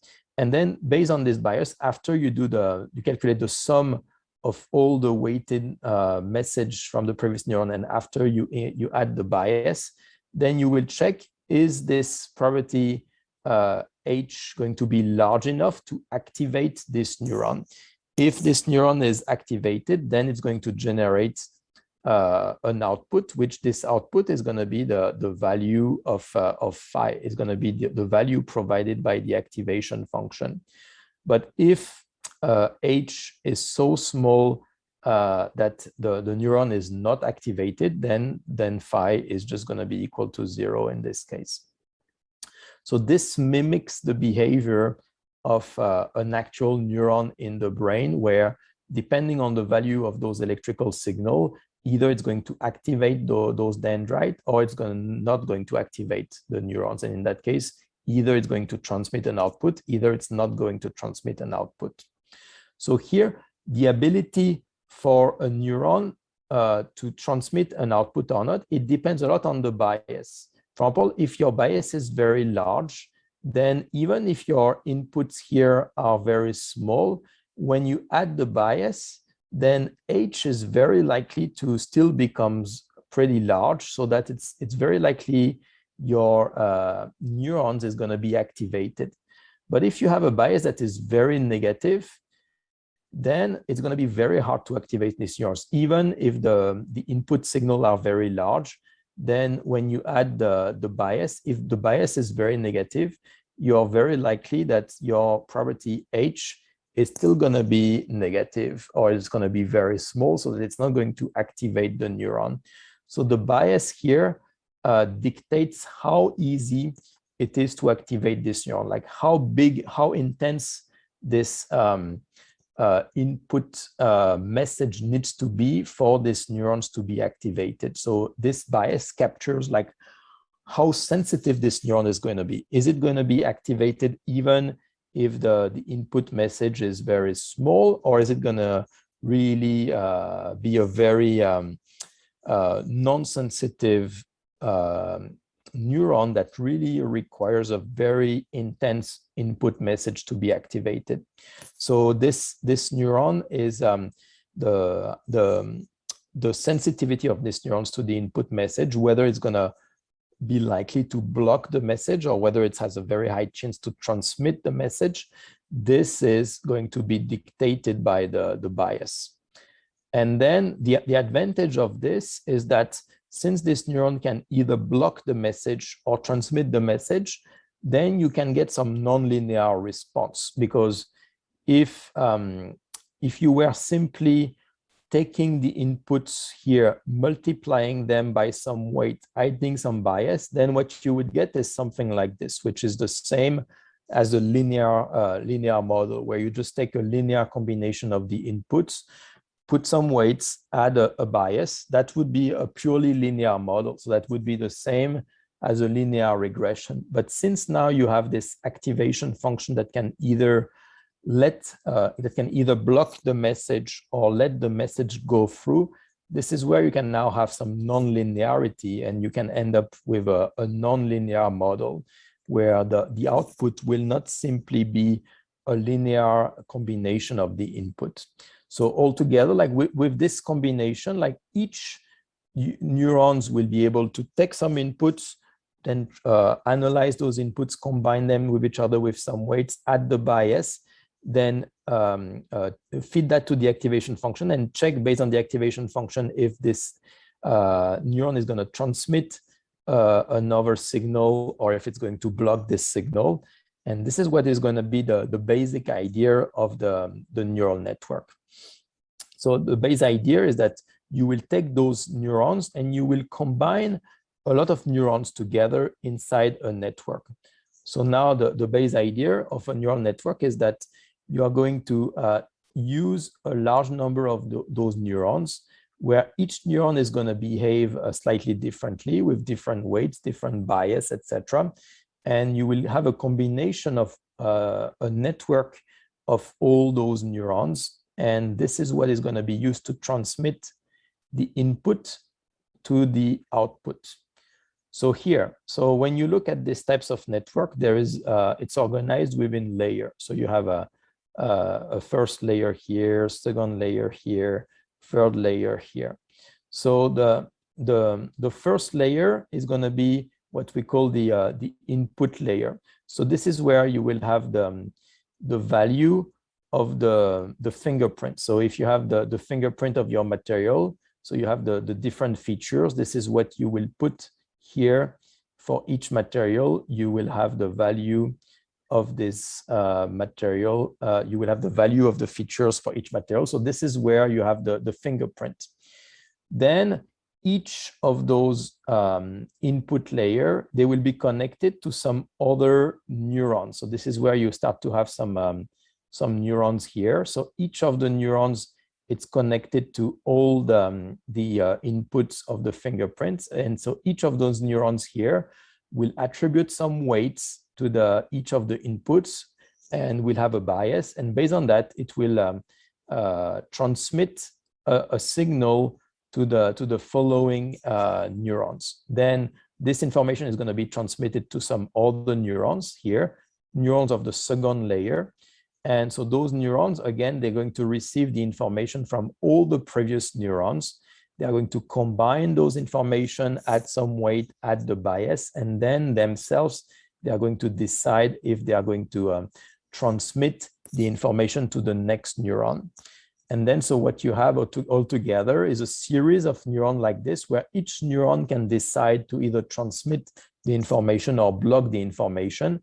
And at the end, what you get here is the output layer. So this is going to be the list of the properties that you want to predict. So that's going to be property number 1 or property number 2, property number 3, etc. So that's going to be the final layer that contains the property that you want to predict. So this is how it's going to work. You provide as input the value of the fingerprint for each material. This input is going to be transmitted neuron by neuron through layer 1, layer 2, etc., until eventually this gets converted into the final output, which is going to be the value of the property that are predicted for each material. So for each material, it has one value for the fingerprint. So it's going to give you one value of the predicted probability. And every time you have a different material for which the value of the fingerprint changes, then it's going to change also the predicted probability in return, since the signal goes from the left to the right here. So it goes, if you change the entry signal here, then it's going to change the output signal on the right. So that's the main idea of how a neural network works. Is just you start with the fingerprint on the left, then you connect that to a large number of neurons, just like you would have in the brain. And at the end, what you get as an output is the probability that is predicted by this network. Do you have any questions regarding that?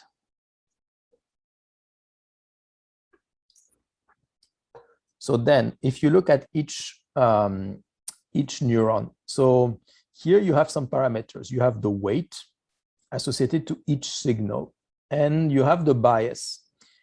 Those are going to be the parameter of the model, in the very same way that in a linear model, you need to adjust the slope and the intercept.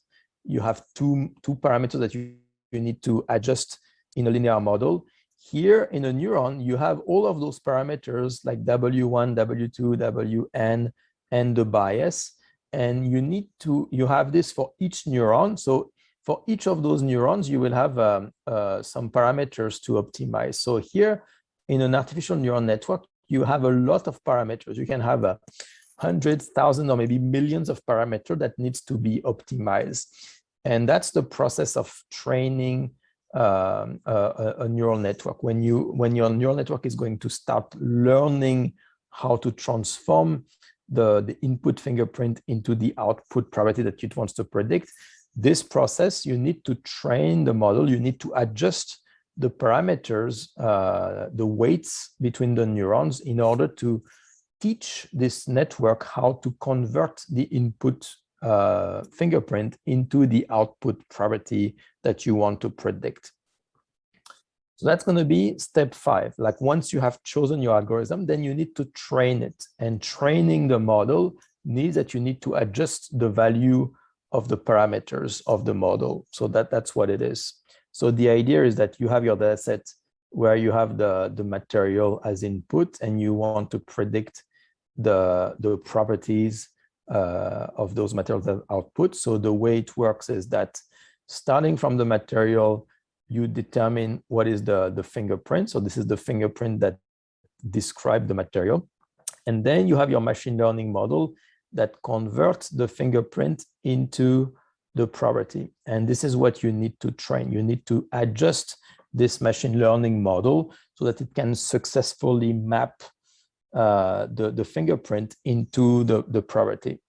So if your machine learning model is simply a linear regression, and it means that now you need to find what is the best value of the slope, or what is the best value of the intercept that you need to use to convert the input fingerprint into the output properties.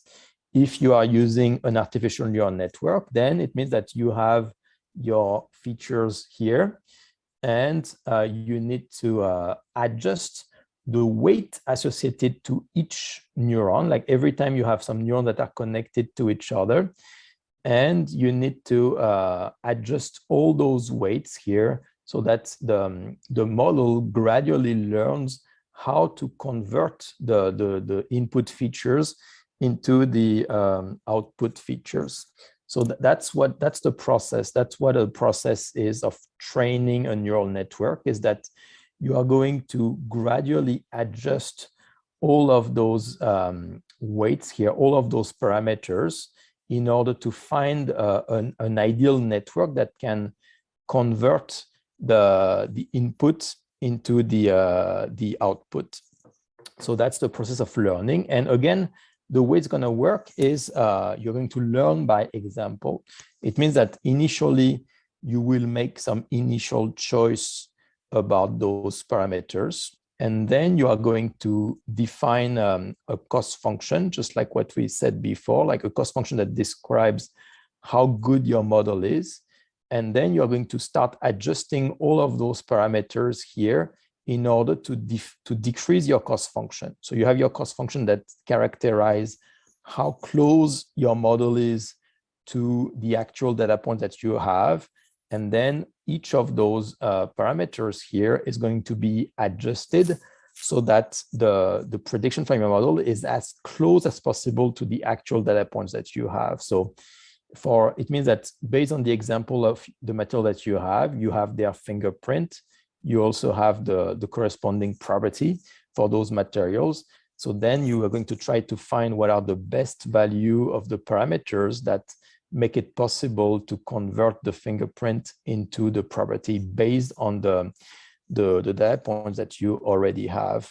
And so this process of adjusting the parameter, this is called the training of the model. So this is where you adjust all the parameters, and the way you would adjust those parameters is exactly what we described before using the conjugate gradient method. You calculate the cost function, that describe how good your model is, and then you are going to calculate the derivative of the cost function with respect to all of those parameters, and then you will start adjusting those parameters to decrease the cost function. So you will calculate the derivative of the cost function with respect to each coefficient, and then you gradually adjust those coefficients towards the negative gradient direction. You calculate the gradient, and then you adjust the parameters towards the negative gradient direction to try to decrease as much as possible the cost function, to decrease as much as possible the difference between the probability that is predicted by the model and the probability that are the real property that are in the data set that you are using to train this model. So this is the process of training a model. In every model, machine learning model, you have some parameters, and you just need to change those parameters in a way for your model to be as close as possible to the data points that you have in your data set. So that's what it takes to train a machine learning model. This is about adjusting parameters. Do you have any questions regarding this step 5, which is about training your machine learning model? Professor Matthew? Yeah. What does the number of hidden layers depend on? So yeah, so this is going to be, I think, the next step. So let's I'll talk about this in a few slides. But basically here, like, there is two things that matters. There is how many layers are you going to choose, and then a second thing is how many neurons per layer are you going to choose. And this is something that needs to be optimized. Like once you have chosen a given learning algorithm, like artificial neural network or random forest, then you will need to adjust some additional parameters. Those are what we call a hyperparameter. This is to differentiate the parameters from the model that are, for example, the weights, like the weights between the neurons. This is what we call the parameters. And then you have something else, which is the hyperparameter. The hyperparameter are not parameters that are going to be trained during the training of the model, but there are some parameters that dictates how complex your model is. For example, one hyperparameter would be how many layers do you have? Another parameter would be how many neurons per layer do you have? So those are some parameters that describe the complexity of your model, and they also need to be optimized. And so we're going to talk in a few slides on how you would do that. How do you select the best value for those hyperparameters? But the basic idea is that when you train these types of model, you want your model to be complex enough so that it can capture the relationship between the input and the output, but you don't want this model to be too complex. If you use too many layers here or too many neurons per layer, then your model will become too complicated, and that's going to be very hard to train such a complicated model. And a very complicated model is also going to be likely to give sometimes very crazy prediction. I'll talk about this and explain why in a few slides. But basically, when you come up with a new model, you will always try to find what is the right model complexity, to have a model that is not too simple, but also not too complex. And this is going to be about optimizing the hyperparameter, which is going to be an extra step after training the model. So let me know. I'm going to talk about this in a few slides. And if it did not answer your question, feel free to ask again, and we can talk more about this, okay? So yeah, so let's talk about this is the next step. So this is step 6. Now it's about optimizing the model complexity. Optimizing the model complexity can mean different things. For example, if you are using polynomial regression, you have to choose whether you want a linear model or a quadratic model or a cubic model. So this is different degree of complexity. If you are dealing with a neural network, then you need to choose how many layers do you want and how many neurons per layer do you want. That's also something that dictates the complexity of the model. So this step 6 is very important because it's about deciding what is the right degree of complexity that you need for your model. So let me show you an example to illustrate why the complexity of the model is important and how in practice we would determine the optimal complexity to use for a given model. So here what I'm representing is you have this green line here.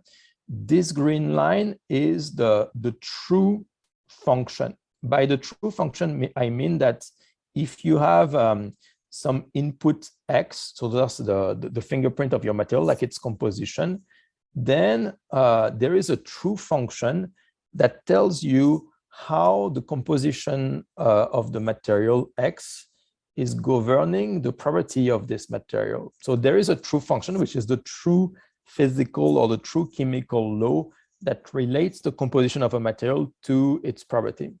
The problem is that we don't know what this function is. So this green function, we never know what it is. That's what we want to find using machine learning. So this true function, we don't know what it is because we don't have any physical or chemical knowledge about the relationship between input and output. So this is what we want to find. Our goal is to find this green function. This is the true function. This is what we want to find, but we don't know what it is. All we know is we have some example. We have some data points here. Those are the blue data points. Those data points here, those are some measurements where, for example, materials with different composition or different process, different manufacturing method, what you did is that you took those materials with different composition and you measured their property Y. And so when you do a measurement, you will not get the true function because like every time you do an experiment, you get some, you will get necessarily some noise.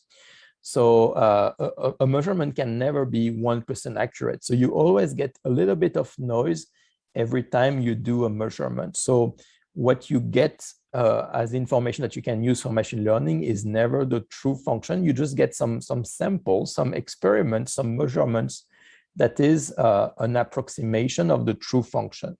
And so based on this, your goal is to find what is this green true function and how complex should it be? Do I need a very complex model or can I represent this with a very simple model? So for example, here, let's assume that we are going to use polynomial regression just because it's easier to understand. So initially, maybe you will think that a linear model with degree 1 is good enough to represent this, this information, to represent the relationship between input and output. So, or an equivalent for this would be to choose in your artificial neural network, you would choose maybe only one layer and you would choose a very small number of neurons in this layer. So that would be an example of a very simple model. A very simple model will typically look like this. It's just going to assume a linear relationship between the input and the output. So here, if you look at this model, it looks like it's too simple. It doesn't really capture the detail of how the property of material is changing as a function of the input. And I mean, it's not the same as the true green function here. But again, we have no way to know that because we don't know what the green function is. Like we don't know what the true relationship is. If we knew that, then we would not need machine learning. But still, like here, this is not going to be a very good model because it's too simple.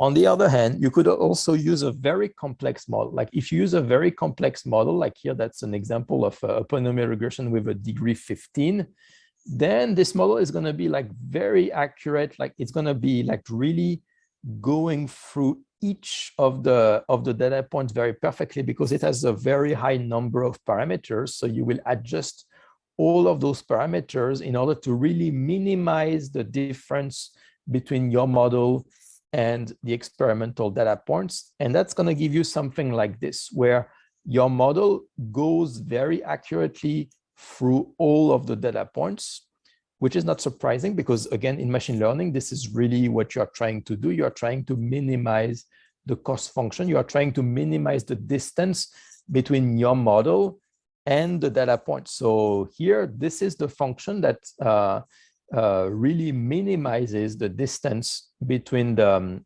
your model in blue and the experimental data point in blue here. So, but like if you look at this model, it looks like it's too complex, like it's fluctuating a lot. So it's not a good representation of the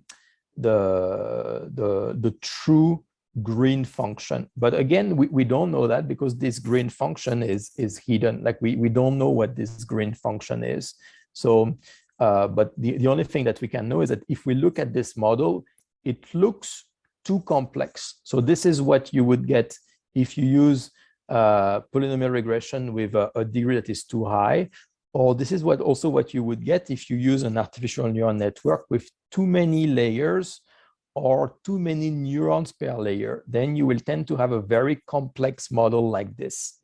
So what you want here is to try to find the optimal model that is not too simple, but not too complex.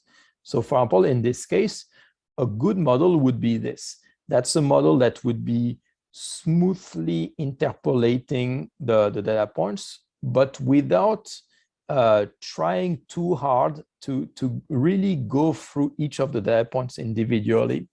Remember that those data points, they are noisy because like the experimental data, when you get them, any experiments comes with some noise. So it's we should not try to fit all the details of those points here, because at some point what you are doing is that you are fitting the noise of the data.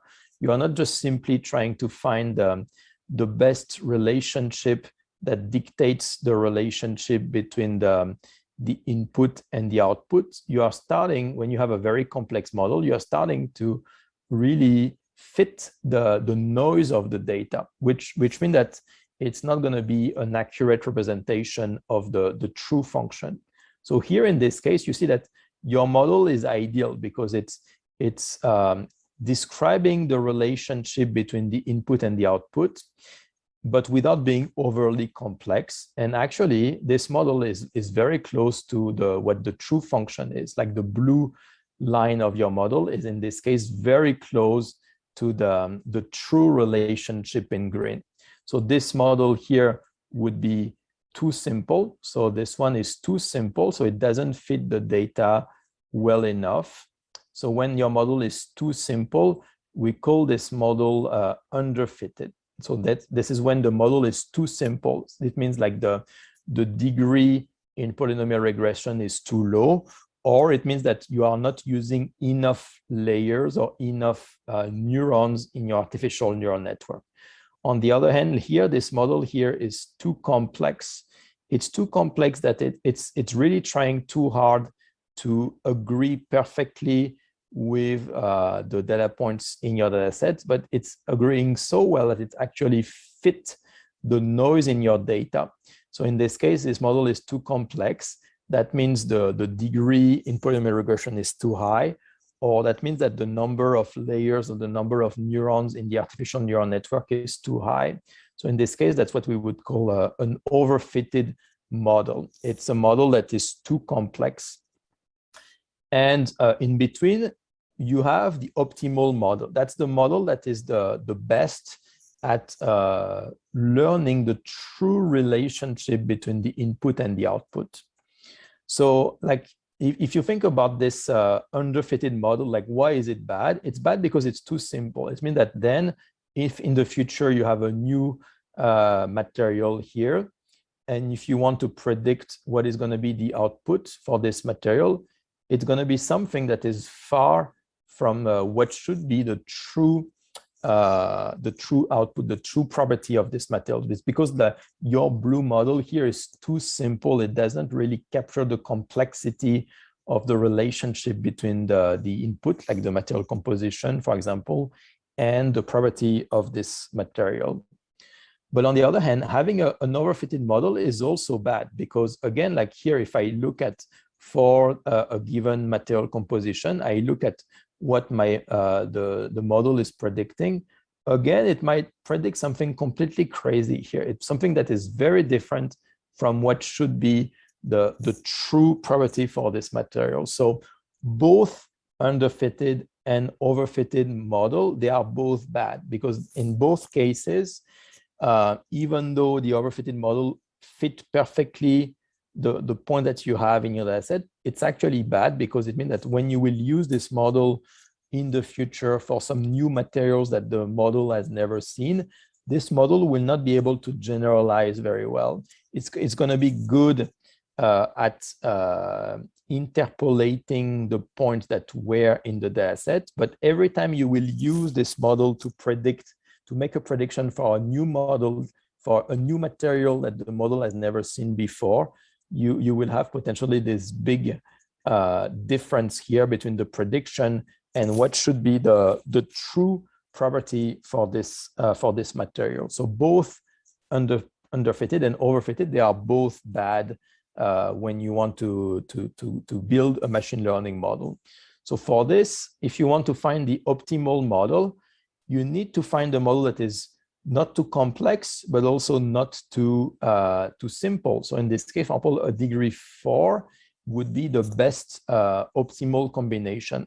So the question here is, how do we find this optimal model complexity? How can we be sure that we have found a model that is not too simple, but also not too complex? And so the way that we are going to do this is that we are going to use what we call a validation set. So the main idea of the validation set here is that when you have your data set, so if this is the data set that you have, this is the ensemble of all the material that you have together with the property, you cannot use all those data points to train your machine learning model. You need to hold on a fraction of those data points. And this is what we call the validation set. The validation set is going to be a fraction of the data points that you have in your data set that you will keep hidden to the model. You will not use those data points when you train your model. So when you try to adjust the weight of your model in order to find the relationship between inputs and outputs, you will keep those data points in stock and you will keep it until the very end. So let's see why we need to do that. So here, this validation set is going to be the red points that I have here. This is a series of points that you will keep hidden, that you will not include in the model when you train it. And so the reason you do that is that now what you can do is two things. You can calculate how much error your model is making when predicting the points that were used to train the model.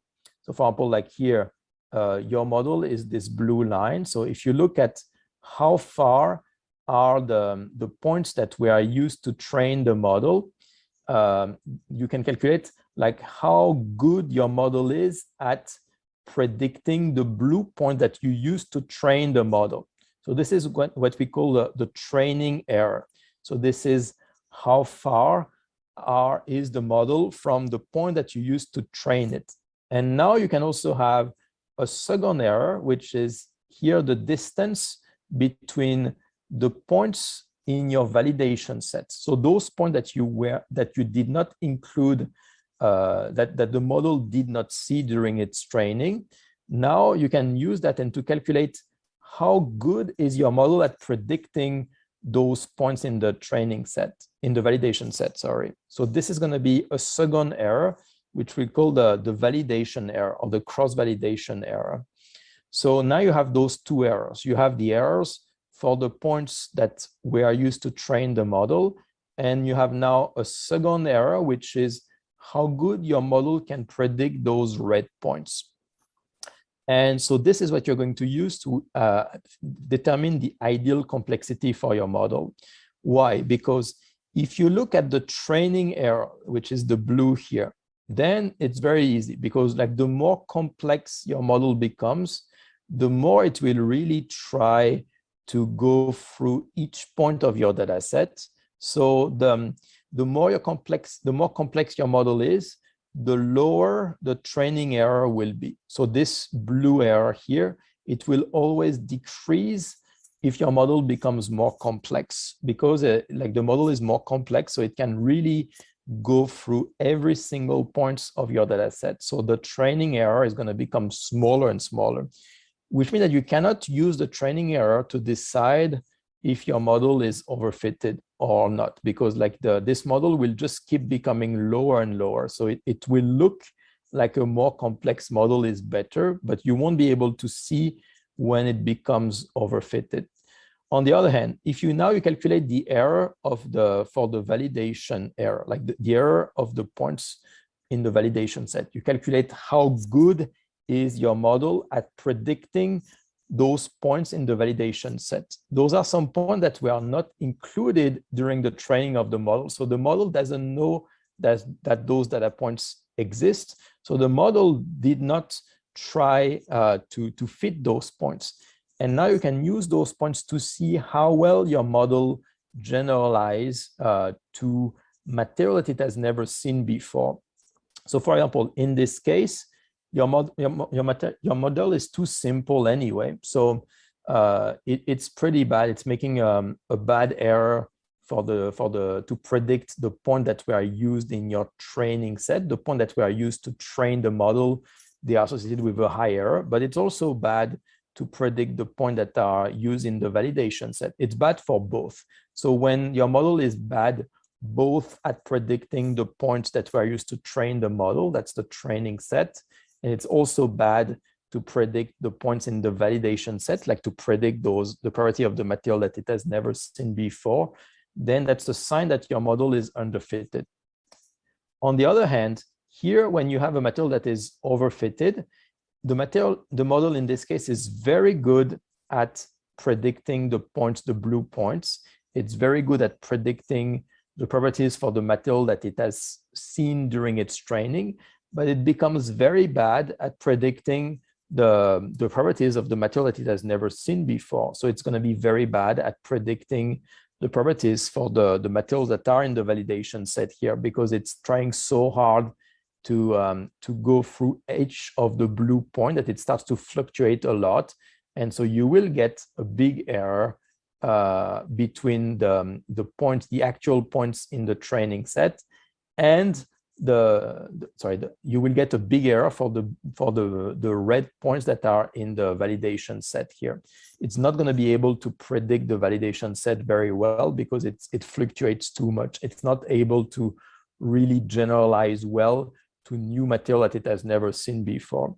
So when you have an overfitted model, it means that in this case, the error associated to the training set, like the training material that you use to train the model, will become very low, but the error associated to the validation set will now start to increase again, because your model will not be able to really generalize well to material that it has never seen before. So this is going to be a sign now that you have an overfitted model. So that's why when you train a machine learning model, in order to check if your model is overfitted, you can never use all the points that you have to train your model, because if you do that, you have no way to detect if the model is overfitted or not. You always need to keep a fraction of the data points. So typically that can be about 20% that you keep until the end, and you keep those data points hidden to the model. You keep it as a validation set so that you can see how good your model is at predicting those points. And then based on that, you will what you will want is to select this ideal complexity here. Like if you select this level of complexity for which the error of the training error is low, but also the validation error is low, it means that your model is good not only at predicting the points that it was used during the training of the material, but even more importantly, this model is good at predicting properties for new material that it has never seen before. So in this case, this will be the sign when you see like there is this minimum of the validation error. This is going to be the sign that you have found like the best model with the ideal level of complexity, not too complex, not too simple. So this is how we would do in practice. For example, if you have a neural network, you will try to train your neural network with different number of layers or different number of neurons. And then you will track the validation error of your model for different number of neurons, different number of layers. And you will see if your model is too complex, too many layers, too many neurons, then it's going to be overfitted. So it's not going to be generalizing very well. And on the other hand, if your model is too simple, then it's going to be underfitted and it's not going to be fitting your data points very well. And so whenever you have this minimum here in the validation set error, it means that you have found the ideal degree of complexity that is not overfitted and not underfitted. So this is what will give you the optimal model that is the most likely to really give you a good prediction of the true relationship between the input and the output. Does it make sense to everybody? Like, do you have any questions regarding this step 6 on how you would optimize the complexity of your model?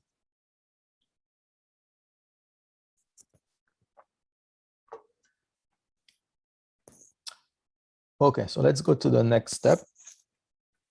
So the next step is about testing the model.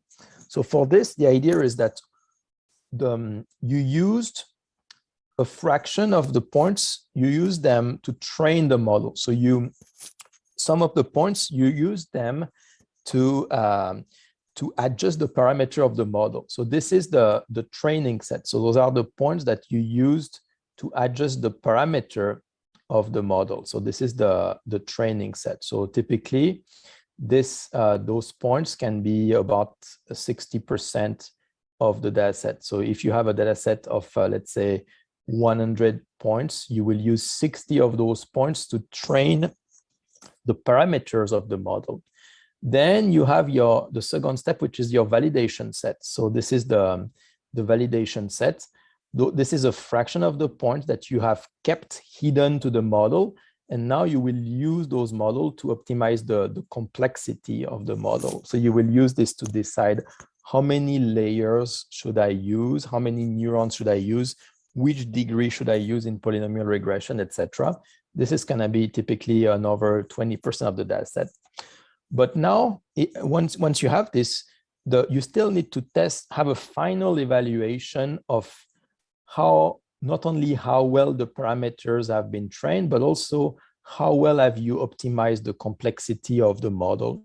So if you want a final evaluation of how good your model is, then you need to have another fraction of the data that we call the test set.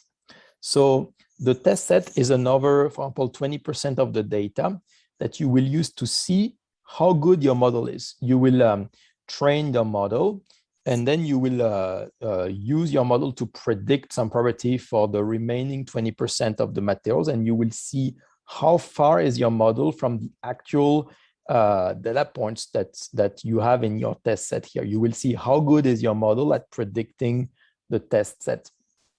The reason it's good to have not only a validation set, but also a test set is because like each of those data points, they have a specific purpose.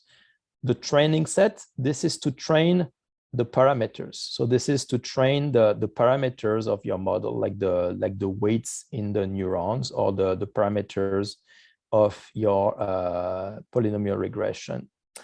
The validation set, this is to train what we call the hyperparameter. So this is to decide how many layers should you use, how many neurons should you use, which degree should you use in polynomial regression. So those are the hyperparameter.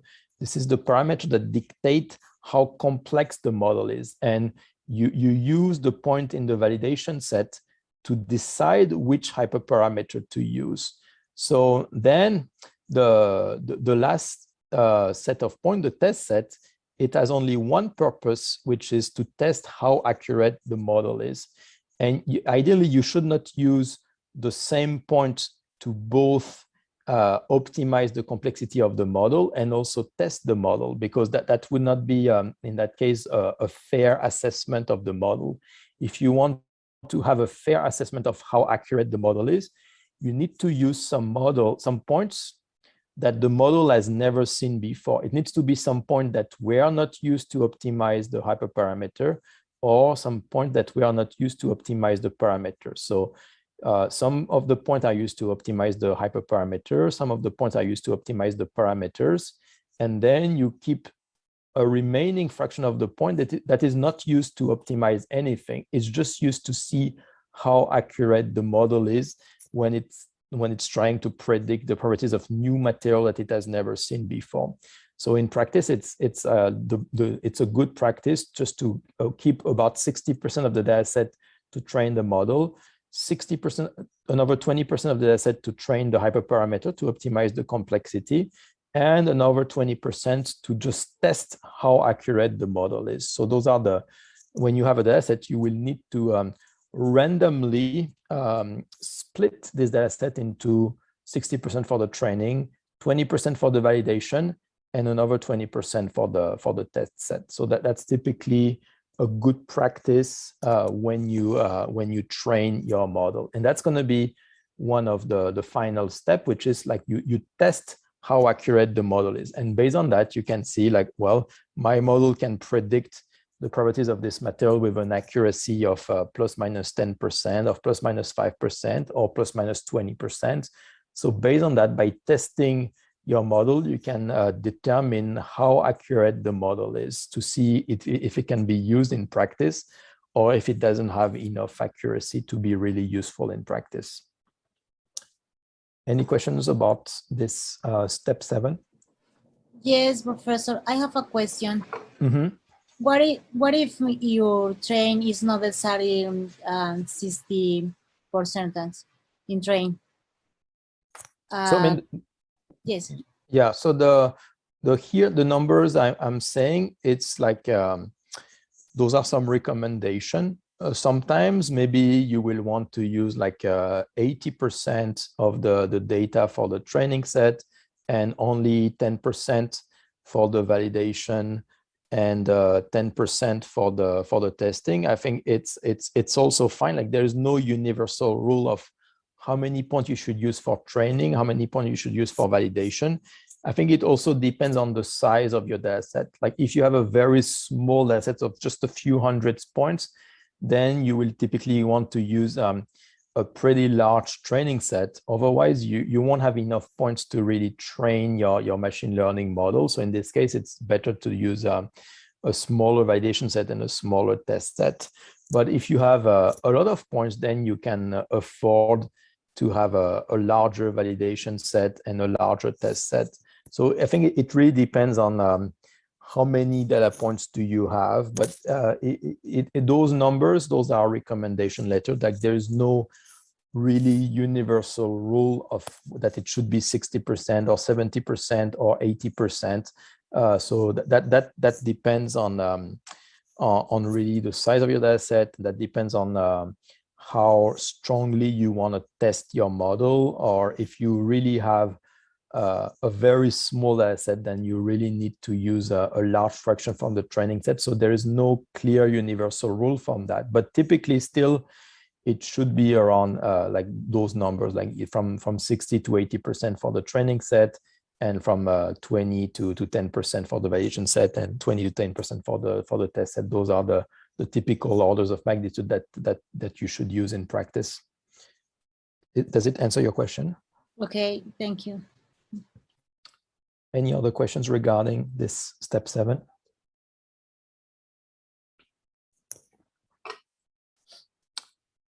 Okay, so let's go to the, okay, so the still step 7. So the one of the common way to test how accurate a model is to do those kind of plots here. So what those plots show is you show on the x-axis the true value of the probability that you are trying to predict. So for example, this is here some example of some machine learning model that we are used to predict various property of glasses. For example, the density, the glass transition temperature, the coefficient of thermal expansion, etc. So in that case, on the x-axis here, you would put the true value of the measured probability. And on the y-axis, you will put the value that is predicted by your model. And then you can do that both for the point that you use to train your model, like the training set, and also for the point that are used to test the model, like the test set. So if your model was perfect, then you would get a perfect agreement between the measured probability and the predicted probability. So everything would be very close to this y equal x line. Like this y equal x line here is the line of equity. This is the line that corresponds to when the predicted probability is exactly equal to the measured probability. In practice, you can never have a perfect agreement between predicted and measured probability because there's always some noise in the measurement. So you cannot have a perfect prediction. Like the noise is always going to induce some small fluctuation. So in practice, the points that you have, they will ideally be close to this line of equity. But if you have some points that here are very far from this y equal x line, that means that those points are not very well predicted by your model. So then if you want to put a number to determine how good your model is, then you can use those plots and calculate either the coefficient of determination, R square, which is going to give you a score, like, and the closer R square is to 1, the more accurate your model is. Or you can use the MAPE. MAPE is the mean average percentage error. It's like you calculate for each point, you calculate the percentage error between the predicted and the true measured. Or you can use the RMSE. This is the root mean square error. So this is another metric that you can use to see on average how much error do you have, how much difference do you have between your predicted probability and the true probability. So in this case, R square ideally needs to be as close as possible to 1, where 1 would be a perfect model.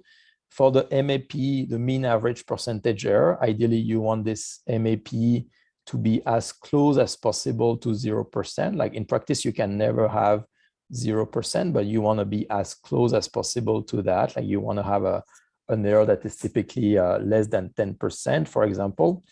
And the RMSE, well, you also want the RMSE to be as close as possible. The RMSE is the root mean square error. Typically, you want this to be also as close as possible to 0, which means that your model is making a low error on average. So that's typically how you would test and quantify how good the model is. You would calculate specifically the R square, the coefficient of determination, the MAPE, the mean average percentage error, or the RMSE, the root mean square error. You calculate that both for the training set, but also for the test set.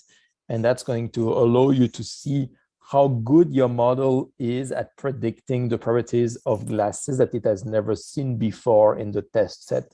And that's going to be a good test to see how accurate your model is.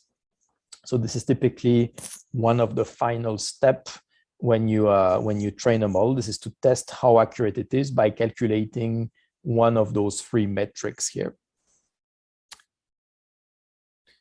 Then the last step is once you have the model, then you need to use it. You can use it to, for example, discover new materials. So here the idea is, for example, you have trained a model that takes as input the composition. So you have 3 oxides here.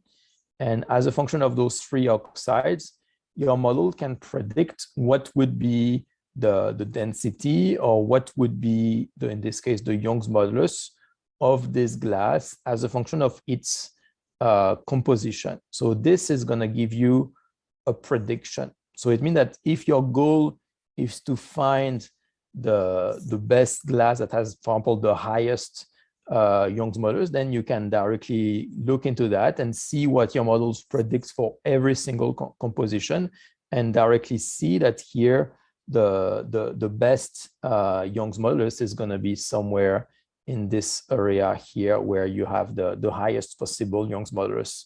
Or if you want to have the lowest possible density, then it's going to tell you that this is where you have the lowest possible density. So you can use this those models here to directly make some prediction for any glass composition, and directly pinpoint the glasses that will have the best properties. So this is something that you can use when you have your model, when it's trained, and once you have the model that is tested, then you can use it in practice to make some prediction.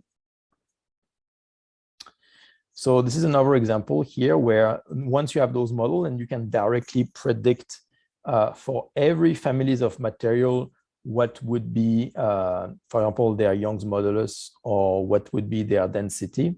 So this can give you some maps where you have some domains here, where for one family of material, you can determine what are all the possible Young's modulus that they can have, or all the possible density that they can have. So for example, here, if your goal is to find some material that have the density that is as low as possible, but the Young's modulus as high as possible, then you can use that to directly predict that these types of material are going to be the one that has the highest Young's modulus while having the lowest density. And this is because you have a machine learning model that you can use to directly predict what will be the properties of any material, that you can use that to directly select what will be the most promising type of material based on what you want to achieve. So that is the kind of map that you can build once you have a machine learning model. Once you have ensured that your machine learning model is accurate, then you can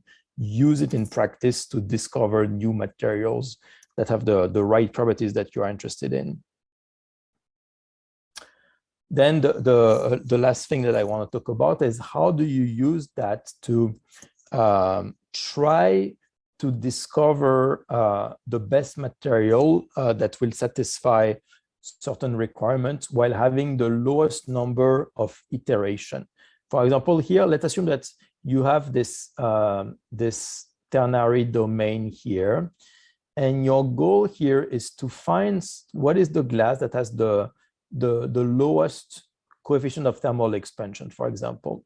So that is your objective, and you want to find this glass here that would have the lowest possible coefficient of thermal expansion, but you want to find this without trying every single glass. You want to just minimize the number of time you actually synthesize the glass and measure its properties. So the way you can do that is to use something called Bayesian optimization. And so that's what I'm going to talk about in the coming slide. So this is the Bayesian optimization process, where it allows you to discover new materials by minimizing the number of trials that are needed.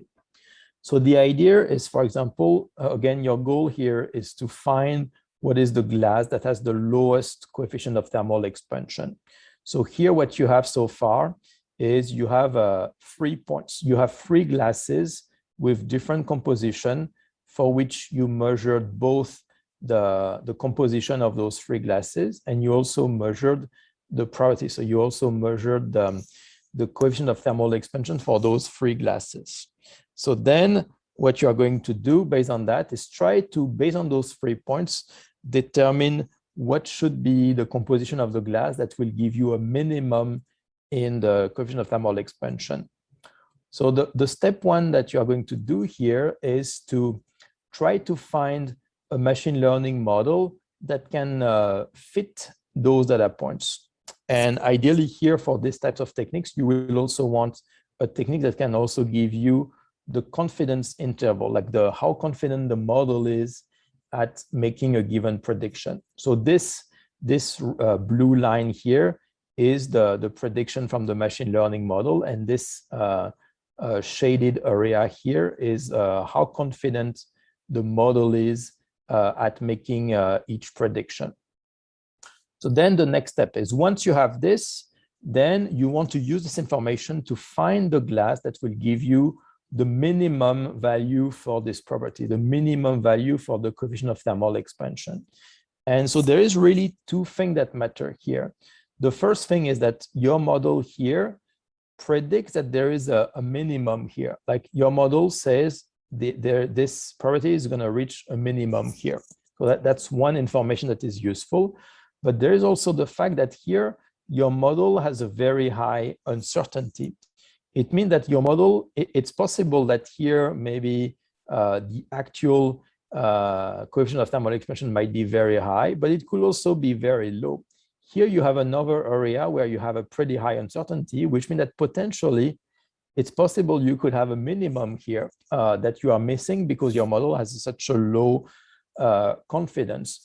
So when you want to determine what is the next glass that you should try, the next composition that you should try to find the minimum of coefficient of thermal expansion, you should try 2 things. First, you should try to explore the domain that your model is predicting a minimum. If your model is predicting a minimum here, then it's a good sign that you should go explore this area. But you should also explore the area that have a high uncertainty, because it's possible that in those domains that have a high uncertainty, it's possible that there might be a minimum there that you are missing because your model has a confidence that is too low. So the way you can find the best balance between trying to test the material for which your model has the high uncertainty and where your model predicts a minimum is that you can calculate a function which is called the expected improvement. The expected improvement function is a function that takes into account 2 things. It takes into account the prediction from the model, but it also takes into account the uncertainty.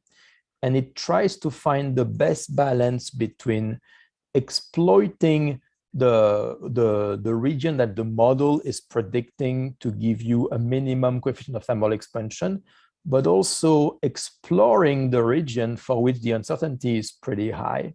Like for example, here, you have a very high value for this expected improvement function because this region here, not only your model predicts a minimum, but it also has a pretty high uncertainty. So this is going to be what should be the next material that you should try. But like for example, here, your model does not predict a minimum. It actually predicts a maximum here, but there is a pretty high uncertainty. So your model, the expected improvement function, also think that this area should be explored as well. But at least in this case, it's preferential to start with this data point first, because not only your model thinks there is a minimum, but it also corresponds to a very high area.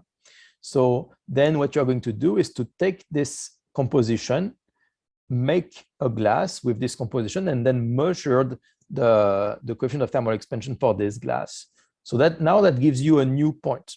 Now you have a new point here, which is a new point that you can now add to your data set. So that's a new point that you can reuse to retrain your machine learning model. That's a new information that you have now. And so now that you have this new information, you can again try to optimize your machine learning model here. So now it will have changed because now it is aware of a new point here. The uncertainty, the confidence interval is also going to change.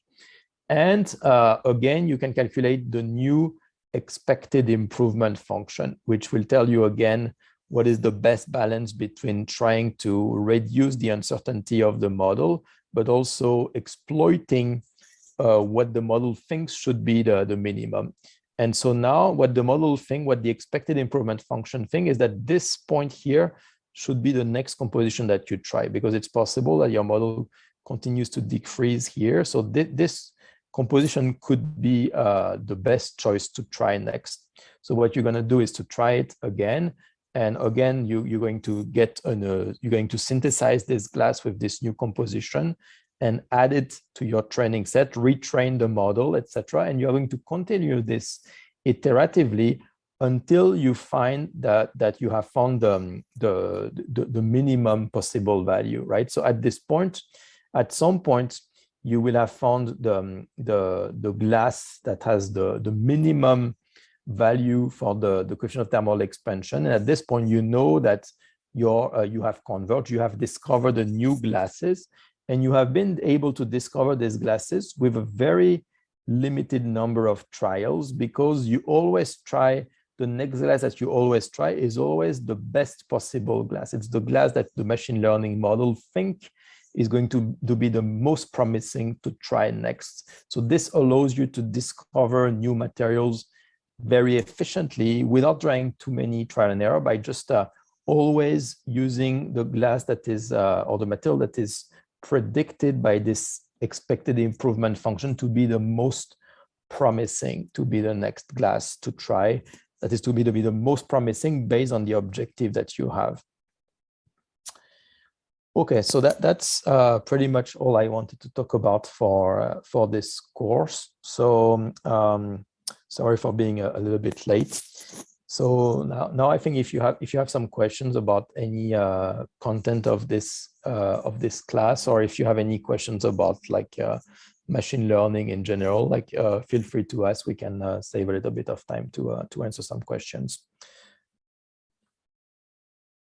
So yeah, if you have any questions, feel free to ask. And if you don't have any question, then I'll just thank you for attending this course. Hello. For have more examples for the machine learning, you say you have videos, but you say it was in MATLAB, but I was thinking you have videos in Python. Yeah, I mean, I don't have any videos that I made myself using Python. Like all my videos are using MATLAB. That being said, I'm sure you can find some other example of videos in Python. I think actually it's there's probably more videos using Python as an example than MATLAB. So because Python is really the most popular language when it comes to machine learning. So yeah, unfortunately, all the examples I have are all in MATLAB, but I think you should be able to find a lot of example in Python as well, either on YouTube, either by, for example, looking at some courses on Coursera or other websites that have some courses to teach machine learning. Most of the examples here are going to be likely in Python, just because it's the most popular language for machine learning. So I think you should be able to find some. If you need some recommendation, let me know and I can point you towards specific video in Python. But otherwise, I think it should be probably even easier to find videos using Python than using MATLAB. Thank you. Any other questions? Doctor, before you officially finished, let me tell you that on behalf of International Material Research Congress and Sociedad Mexicana de Materiales, President Patricia Zambrano, we want to thank you so much for providing such a great tutorial.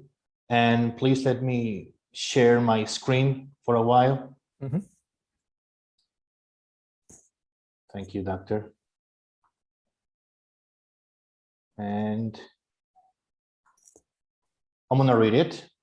It says, this certificate is awarded to Matthew Bauchi for providing the tutorial Machine Learning for Materials Science and Engineering on Sunday, August 29th, 2021, during the 29th International Materials Research Congress, and it's signed by Dr. Patricia Zambrano Robledo, President, 2021-2022. Congratulations, Dr.